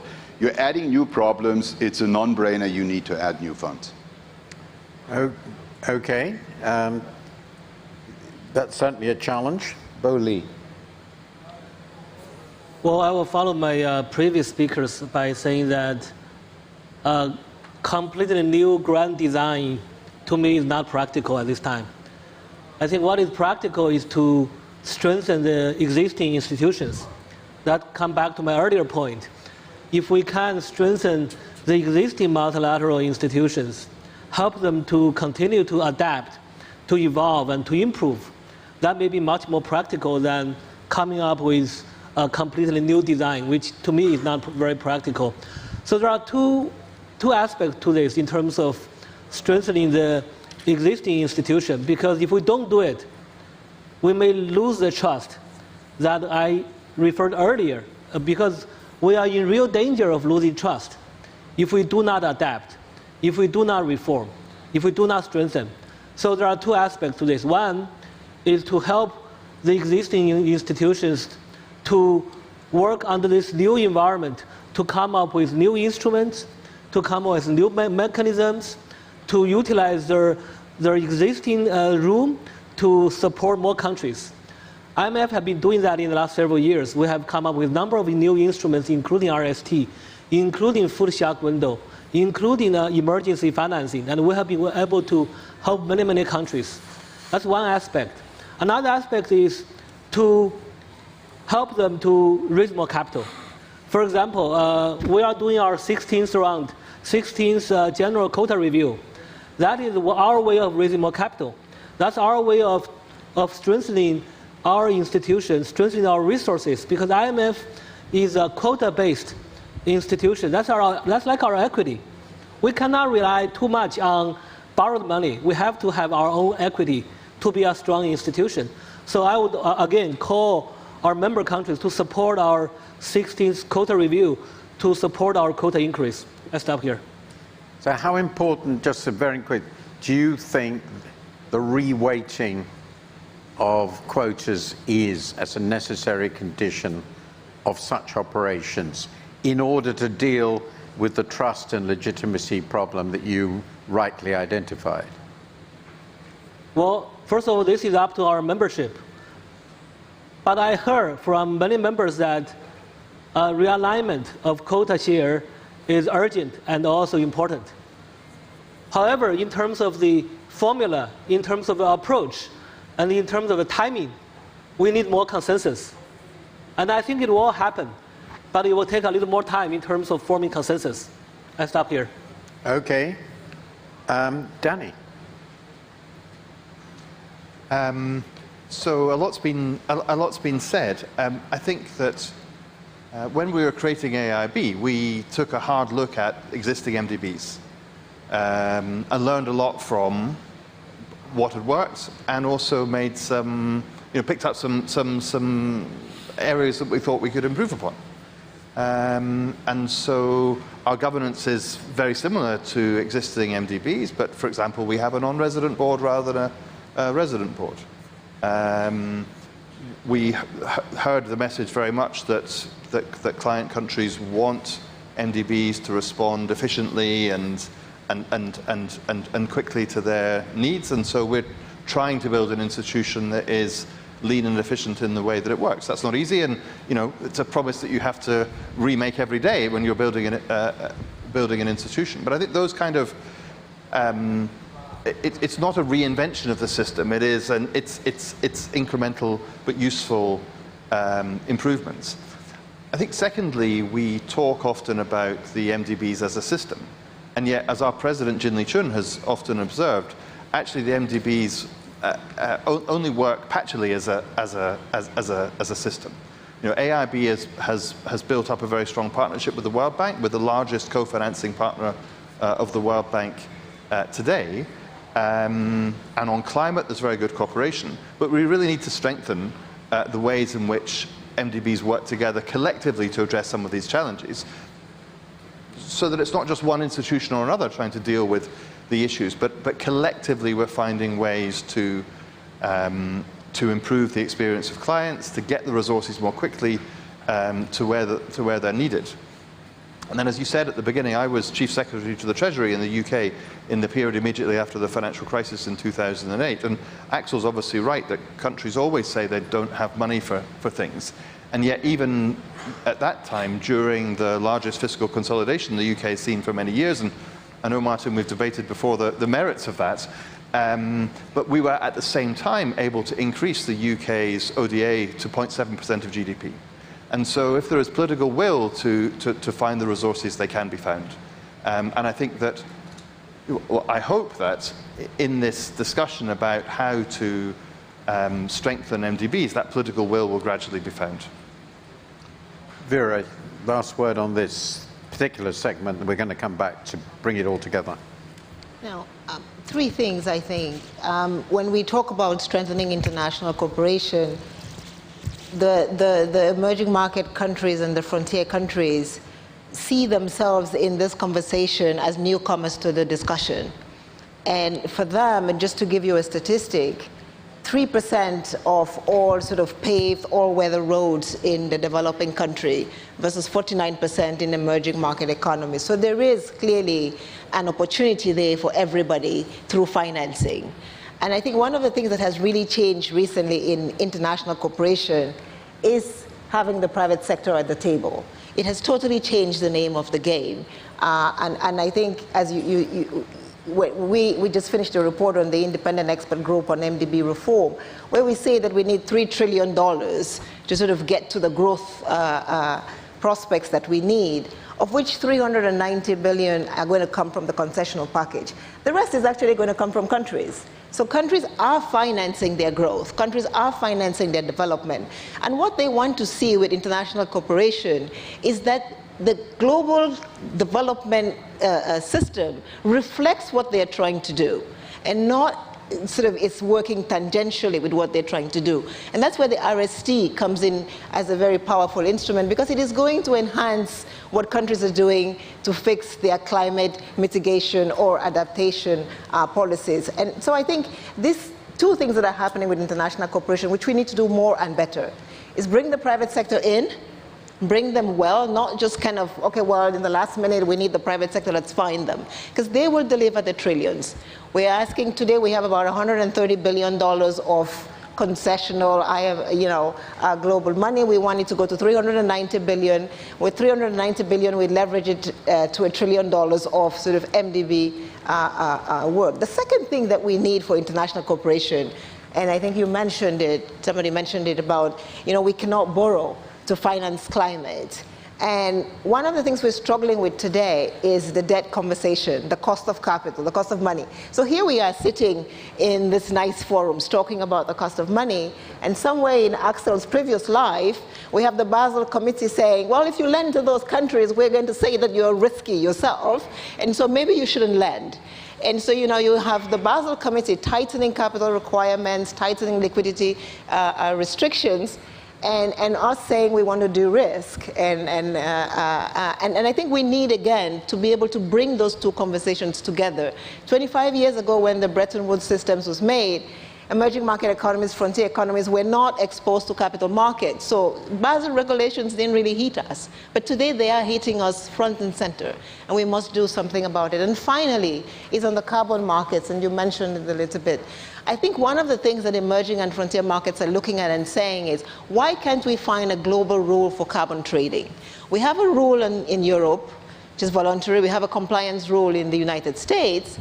Carbon markets is going to be probably one of the single most revenue-enhancing trades that we're going to do outside of sort of global trading mechanisms, that is going to deliver resources to emerging markets. And I think the IMF, Kristalina, has been talking about sort of the subsidies that go to sort of negative fossil fuels. If we could actually begin to get this, 5 countries today are making $1 trillion just because of the Ukraine war and increases in the cost of energy. Those countries, if we had a carbon market, could transfer some of those resources to the emerging markets. But we need an international cooperating system that actually makes this work and not makes it difficult when it comes to delivering it for the emerging market economy. So we will also finance our own growth. Of the $3 trillion that we need, domestic resource mobilization is actually 70% of what is going to finance growth. And we have to make sure that that conversation also comes into our global discourse, hence IFFs and illicit financial flows and other things that we could talk about. Now, I just want, before we go towards the end of our panel discussion, we will be moving to Q&A in about 10-15 minutes. So you might want to think about any questions you want to ask. I have a rule, which is all questions can be asked in one sentence, and it ends with a question mark. You can assume the panelist understands the question. If it goes on longer than that, it doesn't count as a question. I want to bring this discussion together, and we've sort of collapsed what were going to be two separate strands, but they inevitably came together. And I'd like you to sort of think about the following question, and I think the way Vera's been putting it just then is very helpful, because what I get out of this sort of discussion, and it's very familiar to me, is there are these huge meta needs of our planet, right? So leave aside strategic order and war and all that horror, and just focus on the other two. We have these huge planetary challenges, and given what's been happening this summer, I just read in my paper recently that September is incomparably, the last September was incomparably the hottest ever by 0.5 degrees centigrade, which is pretty scary. This is an enormous meta issue. It's a public good issue, and we cannot allow us, it's logically impossible to allow us to fail to achieve it, because the cost of capital in specific countries which are important for this is too high, because it's there. that just doesn't make sense. And you were talking about carbon trading. It's obvious we must have some way of paying people to preserve forests, because it's a very, very valuable contribution to deal. So there's these huge meta needs. And the other one, obviously, is prosperity. And having just read the WEO and written about it, I mean, the points that Kristalina Georgieva was making are obvious. We are failing economically, dramatically. The most striking data in this is that essentially convergence has stopped. That's a pretty big deal. The implications of this are, where we are isn't working, we have to do some very, very big things. And you've discussed them. On the other hand, we have a perfectly good and reasonable discussion which says we've got these nice institutions, which I respect and admire. They can do more to help, which they can do. But you and I know that the gap between the latter and the former is so how do we close that? Is it feasible? What institutional and political arrangement might make it imaginable? If you sort of think about that challenge, where might we go? Because I think it's this gap that is the frightening thing. So I'm going to start with you, Boli. Well, that's a very big question. Let me start with one observation, which is that if we want to fill that gap, the gap between the global needs and the supply of that needs, I think one key aspect would be that public sector needs to take more risk. Because if you believe there is a big market failure, because this is global common and there is big externalities, it's a big public good issue, then we need public sector to step up. Public sector can step by doing a lot of investment. But at the same time, we know that no matter how much public sector invests, it's never going to be enough, right? We see many reports saying that, you know, if we need like trillions every year, and public sector probably can come up with less than 1/3 of it. So we need to crowd in private sector. But how to do that? If public sector is not willing to take more risk, how can we expect private sector to do it if there is huge externalities, right? Because if there's huge externalities, there's a huge market failure by definition. So if we have market failure, we cannot expect private market will solve it unless the public sector step up. And public sector step up not only by increasing investment, because we know that investment will still not be enough. We need probably a lot more in terms of private investment. So how to crowd that in? Crowd in the private capital? Public sector has to be willing to provide the equity, for example, the first loss capital, to take more risk. And another related aspect is that there's already too much debt everywhere, too much debt in the developing countries. If we want to help them, we need to provide more equity. We cannot just keep lending to developing countries.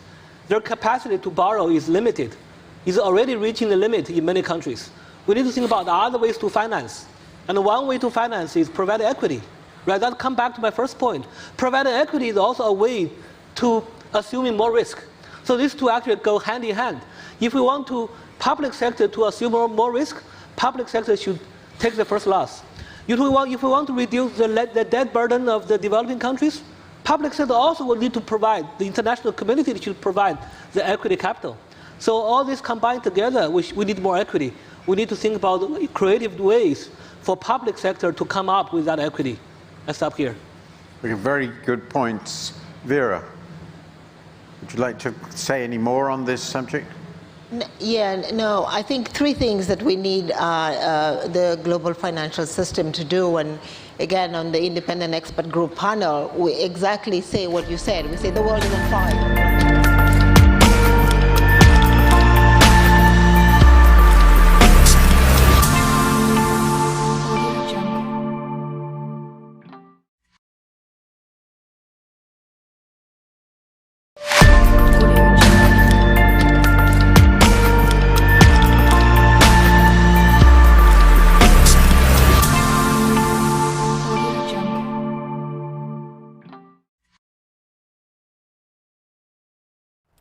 Nous sommes de retour et avec nous dans notre studio, Monsieur le ministre de l'Inclusion économique, Younous Khoury, qui sera interviewé par notre journaliste Samir Oueldiri. Avec Monsieur le ministre, nous allons nous arrêter sur des sujets d'actualité, notamment les opportunités de travail qui seront créées grâce au programme des 120 milliards qui seront dédiés à la reconstruction après le séisme du 8 septembre, mais aussi les opportunités de travail qui seront créées en perspective du Mondial 2030.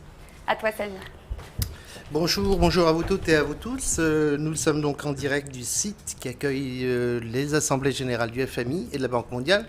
Nous avons le plaisir d'être avec M. Younous Khoury, ministre de l'Inclusion économique, de la petite entreprise, de l'emploi et des compétences. Monsieur le ministre, bonjour. Bonjour Samir. Une première question.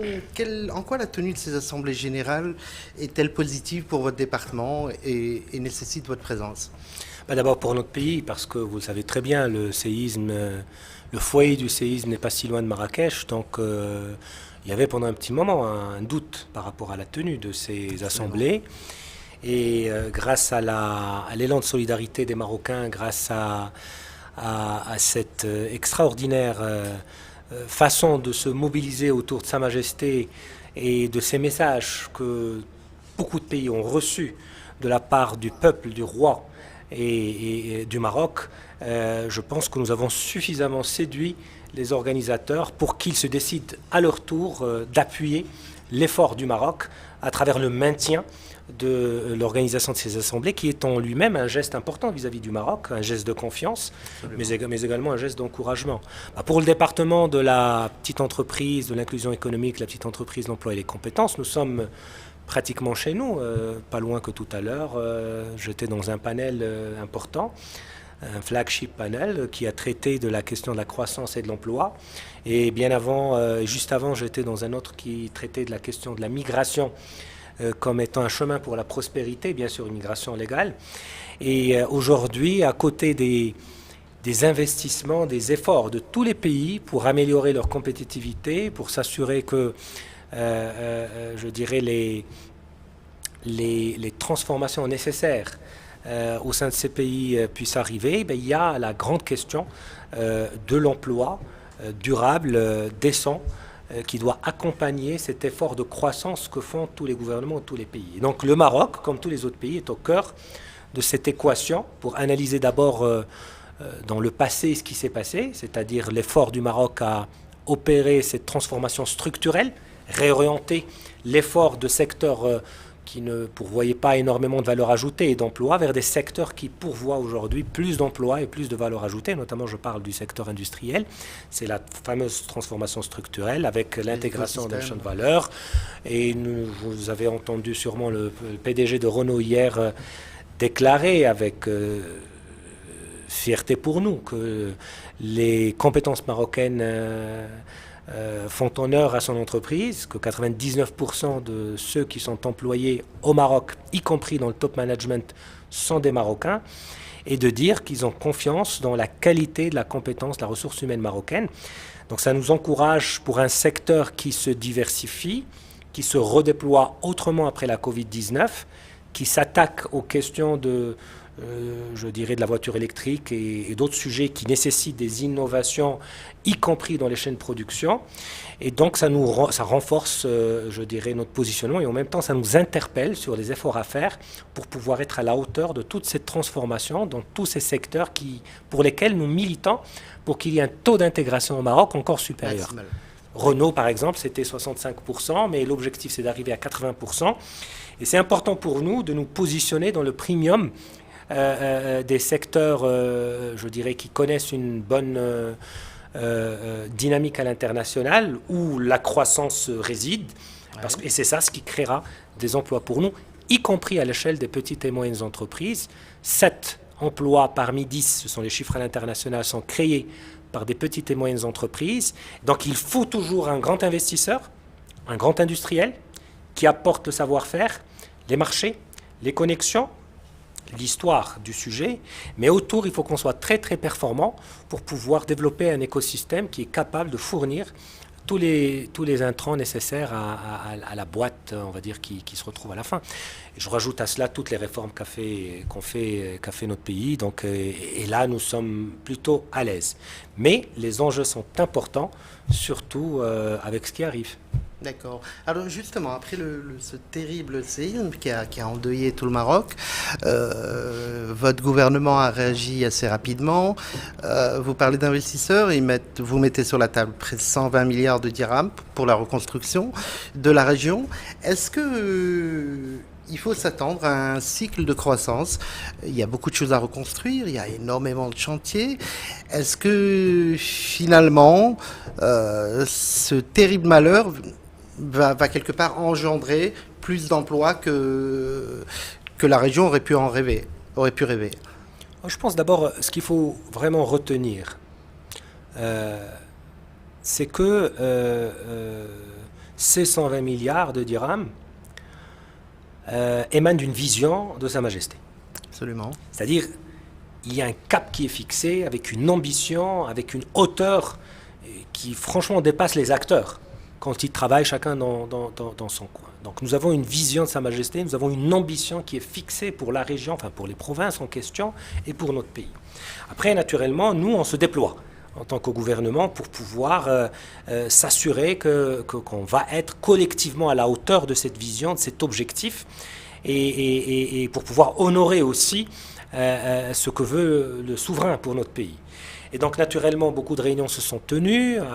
Déjà, Sa Majesté, que Dieu l'assiste, a tenu plusieurs réunions qui ont fixé le cap, qui ont fixé des objectifs précis, qui ont responsabilisé l'ensemble des acteurs. Par la suite, le gouvernement, à son tour, a tenu des réunions.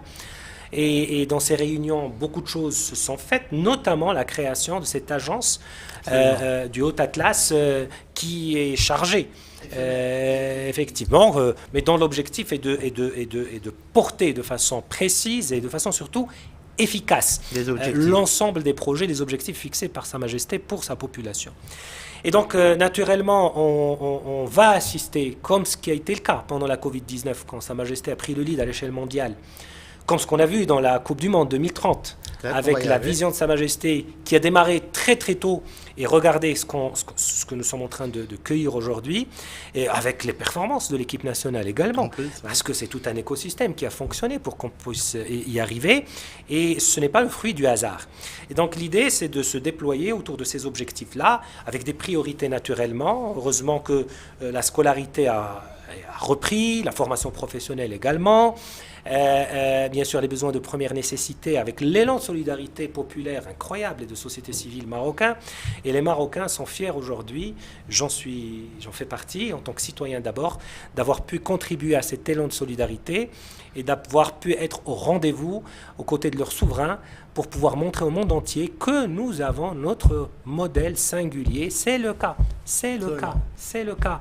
Aujourd'hui, nous sommes dans les responsabilités, demain, d'autres le seront, mais il y aura toujours cette volonté de ceux qui dirigent de pouvoir être à la hauteur du moment. Et je pense que le Maroc, franchement, n'a pas raté une seule occasion ces dernières années pour pouvoir être à la hauteur de problématiques d'exposition mondiale. Un séisme de cette taille, c'est un sujet qui est très important. Absolument. Mais en même temps, le Maroc a su faire preuve de beaucoup d'autonomie sur ce sujet. Nous avons compté sur les forces de l'ordre public, nous avons compté sur nos collectivités territoriales, nous avons compté sur notre tissu associatif marocain. Nous avons invité naturellement des amis à nous rejoindre dans cet effort-là.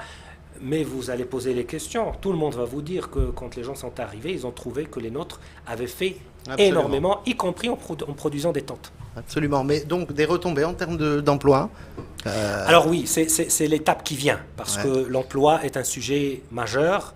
La zone compte des centaines de douars, une population qui avoisine touchée, qui avoisine les 100 000 déjà directement, et puis 4 millions et quelques qui sont au cœur Dans toute la région. d'une inégalité, effectivement, des inégalités que l'on connaît, parce qu'effectivement, ce ne sont pas les zones les C'est plus des zones avancées. enclavées, absolument. Et donc, l'idée est de se mobiliser aujourd'hui à travers l'effort qui est conduit par Sa Majesté pour pouvoir offrir une vision d'ensemble, comme je vous l'ai dit, dans le cadre de ce travail-là où la coordination est importante.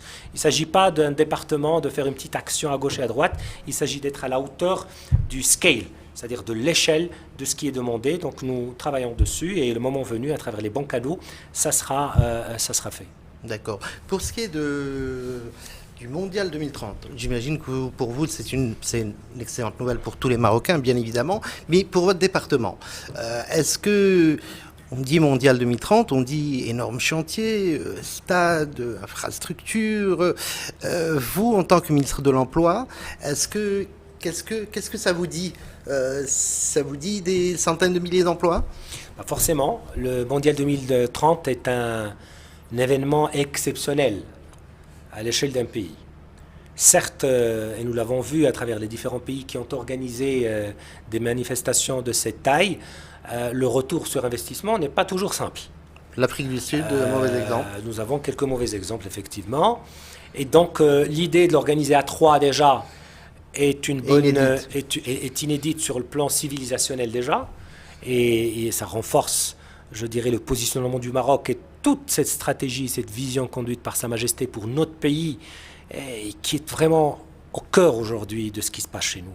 Vous êtes en train, et nous sommes en train d'assister à un retour sur investissement inimaginable du capital immatériel incarné par la vision de Sa Majesté. C'est juste incroyable. C'est juste incroyable. Certes, les équipes travaillent, tout le monde doit se mettre à l'œuvre, mais il faut comprendre ce qui se passe. Ça relève presque du miracle.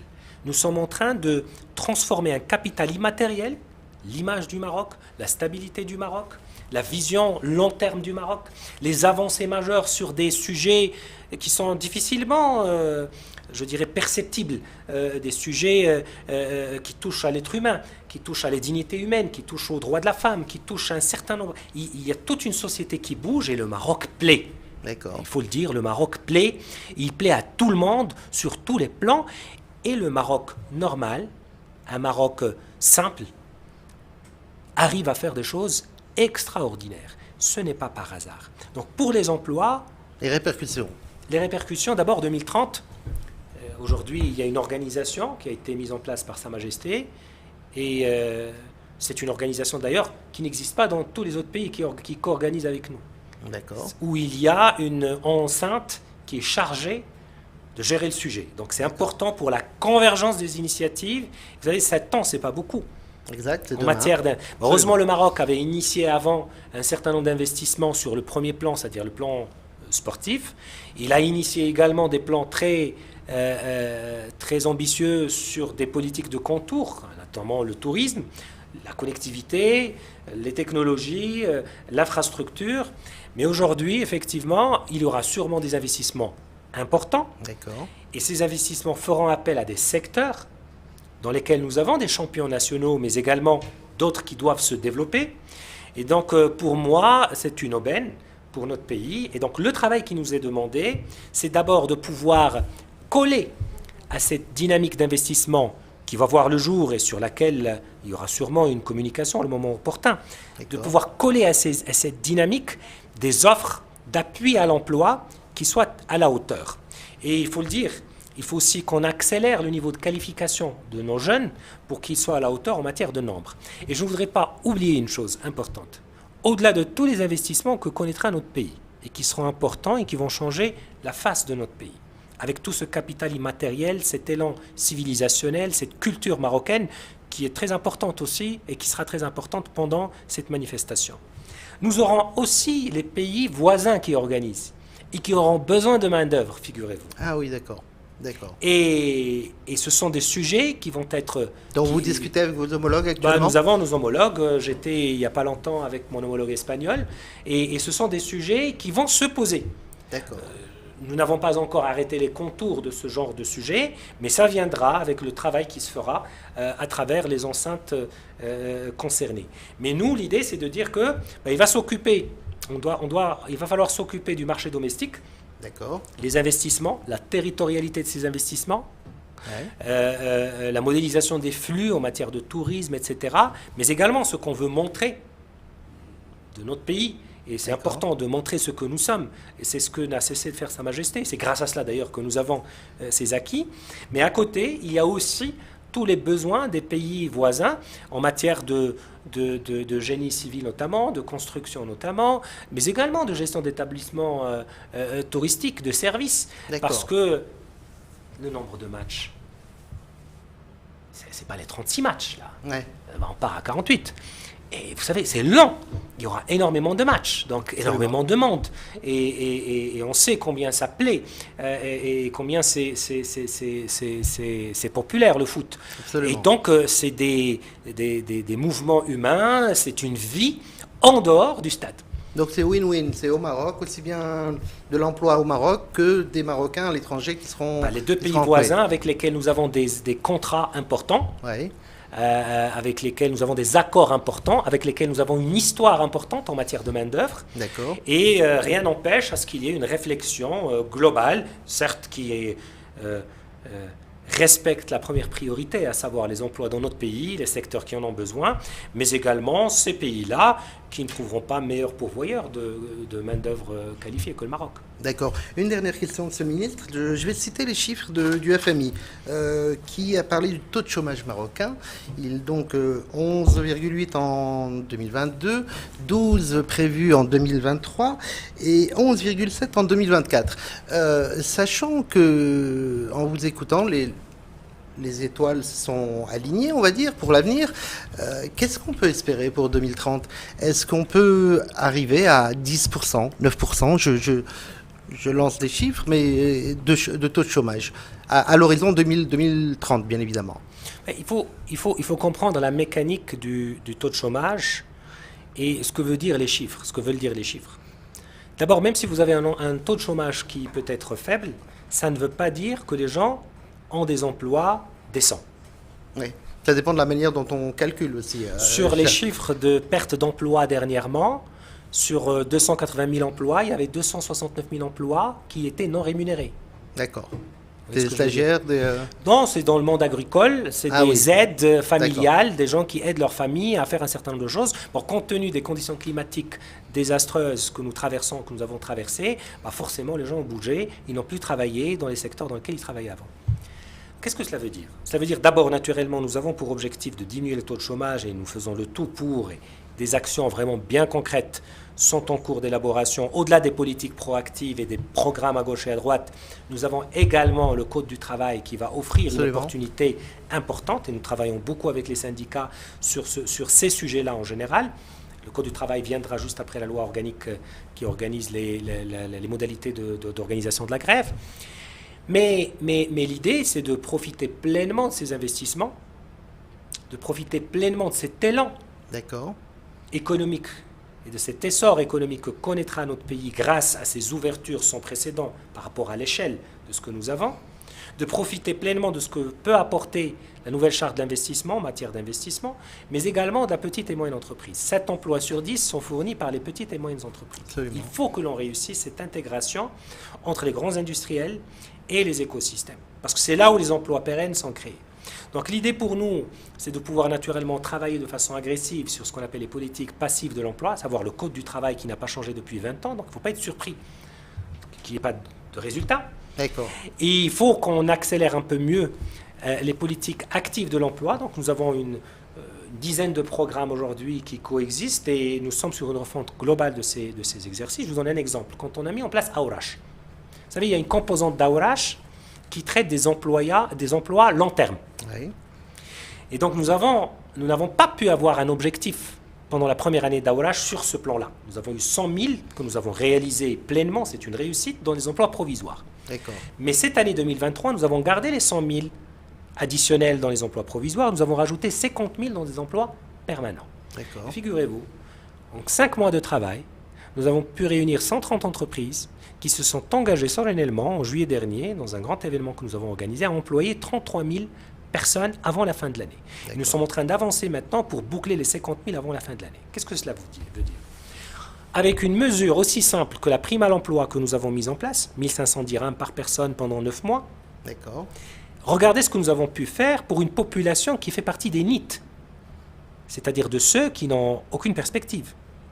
Donc si on fait plus, on peut avoir plus. Et nous avons vu que nos entreprises s'engagent quand elles voient du sérieux, quand il y a des interlocuteurs gouvernementaux à la hauteur, des agences gouvernementales à la hauteur. C'est pour ça que nous avons relifté l'ANAPEC pour qu'elle puisse s'occuper sérieusement de ce sujet-là avec l'échelle qu'il faut, avec les agences locales qu'il faut. Donc nous sommes sur cette voie-là et notre ambition, c'est de pouvoir être à la hauteur des investissements qui arrivent pour pouvoir coller à ces investissements une politique proactive de l'emploi qui soit performante. Des programmes ont existé avant et nous avons vu qu'ils n'étaient pas si efficaces que ça. Donc nous sommes plein dedans aujourd'hui et l'objectif avec le démarrage de cette discussion sur le code du travail, c'est de pouvoir l'outiller avec un certain nombre d'instruments qui ne ratent pas l'occasion qui se présente au Maroc aujourd'hui à travers des investissements importants. Est-ce que l'objectif, vraiment dernière question, d'un plein emploi, c'est un rêve, c'est arrivé dans certains pays, dans certaines périodes, aux États-Unis par exemple, est-ce que c'est un rêve ou c'est une possibilité au Maroc? Oui, les pays où il y a le plein emploi, ce sont des pays qui traitent l'emploi de façon différente. Exact. Ce sont des pays qui ont fait une transition entre l'emploi et le travail. D'accord. Employment to work. Et donc, ce sont des pays qui ont abordé le sujet de façon différente. Aujourd'hui, nous avons des opportunités. Mais nous ne voulons pas que ça se passe au détriment du travailleur, du salarié, du travail décent. D'accord. Parce que si quelqu'un gagne sa vie sans pouvoir s'endetter, sans pouvoir avoir une maison, sans pouvoir fonder une famille, vous allez être d'accord avec moi. D'accord. C'est de la précarité. Ouais.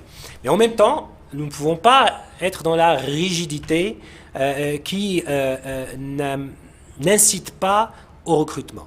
D'ailleurs, l'une des preuves, c'est que nous avons un secteur de l'intérim qui est important. Pourquoi il est important? Parce que il est florissant. Il est florissant et ce n'est pas normal qu'il soit aussi florissant que cela, parce que c'est une façon pour contourner des contraintes de l'emploi, tel que dit, c'est le discours des employeurs. Okay. Mais en même temps, et même les syndicats ne sont pas d'accord, parce qu'ils disent aussi que pour nous, l'intérim, ça précarise aussi l'emploi. Donc l'ingénierie et l'ingéniosité marocaine doivent nous permettre, dans ces débats qui vont démarrer, après la loi sur la grève, de pouvoir poser les vraies questions, s'adresser à notre population, s'assurer que l'on peut être garant d'un emploi décent dans une forme qui est acceptable par tous et qui correspond à la personnalité marocaine et qui correspond à l'ambition des jeunes Marocains. Mais en même temps, il faut qu'on soit à la mesure de l'agressivité de notre pays sur le plan d'investissement pour pouvoir accompagner ces investissements par des emplois qui soient présents. En d'autres termes, il ne faut pas qu'on rate le coche avec des investissements qui ne créent pas l'emploi. D'accord, d'accord. Donc, le challenge de la formation est posé également, le challenge des stages est posé, le challenge de l'orientation est posé, et donc, on n'a peut-être pas le temps pour que je vous détaille l'ensemble des mesures qui sont déjà mises en place. Vous êtes optimiste en tout cas. Écoutez, je n'ai pas le choix. Ouais. Je fais partie de cette jeune génération qui est là. Aujourd'hui, nous sommes au gouvernement et je dois être optimiste, mais je dois surtout travailler pour que cet optimisme devienne une réalité. Se concrétise. Voilà. Très bien. Merci infiniment, Monsieur le Ministre.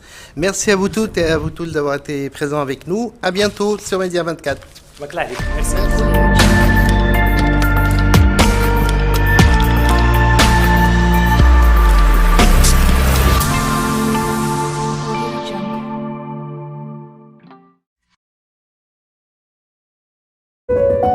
Notre pays, terre de dialogue et d'hospitalité, guidé par une vision éclairée et fier de son africanité, notre pays, qui relève les défis du futur et qui voit en sa jeunesse une force, s'apprête une nouvelle fois à réunir le monde. 189 délégations officielles et plus de 12 000 personnalités. Du 9 au 15 octobre, le Maroc accueille les assemblées annuelles du groupe de la Banque mondiale et du Fonds monétaire international à Marrakech. Pour vos déplacements en Afrique, Inouï Business est à vos côtés avec le nouveau pass roaming le plus large sur le continent, valable dans 39 pays africains. Profitez de 3 gigas d'internet, 20 minutes de communication et 20 SMS à 300 dirhams TTC, valable 14 jours. Rendez-vous sur l'application MyInouï ou contactez votre service client pour profiter de l'offre pass roaming Afrique de Inouï Business, le partenaire de votre croissance. بلادنا أرض الحوار والضيافة اللي الرؤية السامية منورة طريقها واللي فخورة بأفريقيتها. بلادنا اللي كتشوف التحديات مستقبلها وفي الشباب قوتها، كتستعد مرة أخرى باش تجمع العالم تحت سماها. 189 وفد رسمي وأكثر من 12,000 شخصية. من 9 إلى 15 من أكتوبر يستضيف المغرب الاجتماعات السنوية لمجموعة البنك الدولي وصندوق النقد الدولي في مراكش. Pour vos déplacements en Afrique, Inouï Business est à vos côtés avec le nouveau pass roaming le plus large sur le continent, valable dans 39 pays africains. Profitez de 3 gigas d'internet, 20 minutes de communication et 20 SMS à 300 dirhams TTC, valable 14 jours. Rendez-vous sur l'application MyInouï ou contactez votre service client pour profiter de l'offre pass roaming Afrique de Inouï Business, le partenaire de votre croissance.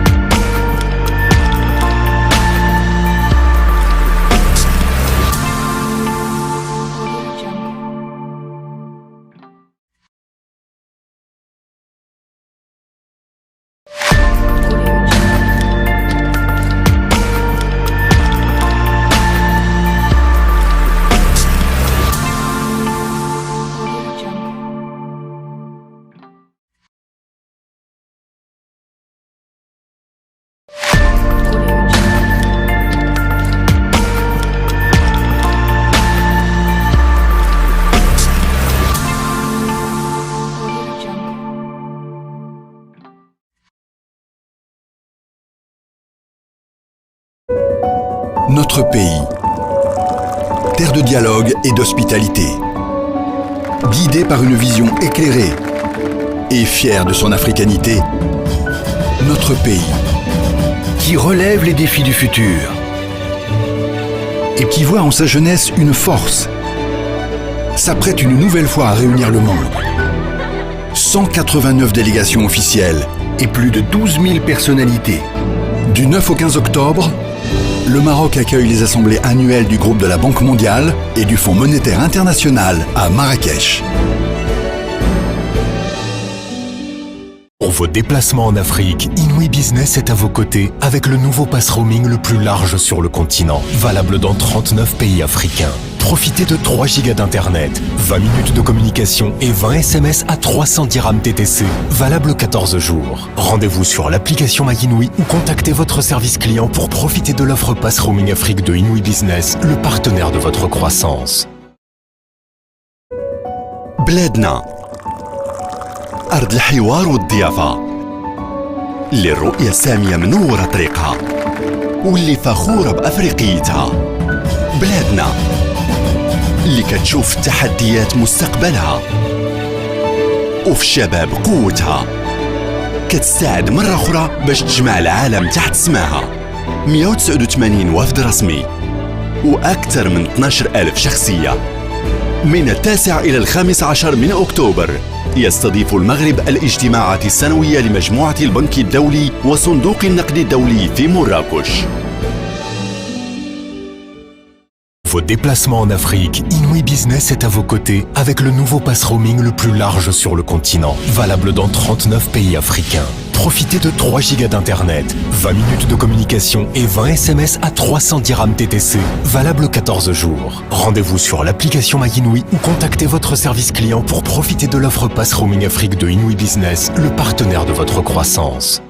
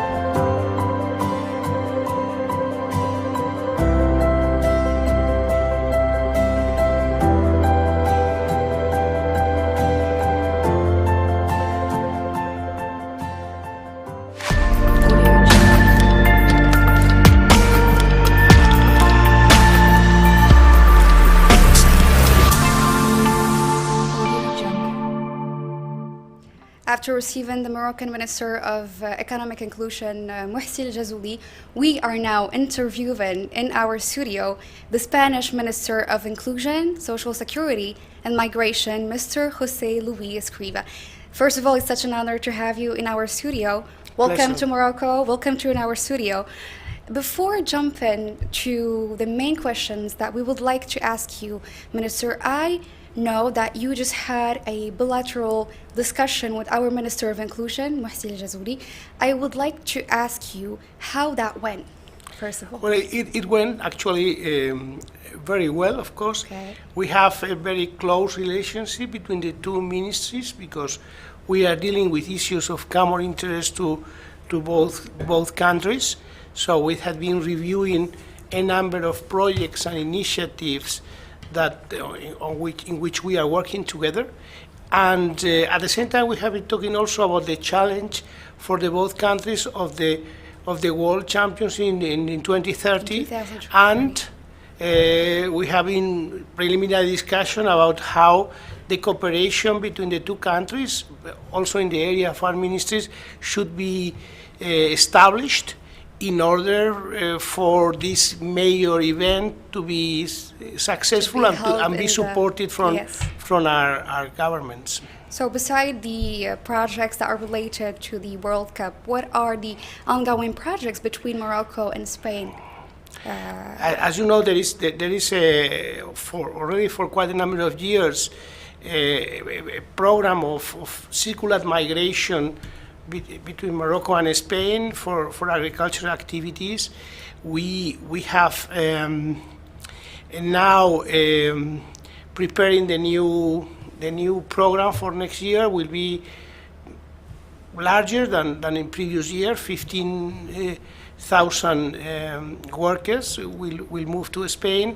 Okay. Now it's we have actually passed legislation in order to simplify it, the bureaucracy, so that they only need a work permit once for 4 years, and also there is the possibility to remain working in Spain and this is after 4 only years. going to be applied to workers? Yes, to workers. Okay. Circular workers that have been working in Spain after 4 years would remain in Spain for a long-term There permit. aren't any criterias, all jobs are included? No, all jobs are included, all jobs in all sectors, so it's a general policy. Yes. We are also very, very happy of projects that we have developed together for some of these workers in the agriculture, that they got some skills during their period in Spain and training that they are now using in Morocco when they are back in order to be entrepreneurs and launch their own businesses. So this is an area we have discussed.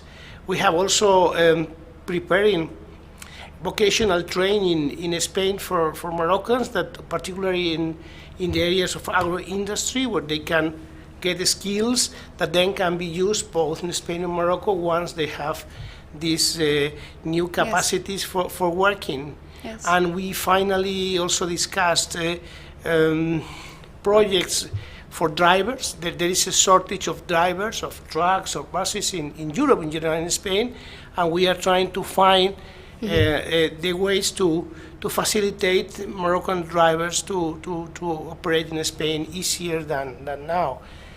And finally, there's also for training is essential. I think that training, education, in the interaction of the two countries for the cooperation, and we have also pilot problems in the Canary Islands, where for interesting sectors that we have also reviewed. That's wonderful.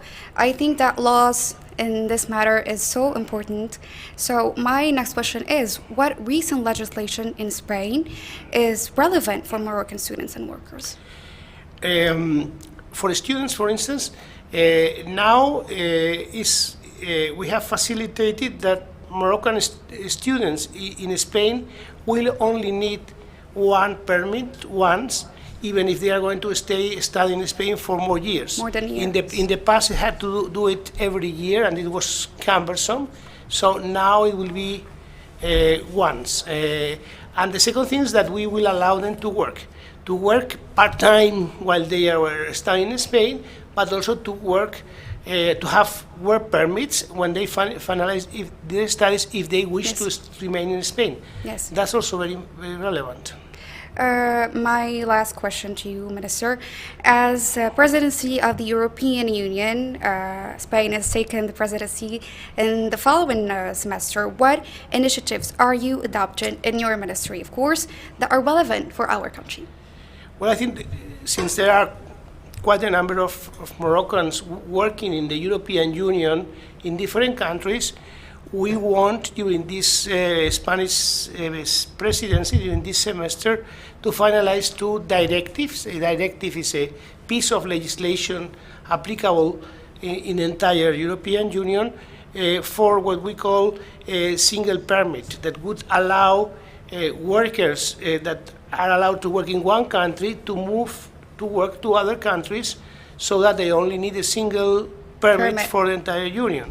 Yes. The other directive, which might be also relevant for some Moroccans, is the long-term residence. The long-term residence implies to harmonize at the European level the requirements, not to need short-term permits, but already a long-term one for working in the Union, so that they can accumulate the periods for the requirement of the length of stay in Europe. They can accumulate the periods of working in different countries. So these are, I think, relevant initiatives. And do you think that having Spain as the president of the European Union is going to be a big change in terms of migration in Europe? Well, I think that in addition to these two directives, we are trying to get to pass what is called Asylum and Migration Pact, which is something that it's not easy at the European level because there are different positions in countries. But I think that if we get a good, let's say, balance between what we call solidarity among European countries and at the same time responsibility, there are chances that this could be passed this time. Thank you so much, Mr. José Luis Escrivá, for answering our questions. I would like first to say sorry that because we said the name of another minister, we wanted to say Mr. Younes Kourdi. I will be leaving you and we will end the broadcast of our special covering of the annual assembly. See you tomorrow for another covering. Je vous donne rendez-vous demain pour une autre couverture des assemblées annuelles 2023 de la Banque mondiale et du Fonds monétaire international. Restez avec nous.